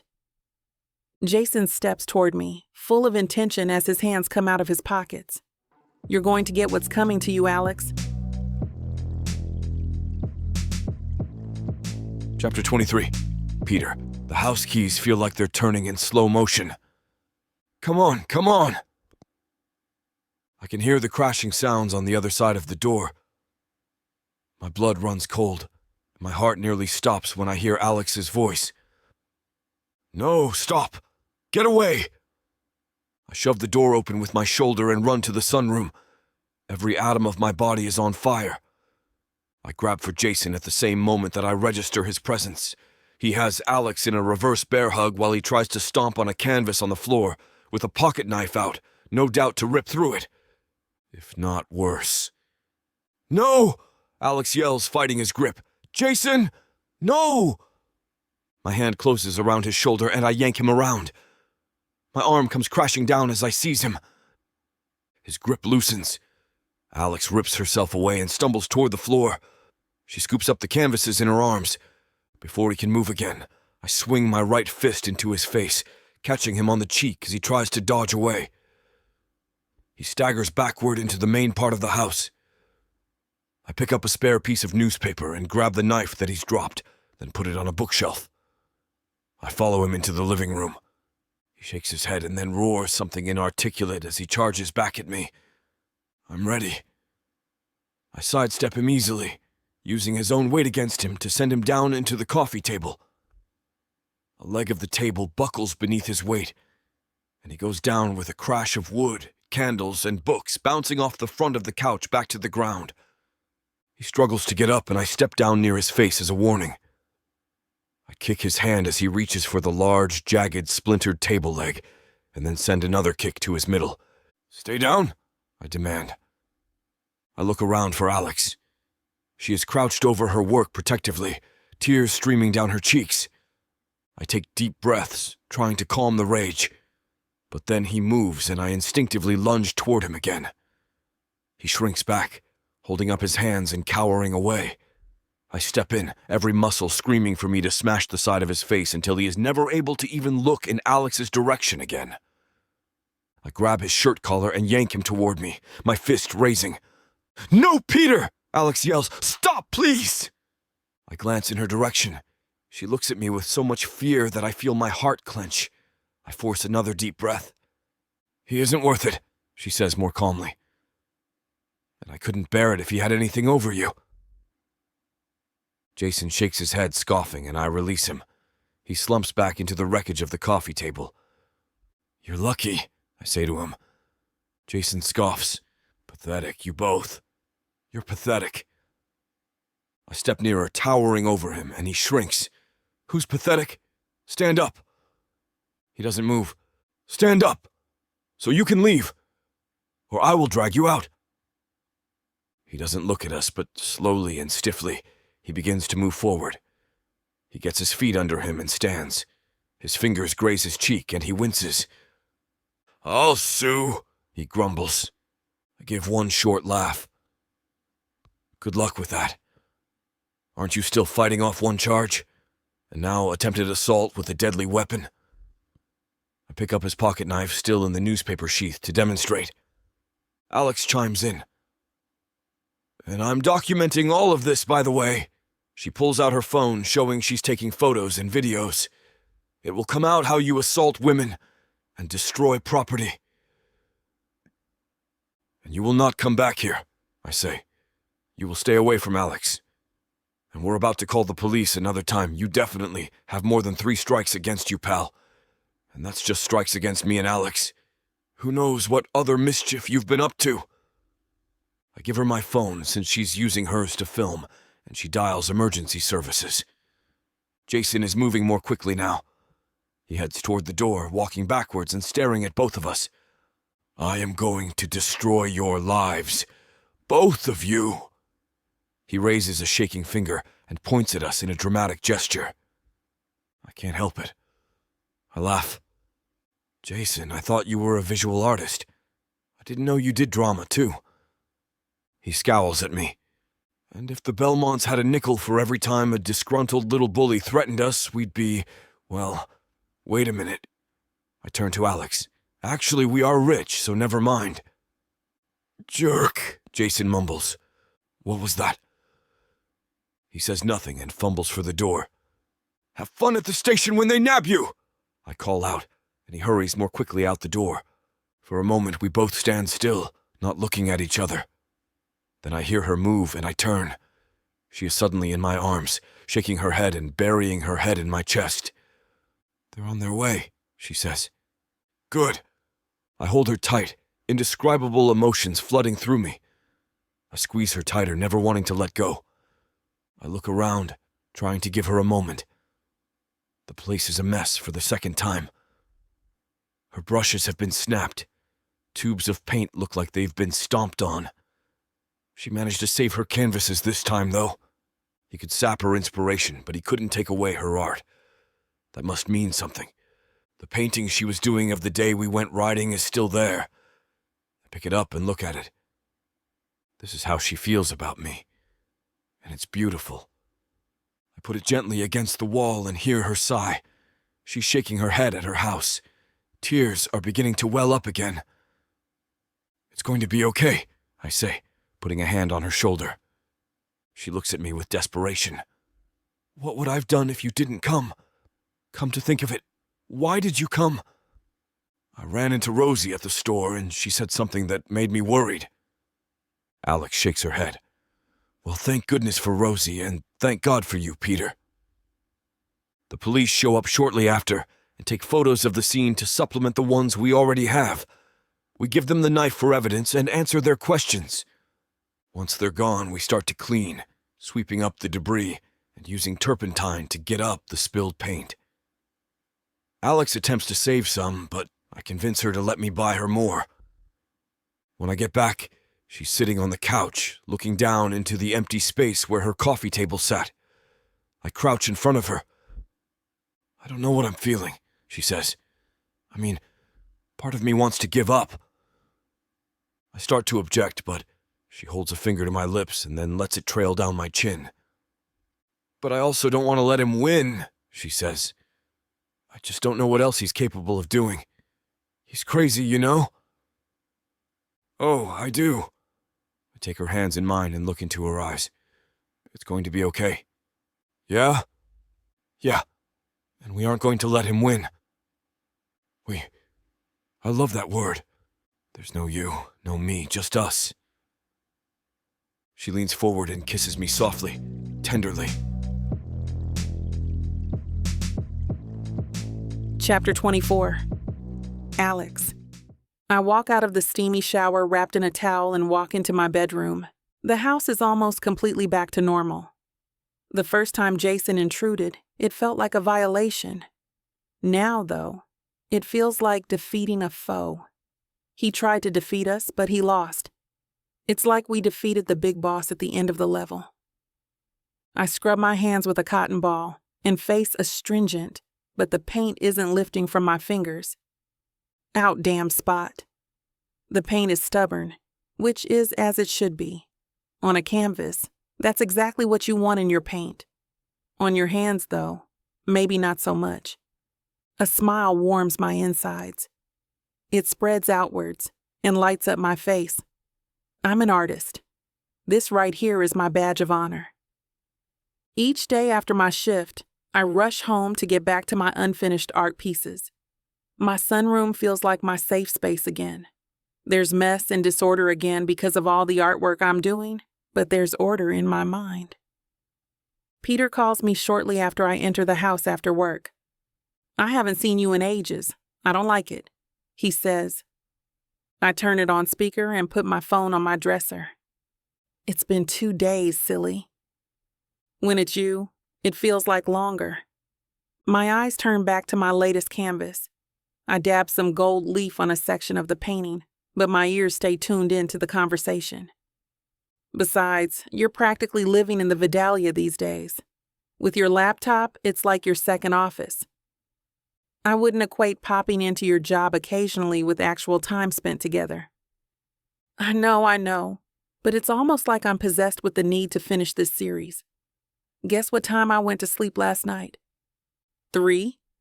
Add 2 hours. The gold leaf looks a mess. I dip a Q-tip in alcohol and rub it off with the precision of a robot. That's a new record. How do you manage to stay up at work? Magic, I guess.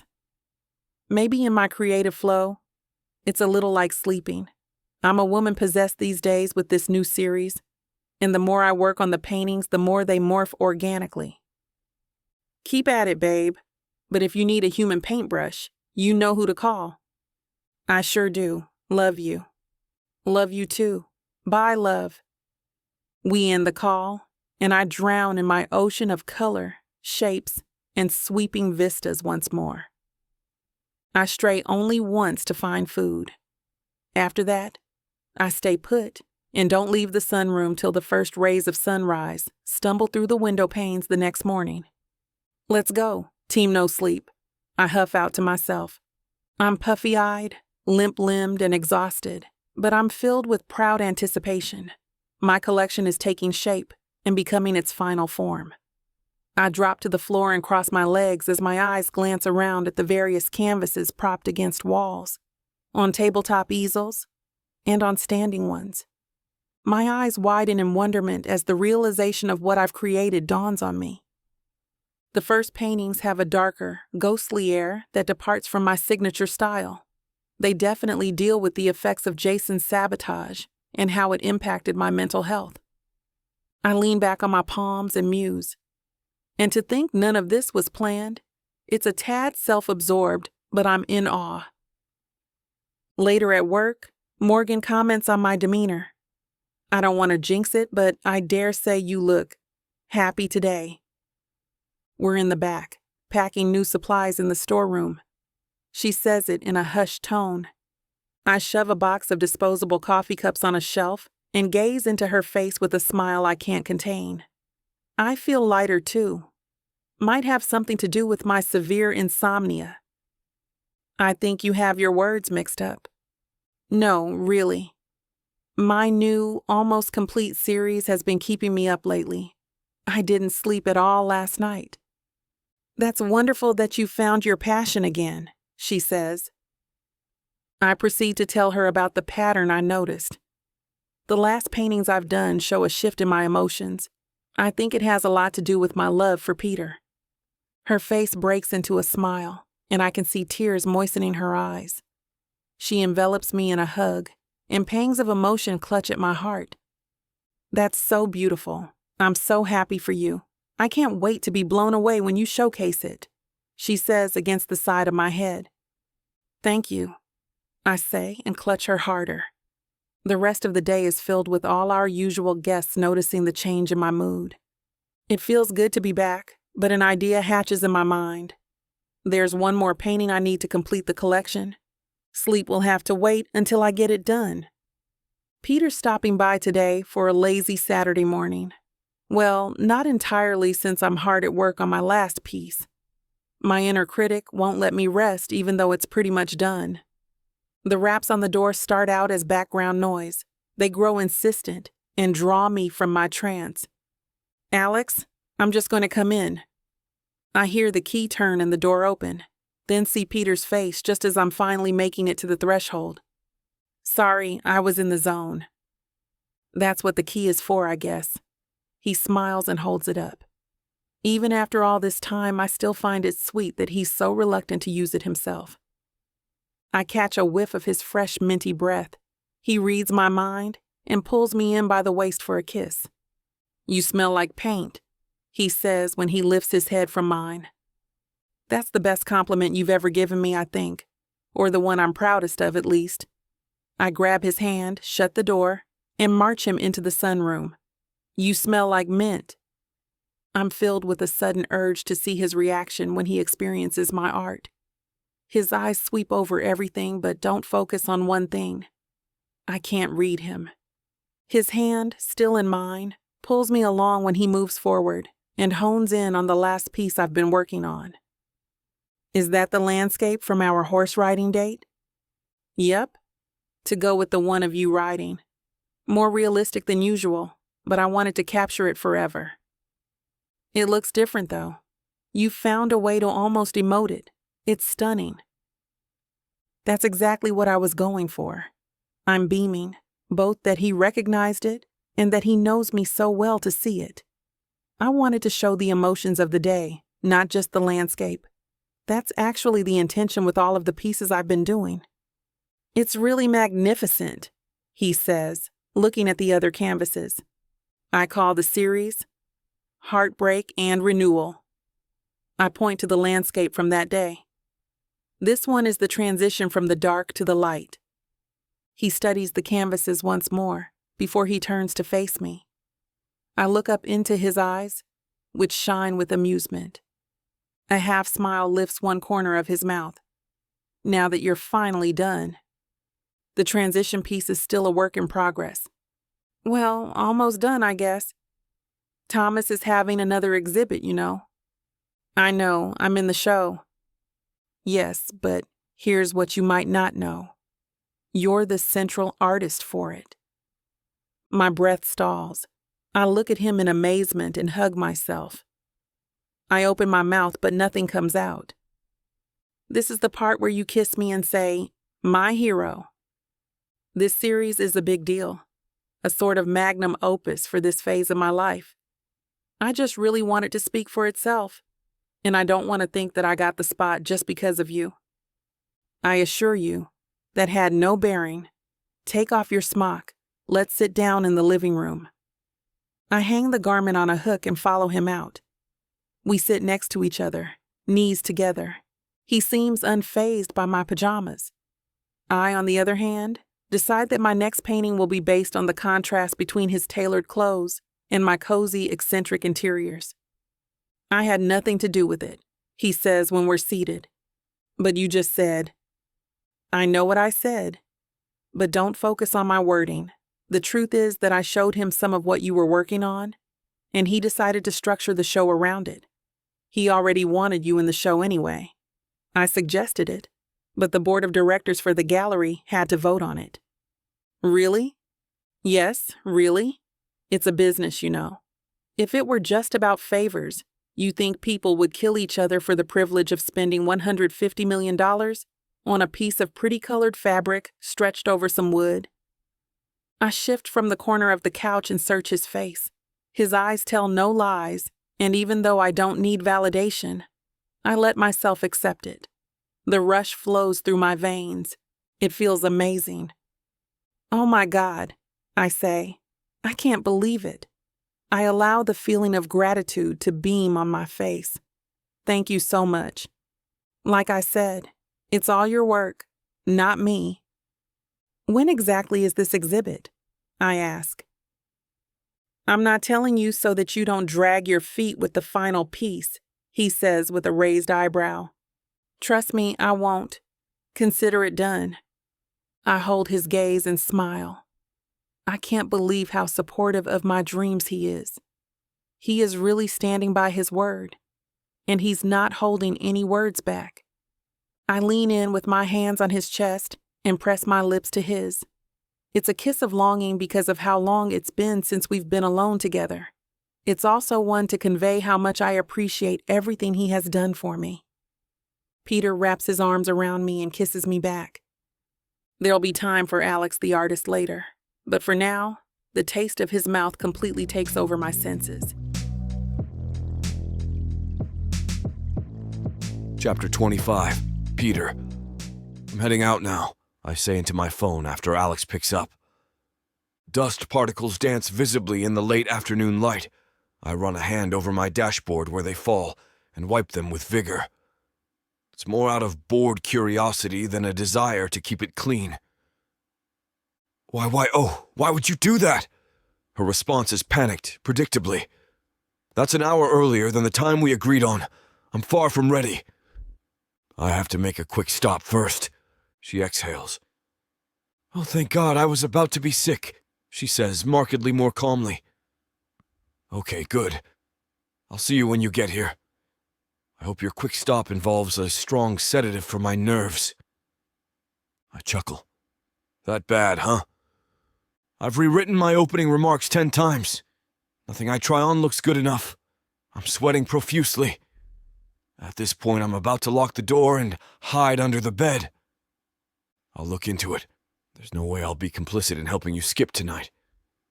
Oh, you're no fun, she says. I cut the call and start the car. The days leading up to tonight have given me a deep appreciation for Alex's craft and the work that goes into organizing an art show. I understood it from the gallery's perspective before, but not from the artist's. I've spent time helping her frame, wrap her pieces in plastic, and transport her canvases to the venue. I offered to hire people to do it, but she wouldn't hear of it. I leave the Westcrest area and find my way downtown. My detour is really quick, so much so that I regret leaving so early. I also pick up a bouquet for her.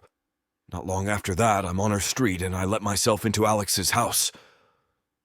I'm finally getting comfortable enough to truly make myself at home. "You ready?" I shout upon entry. "Stay there. I want it to be a surprise," she yells from her bedroom. "As you wish." I take off my suit jacket and put it on the coat rack mounted behind the door. I drop the flowers next to me when I sit down on the wingback chair. Her perfume floats through the room just as I stretch out my legs to get comfortable. I glance over my shoulder to find her standing behind me. I stand up, turn to face her, and take in the full view. She's a vision in a mid-calf red dress that is chic and distinctive, yet not over the top. Her hair is pulled back in a bun, which still shows off the volume of her curls. I can't decide what's more ravishing between the smell and look. "So, what do you think?" she asks, with a shy expression like a little girl. I stride over to her and stop right in front of her face. "I'd love to show you exactly what I think, but not only will it make us late, it will also mess up your look." Her face breaks into a satisfied smile. In her heels, we're more equally sized in height. I still have a few inches in her, but I don't have to stoop to kiss her. I take a moment to prove it now, though I keep the kiss chaste and playful. I stretch out my elbow and tilt my head. "Shall we? You look far more composed than you led me to believe on the phone." "It's all a ruse," she says before clutching my elbow. "You'll be fine. I promise to stay at arm's length the whole night." "Or even closer than that," she says, pulling me into her. She steps back and helps me put my jacket, then notices the bunch of flowers still sitting on the chair. I scoop them up and present them to her. "In honor of you today." "These are beautiful!" "You are, Alex." She puts them in a vase before we head out. The place comes to a standstill when Alex and I walk in. Movement stops. Chatter stops. All eyes are on the lady in red, and who can blame them? She looks stunning, as does her art. We walk around the large warehouse-like gallery, arm in arm, admiring the other pieces on display. It's an industrial building with a lot of light-controlled windows and brick walls, which all allow the art to shine. She greets a few other artists and responds to compliments along the way. "It's like you're also a beautiful sculpture," says a woman. "Thank you so much," Alex says. "You look beautiful yourself." "Red is your color. Never wear anything else again," says another woman I vaguely remember from the diner. Eventually, I lead her over to where her art is displayed.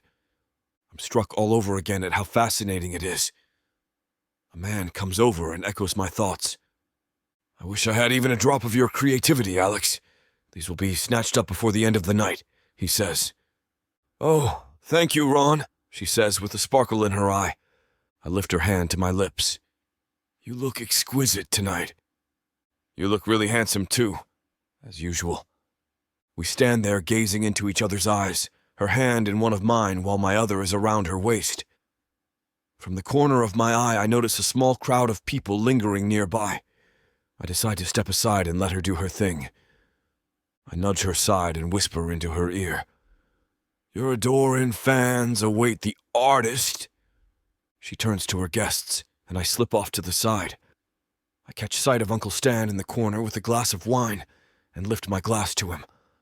I promised Alex I'd be close, but I also want to seek out Thomas to congratulate him on the successful exhibition. A server passes by, and I grab a glass of Prosecco from the tray.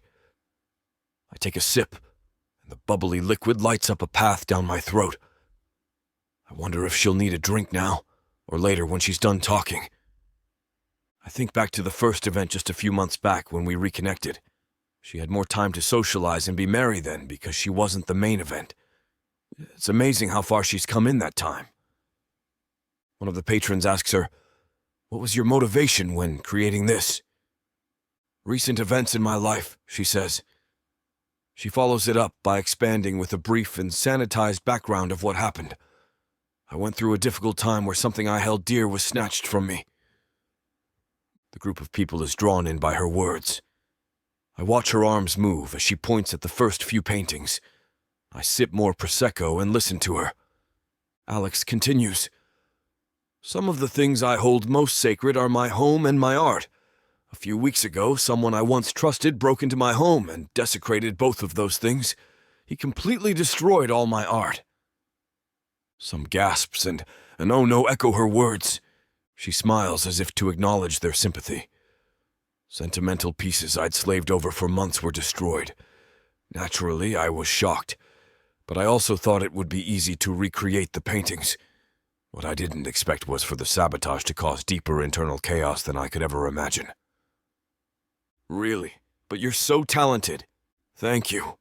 But it brought back old imposter syndrome insecurities. It made me feel like I didn't belong in the art world. For a long time I couldn't create, and that flung me into a dark place. Her face falls. I remember her initial angst and my own encounter with her ex. Did you find out who did it? The group is bigger now and they crowd around Alex. Some of the artists have even left their stations to come and hear what she has to say. All their eyes widen with anticipation as to who the perpetrator is. It was Jason Miller! A loud murmur runs through the crowd. Some of the artists and spectators must know him. I catch Alex's eye and silently urge her on with a dip of my head. Another server passes by and I swap my empty glass for a new one. The artist? Asks a confused colleague. Who was showing at the last exhibit? The very one. Now we all know who he truly is and what his intentions in our community are. But I think he'll be in prison for a while. Hear, hear, someone yells. It's Thomas.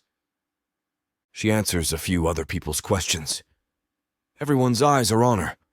I can't keep mine off of her either. Nothing about the confident woman before me shows an ounce of the nervousness gripping her earlier at her house. I must admit, Alex says afterwards, that my love for Peter.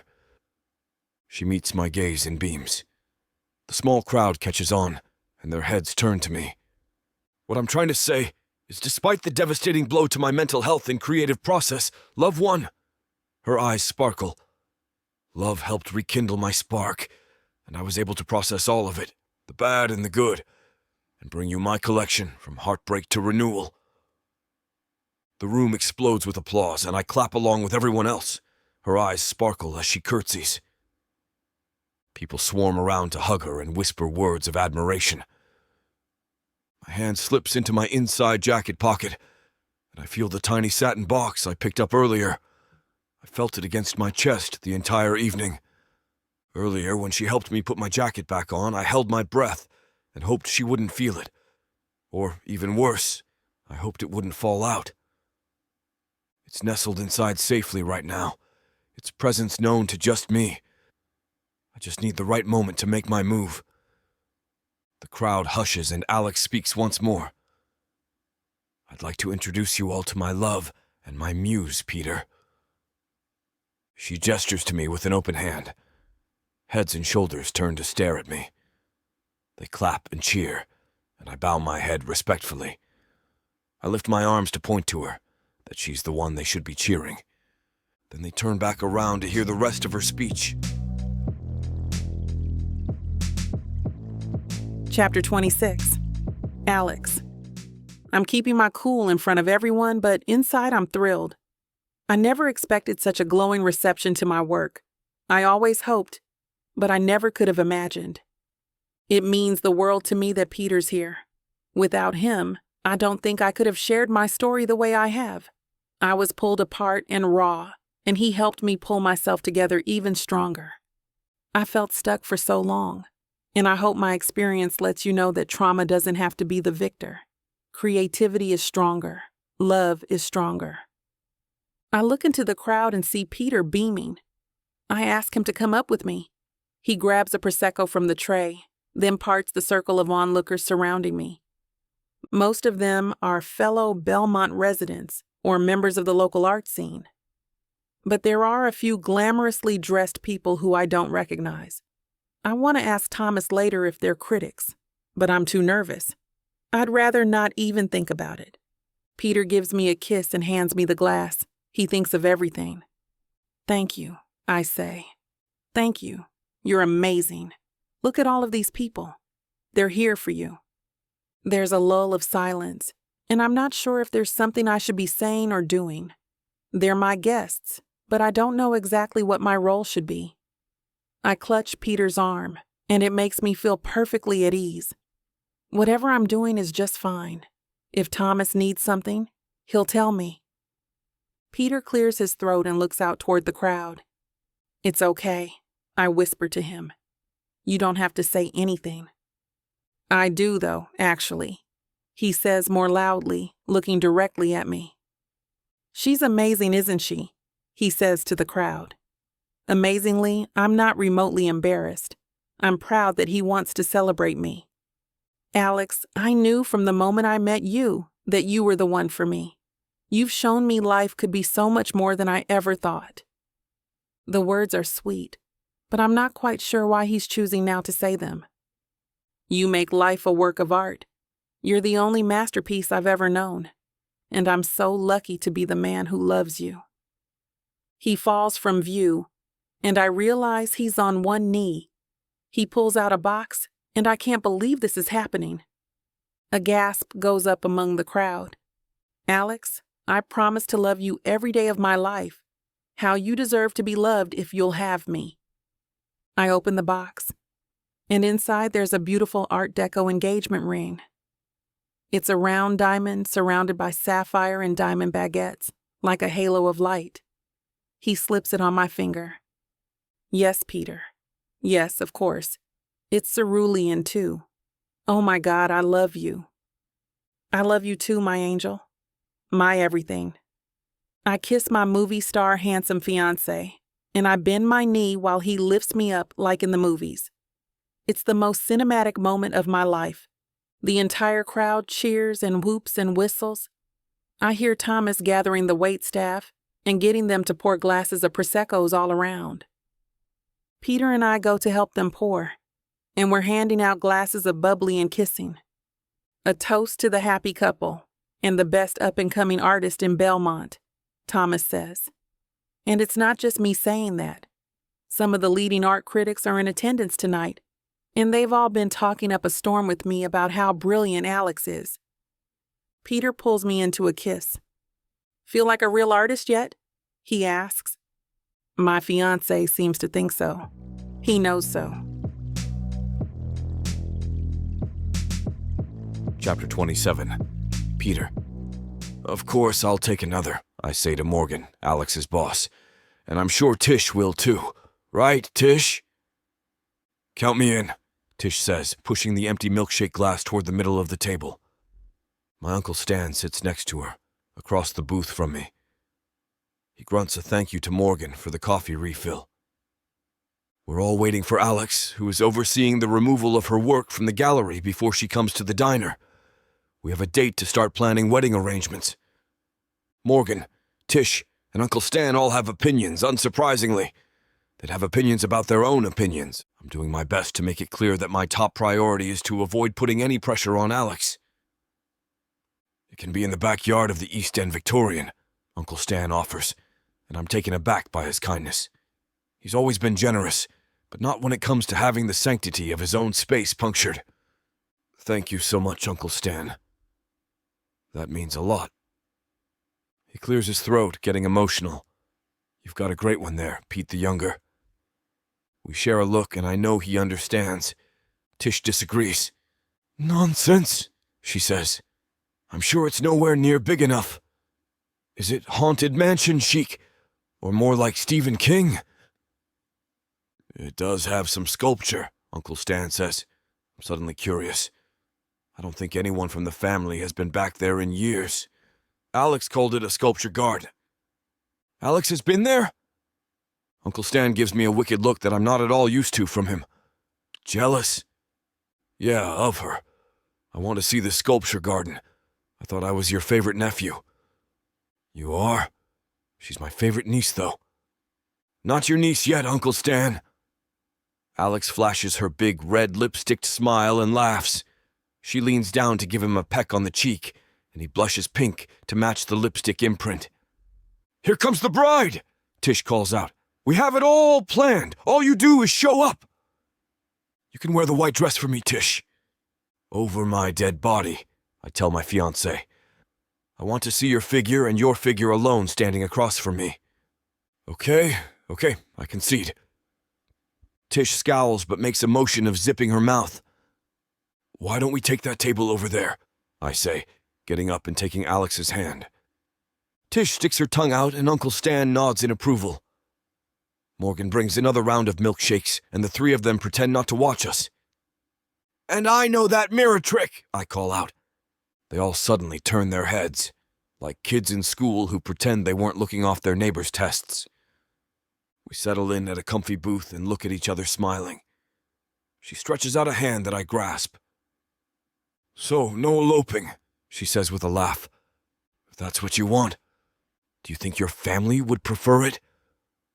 No. They'd prefer it be the biggest event of the year. But it's not about them. It's about us. I want the people we love around us. Her eyes wander to the booth across the room. Especially since this is where we're going to spend our life. So, something between Backyard BBQ and Truman Capote's Black and White Ball, then. Exactly. I nod. I'd prefer smaller, too.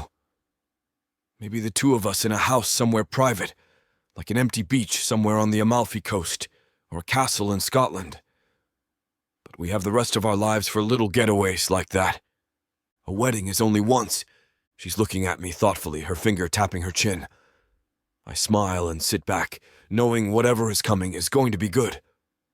What? She asks, catching me grinning at her. Why are you smiling at me like that? I want to hear this idea. I can see it germinating in there. You can? Oh yeah, just think. In 20 years, you won't even have to say it. I'm going to just know it by osmosis. She smiles and leans forward over the table toward me, kissing me softly. You're so sweet. That's the first time I've ever been called sweet, I say. I highly doubt that. Maybe you're right. So, what's your big idea? She sits back. Remember that hill? The one that overlooks Belmont? Where you took me with Matilda the horse? I remember. Is that your family's land? It is.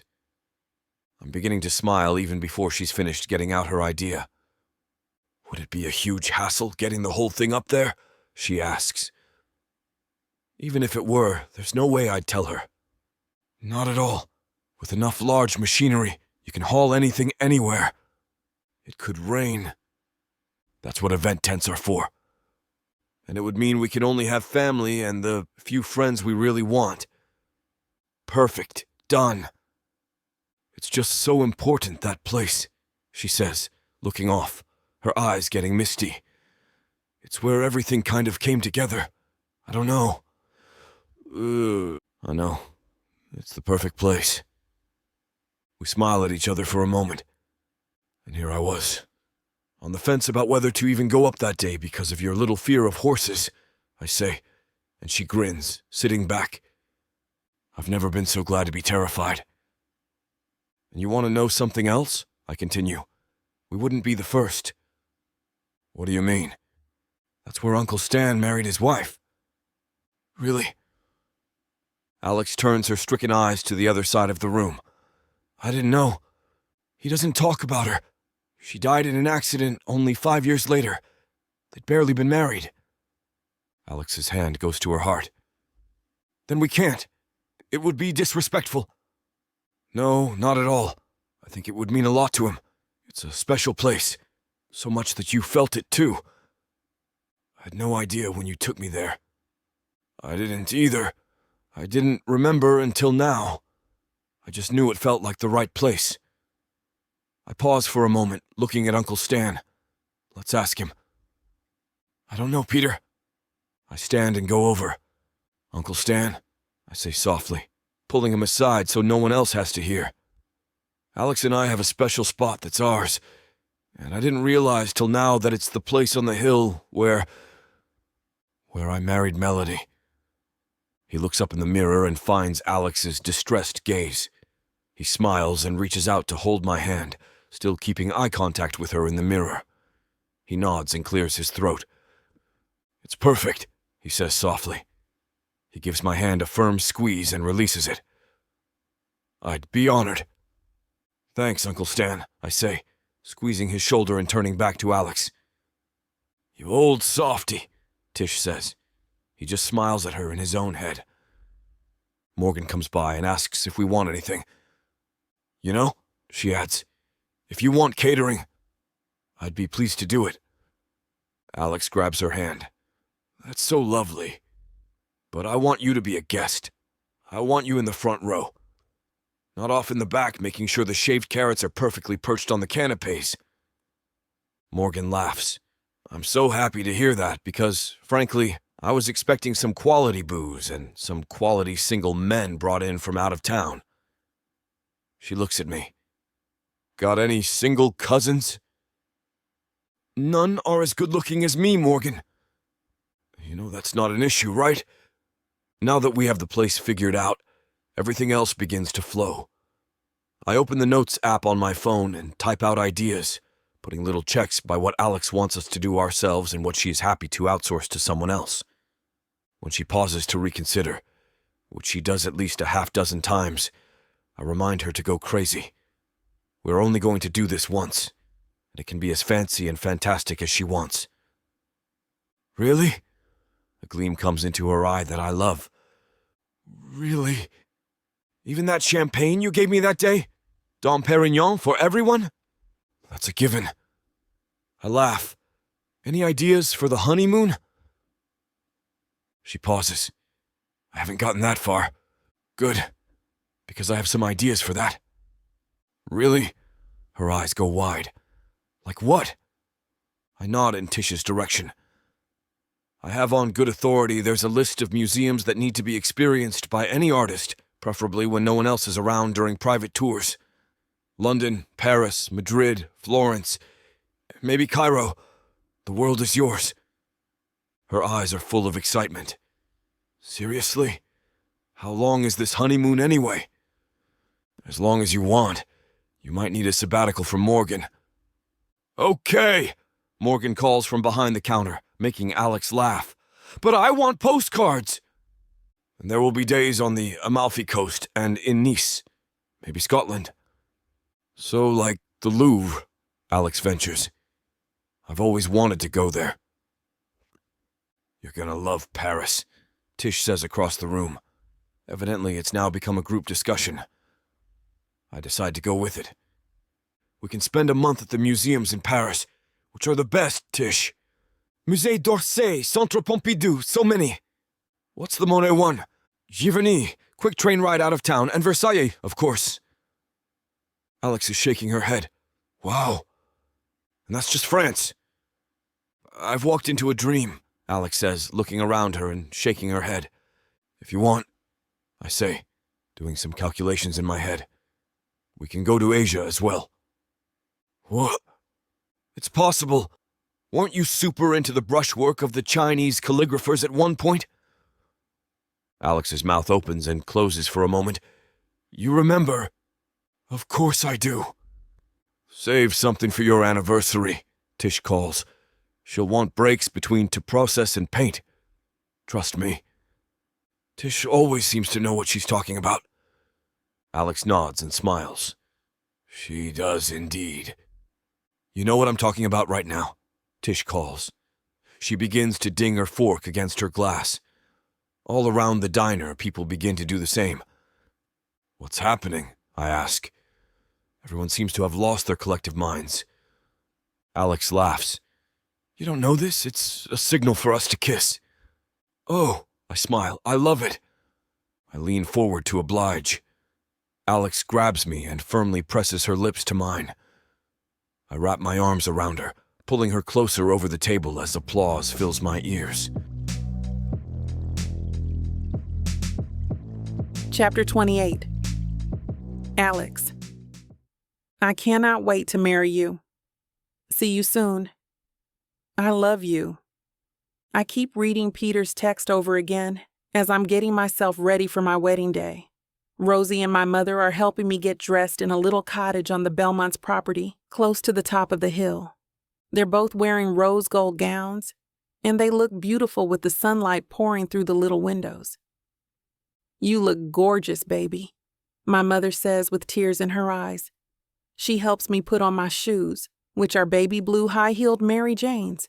I have all sorts of splashes of color to accessorize my white wedding gown. My earrings are the artist's palettes that Peter bought me, and the necklace is the opal one. I'm wearing the bracelet my father bought my mother as an engagement gift, and I can't wait to have him hold my hand as he walks down the aisle and to see it as he looks down. I have the most beautiful maid of honor and mother of the bride I could ever ask for, I say to Rosie and my mom. I have a feathered fascinator in my hair. I'm so happy I feel like I could fly. Twirling around in my dress doesn't do anything to discourage that illusion. In a wedding where we tended toward minimalism, that was the one area of all-out opulence. It's made from hand-sewn lace with a long train. The skirt is flouncy silk with lace accents. Hand-sewn floral appliques that could pass for real flowers drip down the dress in a helix motion. A xylophone rings, and Uncle Stan pops his head in, holding the mallet. "It's showtime. You look radiant." I kiss him on the cheek. I take my mom's hand and Rosie's, take one last look in the mirror, and try not to pass out from excitement. Rosie takes Uncle Stan's hand, and I take my father's. "I love that bracelet," he says to me, wiping a tear with his free hand. "I know, Daddy." Everyone in the field around us gasps as the music starts, and we all walk down the aisle, which is made of flower petals. I gasp when I see Peter. His cerulean eyes are brighter than the sky all around us. "You are my baby. I love you so much," my father says, having trouble letting go of my hand once we reach Peter halfway down. He turns to Peter. "You take care of her. She's special. There's only one like her." Peter pulls my father into a hug.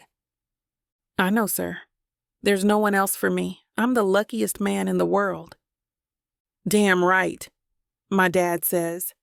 And they both laugh, then give each other one more hug. The officiant is a familiar face. "It's a pleasure to see you both," Tish says, wiping tears from her eyes. She got ordained just for the event. Her wedding gift to us, apart from officiating the ceremony, is the news that she's cancer-free. I can't imagine anything better, especially on a day like today. Everything is possible. Peter and I keep our hands grasped and listen as Tish begins her remarks. I can't look at anything other than him. I can't believe I get to look into those blue eyes forever. "I love you," he mouths to me. "I love you too," I say silently. Tish wipes her eyes again and clears her throat before she begins. The breeze blows my fascinator. "This couple is something special," Tish says. "I knew it from the first time I saw them together, a little more than 5 years ago. Even when Peter Belmont was boring me to tears with business talk, he kept me awake long enough to realize he was a brilliant man. And that's important. But the most important thing about Peter Belmont is that he makes the most incredible woman in the world happy. I've never met anyone like Alex, and I couldn't be prouder than I am today." I kiss her on the cheek with tears in my eyes, and Peter kisses her on the cheek too. And now the couple has vows of their own, unless you want me to say them for you too. "I don't know if anything could live up to you, Tish." "Maybe you want to do the honors," Peter suggests. She waves him away like he's crazy, but she smiles. Peter clears his throat and looks up in my eyes. "Alex, you make my life pure joy every day. I feel like I never existed before I met you, because you show me a world that's more beautiful than I ever could have imagined. Every day I love you more. I promise to love you and take care of you forever, and to help you make all of your dreams come true. You've already made my dreams come true right now." I lean in to kiss Peter, but Tish keeps up a part. She wags her finger. "Not until my say-so," she says with a laugh. "Then I'll make this quick," I say. "I'm better at showing than telling anyway. Peter, you are the only person for me. I always knew from the beginning, and I've only become more certain. I will be by your side forever, and I will always do my best to make you happy and inspire you and love you with all my heart. Tish takes us through the more traditional vows, to have and to hold and all that. And we dutifully pledge that we will uphold those promises. And then, finally, I do. Now, Peter and Alex Belmont, you may kiss your bride. This time, we get it right, to great applause. The field is standing. In every row, people are wiping tears. Even in the tent, I see catering staff wiping their eyes. No one is crying harder than Tish, except for maybe Uncle Stan. I notice the two talking, and maybe they have more in common than just being two live-in regulars at the Vidalia Diner. There's lots of cheers and smiles of happiness from our guests as we walk together hand in hand down the aisle. Peter's mother and father take me in their arms and embrace me. His mother gave me a tiara that was owned by her grandmother of Vanderbilt when she got married. There are rainbow-colored bouquets of live flowers on each dining table, each with a different theme related to a different artist. One is Vermeer, one is Monet, one is Picasso. Dozens of waitstaff bring food and drinks to every guest sourced from the farms of Belmont. There are horse-drawn carriages taking people up the hill, and Jana is here to celebrate with us. We dance to Mona Lisa by Nat King Cole. It's a nod to the first stop on our honeymoon, Paris. The ballroom dance floor opens up to everyone. Tish and Uncle Stan are two of the first on the floor, and I can't believe we never realized what a perfect pair they'd make before. But love never follows the expected course, and it's always full of surprises. There's lots of celebration, lots of toast to happiness, and lots of endless dancing. The reception goes on for hours. Since it's in the middle of the Belmont's family property, with nothing else around, we're free to go on all night, with the exception of me and Peter. We're free to go on for the entire rest of our lives, living every moment as deeply as it can be lived. Chapter 29. Peter. The champagne bottle opens with a satisfying pop, and Alex grabs the glasses to catch what spills. She's somewhat successful, but I don't think she cares one way or another. I know for sure that I don't. I'm too happy. The wedding went off without a hitch. No family drama, no ex-boyfriends trying to sabotage everything. The hotel in the East End is quiet and charming, tucked away from everything. Most importantly, the most beautiful woman in the world stands before me, now 3 glasses of champagne down and in her wedding dress. It's perfection. This place was a nice touch, Alex says as she joins me on the bed. I can't help but love everything in the East End, I admit. Everything. Well, one thing in particular, I correct myself. But there's so much charm to go around. Besides, this felt like a good place to chill before we leave for Europe, don't you think? I do, she agrees, and we both down another glass of champagne. Très bohémien. I squeeze Alex tight with one arm and plant my lips firmly on hers. This is it. We did it. We beat the odds. I got out of my own way and we made it here, husband and wife. I shake my head in disbelief. What is it? She asks. Nothing, I say. I just feel like, if this is a dream, I don't want to wake up. Want me to pinch you just in case? I protest, but she does it anyway. We laugh, and I grab hold of her to get her to stop. You know, it's hard to get a grip on you with this dress in the way. I can slip into something a little easier to grab a hold of. She doesn't give me a chance to respond. She rushes into the bathroom and closes the door. Usually, I'm the one getting her out of her clothes. All I can do is wait and think about how much I love my wife. Or I can make myself useful and start stripping off my suit. I tuck my clothes away around the side of the bed. I lay on top of the covers, waiting to see my beautiful wife emerge. A few minutes later, she clicks off the bathroom light and opens the door. My eyes have to adjust to the lack of light. I decided to put something on just for you, Alex says as she climbs onto the bed. It's hard to tell what color it is, but I'm positive that it's silk. I decided to put something on for you, too, I say. She looks over my naked body and laughs. Or take something off. Well, things are heating up again. You know what to do. Go to vixa-romance.com to get the dirty details that this platform won't put on the air. I know it sucks, but at least you can get a 40% discount with code VIXA40 to make up for it. Use it while it lasts, and apply it to every digital product in your cart. Back to the story. I whisper into her ear, I'm so in love with you. She sighs and curls up against me, and then she stiffens. My God! She exclaims. Do you see that moon? She jumps from the bed and slides open the door to the back patio, and I follow. Sure enough, it's huge and full, closer than I have ever seen it before.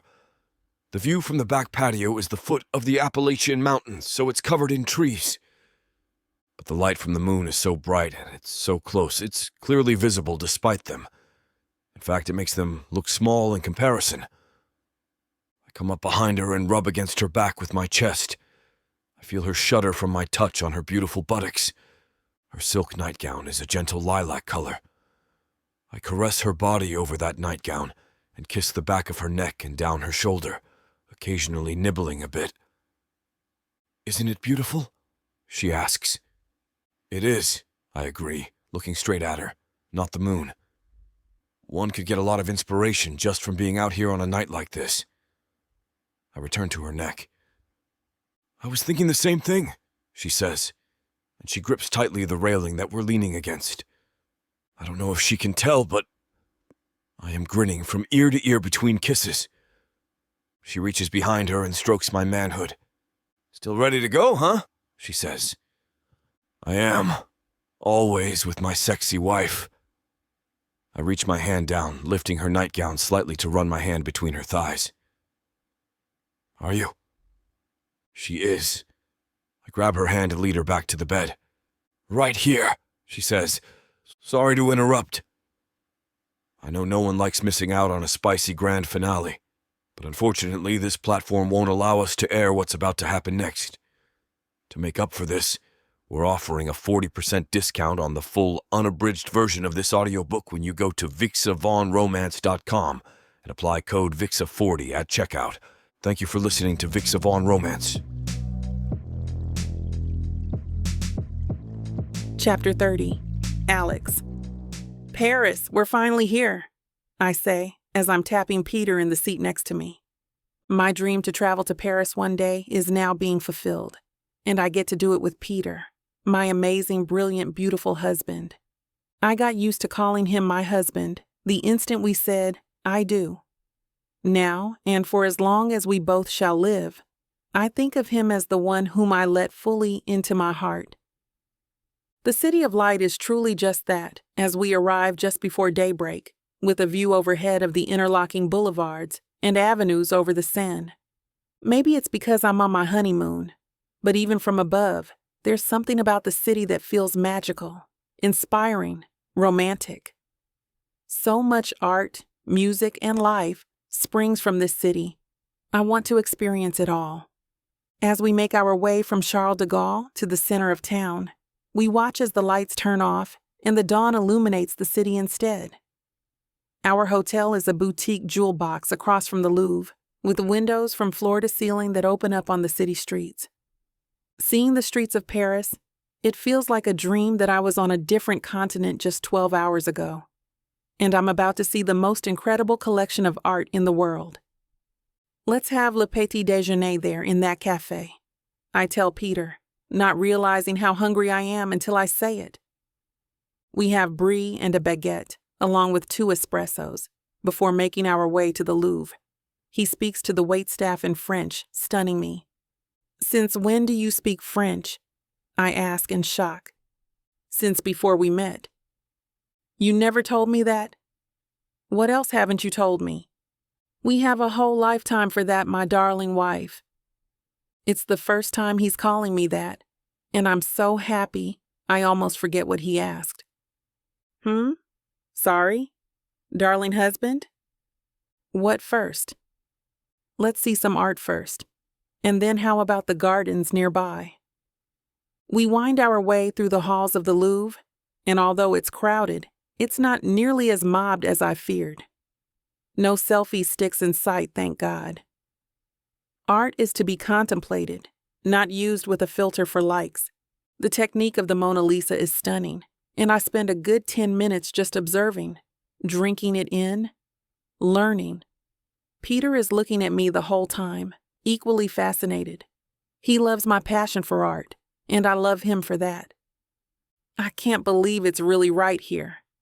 Winged Victory, Venus de Milo, The Raft of the Medusa. My favorite is Psyche revived by Cupid's kiss. She's reaching up and gazing at his face above her, cradling her winged lover's head. He has her arms around her bosom, gently cradling her. Two carved figures of marble convey love more beautifully than anyone could ever say with words. I realize tears are falling from my face. Peter holds me from behind, his arm in a curve around my waist, like Cupid holds his wife. He is love personified. I want to go back every day that we're here, I tell him. He laughs and nods, but he looks skeptical. Why don't we go to the other museums too and see? We can always buy an apartment here in Paris and make sure to come back. We can? Of course. Anywhere you want to live, my love. I don't always truly think about the ramifications of loving someone with such limitless means. But none of that matters. I'd love him if we were sitting in the street, begging with 10 cups. He's the man I love, and the man I want by my side, no matter what happens. When I said for richer or for poorer, I meant it. Even if he were poor, my life would be rich. We walk by some of the other museums, including La Musée de l'Orangerie and Musée des Arts Décoratifs, which we'll see if we have time for it. We walk through the Place de Concorde and the Champs-Élysées, stopping in for lunch and coffee. The boutiques in the district, with their fine scarves and perfumes, may as well be museums themselves. Peter insists on buying anything I remotely like, so I learn to temper my enthusiasm. When he gets disappointed by that, I ooh and ah again so he can spoil me. The things we do for love. I'm barely even tired, just running on adrenaline from being in this kinetic city and being so in love with my husband.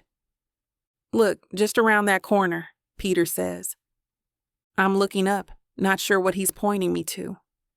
Then we turn the corner, and I look across the Seine to the left bank.